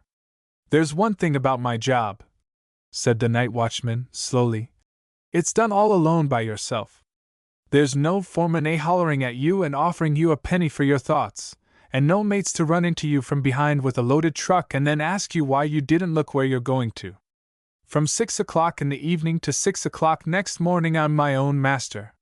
He rammed down the tobacco with an experienced forefinger and puffed contentedly. "People like you find it lonely," he continued, after a pause. "I did at first. I used to let people come and sit with me of an evening talking, but I got tired of it arter a time, and when one chap fell overboard while he was showing me how he put his wife's mother in her place, I gave it up altogether. There was 3 foot o' mud in the dock at the time, and arter I had got him out, he fainted in my arms. Arter that I kept myself to myself. Say what you like, a man's best friend is himself. There's nobody else'll do as much for him, or let him off easier when he makes a mistake. If I felt a bit lonely, I used to open the wicket in the gate and sit there watching the road, and praps pass a word or two with the policeman. Then something happened one night that made me take quite a dislike to it for a time. I was sitting there with my feet outside, smoking a quiet pipe, when I heard a bit of a noise in the distance. Then I heard people running in shouts of, "Stop, thief!" A man came along round the corner full pelt, and, just as I got up, dashed through the wicket and ran on to the wharf. I was arter him like a shot and got up to him just in time to see him throw something into the dock. And at the same moment I heard the other people run past the gate. "What's up?" ISES, collaring him. "Nothing," he SES, breathing hard and struggling. "Let me go." He was a little wisp of a man, and I shook him like a dog shakes a rat. I remembered my own pocket being picked, and I nearly shook the breath out of him. "And now I'm going to give you in charge," ISES, pushing him along towards the gate. "What for?" he SES, pretending to be surprised. "Stealing," ISES. "You've made a mistake," he SES. "You can search me if you like." "More use to search the dock," ISES. "I see you throw it in. Now you keep quiet, else you'll get hurt. If you get 5 years I shall be all the more pleased." I don't know how he did it, but he did. He seemed to sink away between my legs, and afore I knew what was happening, I was standing upside down with all the blood rushing to my eade. As I rolled over he bolted through the wicket, and was off like a flash of lightning. A couple o' minutes arterwards the people what I had heard run past came back again.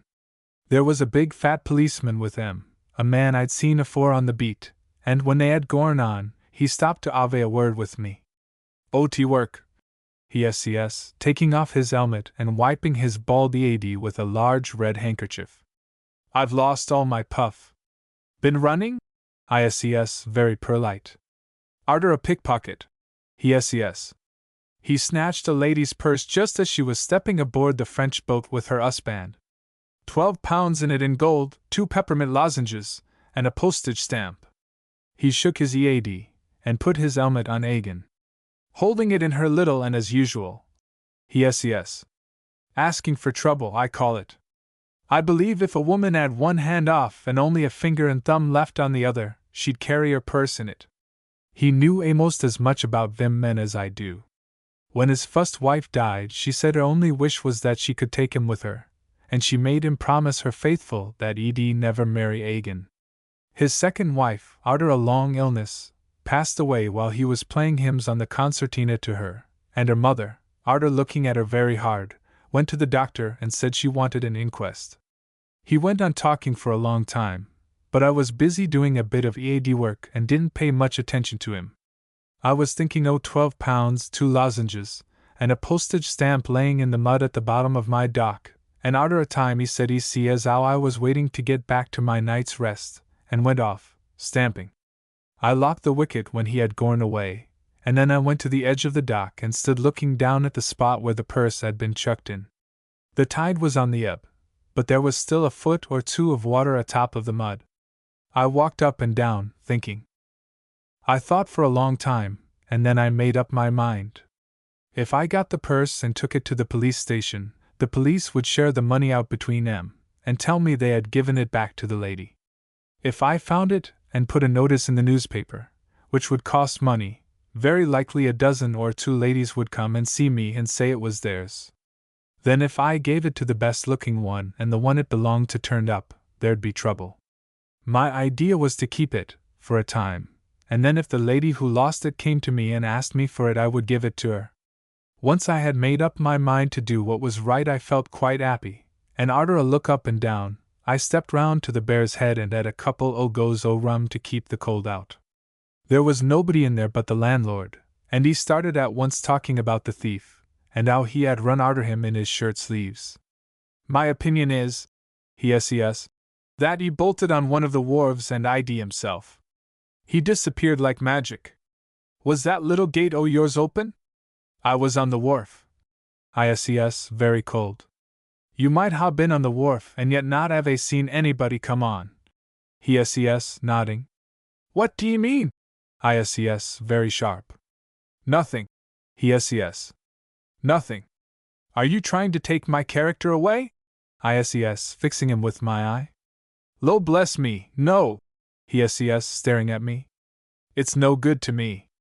He sat down in his chair behind the bar and went straight off to sleep with his eyes screwed up as tight as they would go. Then he opened his mouth and snored till the glasses shook. I suppose I've been one of the best customers he ever had, and that's the way he treated me. For 2 pins I'd ha' knocked his ugly AD off, but arter waking him up very sudden by dropping my glass on the floor, I went off back to the wharf. I locked up agin, and had another look at the dock. The water had nearly gone, and the mud was showing in patches. My mind went back to a sailorman what had dropped his watch overboard 2 years before, and found it by walking about in the dock in his bare feet. He found it more easy because the glass broke when he trod on it. The evening was a trifle chilly for June, but I've been used to roughing it all my life, especially when I was afloat, and I went into the office and began to take my clothes off. I took off everything but my pants, and I made sure o' them by making braces for 'em out of a bit of string. Then I turned the gas low, and arter slipping on my boots, went outside. It was so cold that at first I thought I'd give up the idea. The longer I stood on the edge looking at the mud, the colder it looked, but at last I turned round and went slowly down the ladder. I waited a moment at the bottom, and was just going to step off when I remembered that I had got my boots on, and I had to go up agin and take 'em off. I went down very slow the next time, and anybody who has been down an iron ladder with thin, cold rungs, in their bare feet, will know why, and I had just dipped my left foot in, when the wharf bell rang. I opped at first that it was a runaway ring, but it kept on, and the longer it kept on, the worse it got. I went up that ladder agin and called out that I was coming, and then I went into the office and just slipped on my coat and trousers and went to the gate. What you want? I says, opening the wicket 3 or 4 inches and looking out at a man what was standing there. Are you old Bill? He says. I'm the watchman. I says, sharp-like. What you want? Don't bite me. He says, pretending to draw back. I ain't done no harm. I've come round about that glass you smashed at the Bear's Head. Glass? I says, hardly able to speak. Yes, glass. He says. Thing what you drink out of. The landlord says it'll cost you a tanner, and he wants it now in case you pass away in your sleep. He couldn't come himself 'cause he's got nobody to mind the bar, so he sent me. Why? Hello? Where's your boots? Ain't you afraid o' catching cold? You clear off. I says, shouting at him. D'ye hear me? Clear off while you're safe. And you tell the landlord that next time he insults me I'll smash every glass in his place, and then sit him on top of CM. Tell him if he wants a tanner out on me, to come round himself, and see what he gets. It was a silly thing to say, and I saw it arterwards, but I was in such a temper I hardly knew what I was saying. I slammed the wicket in his face and turned the key, and then I took off my clothes and went down that ladder agin. It seemed colder than ever, and the mud when I got fairly into it was worse than I thought it could ha' been. It stuck to me like glue, and every step I took seemed colder than the one before. When I make up my mind to do a thing, I do it. I fixed my eyes on the place where I thought the purse was, and every time I felt anything under my foot I reached down and picked it up, and then chucked it away as far as I could so as not to pick it up agin. Dirty job it was, too, and in 5 minutes I was mud up to the neck a'most. And I had just got to what I thought was the right place, and feeling about very careful, when the bell rang again. I thought I should ha' gorn out o' my mind. It was just a little tinkle at first, then another tinkle, but, as I stood there all in the dark and cold trying to make up my mind to take no notice of it, it began to ring like mad. I had to go. I've known men climb over the gate afore now, and I didn't want to be caught in that dock.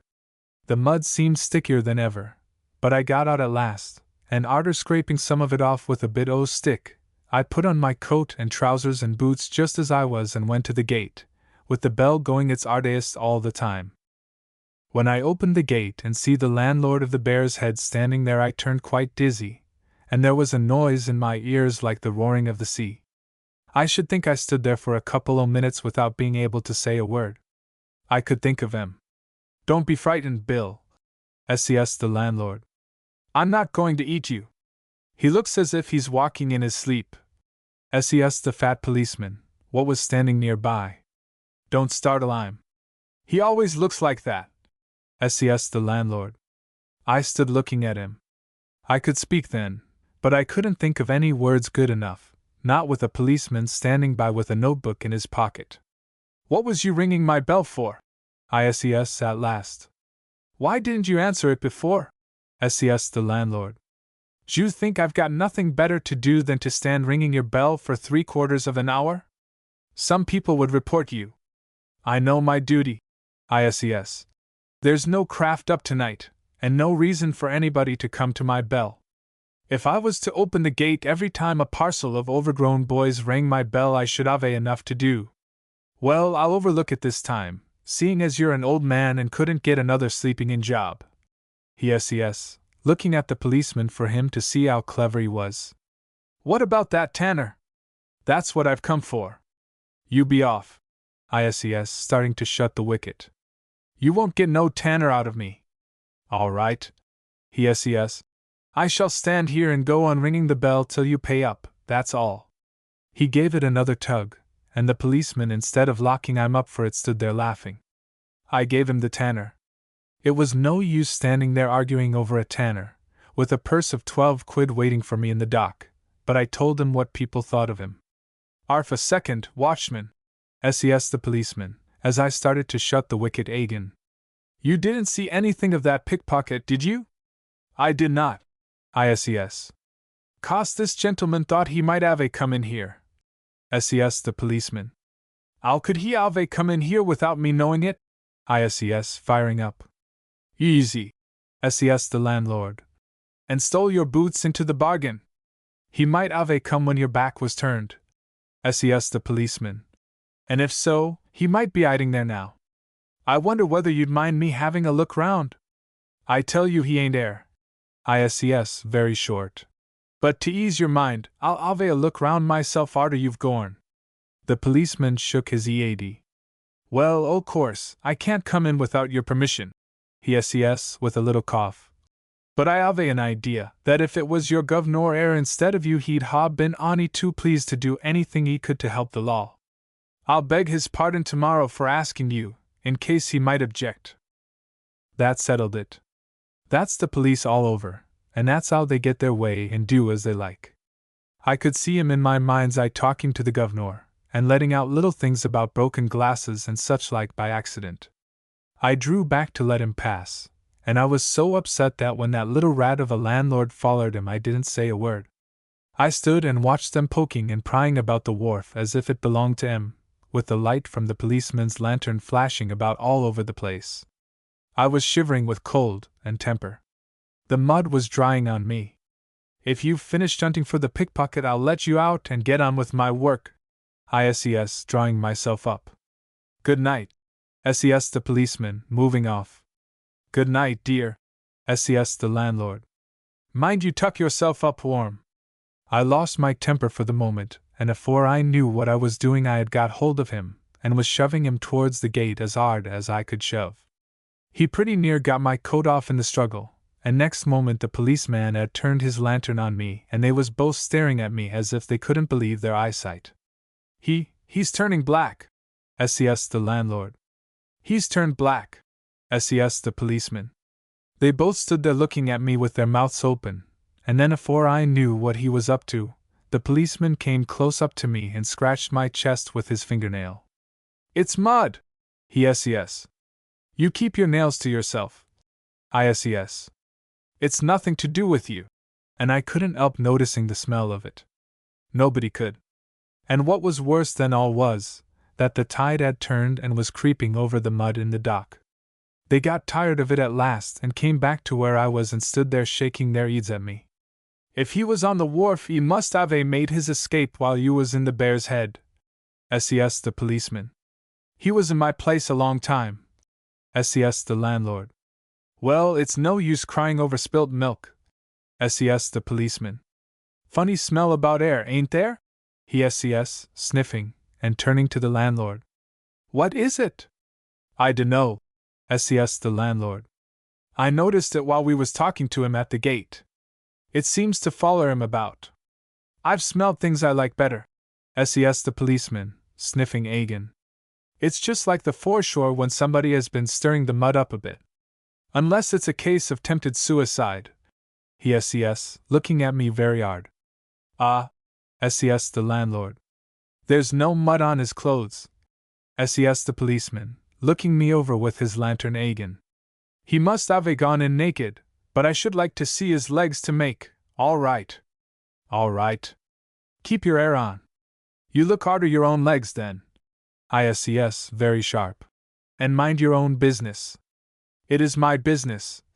He says, turning to the landlord. Was he strange in his manner at all when he was in your place tonight? He smashed one o' my best glasses. Says the landlord. So he did. Says the policeman. So he did. I'd forgot that. Do you know him well?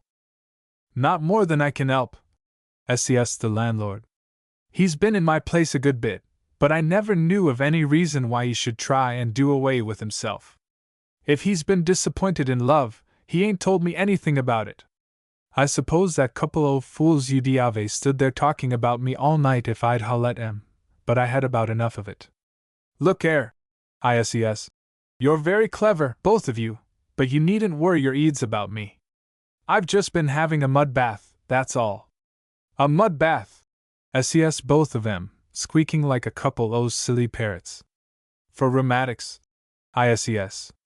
I added something cruel tonight, and I thought that praps the mud ud do it good. I read about it in the papers. There's places where you pay pounds and pounds for 'em, but being a poor man, I had to have mine on the cheap. The policeman stood there looking at me for a moment, and then he began to laugh till he couldn't stop himself. Love a duck, he says at last, wiping his eyes. I wish I'd seen it. Must ha' looked like a fat mermaid, says the landlord, wagging his silly head at me. I can just see old Bill sitting in the mud combing his hair and singing. They had some more talk o' that sort, just to show each other how funny they was, but they went off at last, and I fastened up the gate and went into the office to clean myself up as well as I could. One comfort was they hadn't got the least idea of what I was arter, and I had a fancy that the one as laughed last would be the one as got that 12 quid. I was so tired that I slept nearly all day arter I had got home, and I had no sooner got back to the wharf in the evening than I see that the landlord had been busy. If there was one silly fool that asked me the best way of making mud pies, I should think there was 50. Little things please little minds, and the silly way some of 'em went on made me feel sorry for my sex. By 8 o'clock over, they had all sheared off, and I got a broom and began to sweep up to help pass the time away until low water. Only one craft had come up that day, a ketch called the Pewit, and as she was berthed at the end of the jetty she wasn't in my way at all. Her skipper came on to the wharf just afore 10. Fat, silly old man he was, named Fogg. Always talking about his health and taking medicine to do it good. He came up to me slow-like, and when he stopped and asked me about the rheumatics, the broom shook in my hand. Look here, I says. If you want to be funny, go and be funny with them as likes it. I'm fair sick of it, so I give you warning. Funny? He says, staring at me with eyes like a cow. What do you mean? There's nothing funny about rheumatics. I ought to know, I'm a martyr to it. Did you find as how the mud did you any good? I looked at him hard, but he stood there looking at me with his fat baby face, and I knew he didn't mean any harm, so I answered him polite and wished him good night. I've had pretty near everything a man can have, he says, casting anchor on an empty box. But I think the rheumatics was about the worst of them all. I even tried bees for it once. Bees! I says. Bees! Bee stings, he says. A man told me that if I could only persuade a few bees to sting me, that you'd cure me. I don't know what he meant by persuading. They didn't want no persuading. I took off my coat and shirt and went and rocked one of my neighbor's beehives next door, and I thought my last hour had come. He sat on that box and shivered at the memory of it. Now I take Dr. Pepper's pellets instead, he says. I've got a box in my stateroom, and if you'd like to try 'em, you're welcome. He sat there talking about the complaints he had and what he had done for them till I thought I should never have got rid of him. He got up at last, though, and arter telling me to always wear flannel next to my skin, climbed aboard and went below. I knew the hands was aboard, and arter watching his cabin skylight until the light was out, I went and undressed. Then I crept back onto the jetty, and arter listening by the pier to make sure that they was all asleep, I went back and climbed down the ladder. It was colder than ever. The cold seemed to get into my bones, but I made up my mind to ave that 12 quid if I died for it. I trod round and round the place where I had seen that purse chucked in until I was tired, and the rubbish I picked up by mistake you wouldn't believe. I suppose I had been in there 'arf an hour, and I was standing up with my teeth clenched to keep them from chattering, when I happened to look round and see something like a white ball coming down the ladder. My heart seemed to stand still for a moment, and then it began to beat as though it would burst. The white thing came down lower and lower, and then all of a sudden it stood in the mud and said, "Oh! Who is it?" I says. "Who are you?" "Hullo, Bill!" it says. "Ain't it perishing cold?" It was the voice o' Captain Fogg, and if ever I wanted to kill a fellow creetur, I wanted to then. "Have you been in long, Bill?" he says. "About 10 minutes," I says, grinding my teeth. "Is it doing you good?" he says. I didn't answer him. "I was just going off to sleep," he says, "when I felt a sort of hot pain in my left knee. O' course, I knew what it meant at once, and instead o' taking some of the pellets I thought I'd try your remedy instead. It's a bit nippy, but I don't mind that if it does me good." He laughed a silly sort o' laugh, and then I'm blessed if he didn't sit down in that mud and waller in it. Then he'd get up and come for'ard 2 or 3 steps and sit down agin. "Ain't you sitting down, Bill?" he says arter a time. "No," I says, "I'm not. I don't think you can expect to get the full benefit unless you do," he says, coming up close to me and sitting down agin. "It's a bit of a shock at fust, but hullo! What's up?" I says. "Sitting on something hard," he says. "I wish people you'd be more careful." He took a list to port and felt under the starboard side. Then he brought his'n up and tried to wipe the mud off and see what he had got. "What is it?" I says, with a nasty sinking sort o' feeling inside me. "I don't know," he says, going on wiping. "It's soft outside and hard inside. Let's have a look at it," I says, holding out my end. "It's nothing," he says, in a queer voice, getting up and steering for the ladder. "Bit of oyster shell, I think." He was up that ladder hand over fist, with me close behind him, and as soon as he had got onto the wharf started to run to his ship. "Good night, Bill," he says, over his shoulder. "'Arf a moment," I says, following him. "I must get aboard," he says. "I believe I've got a chill." And afore I could stop him he had jumped on and run down to his cabin. I stood on the jetty for a minute or two, trembling all over with cold and temper.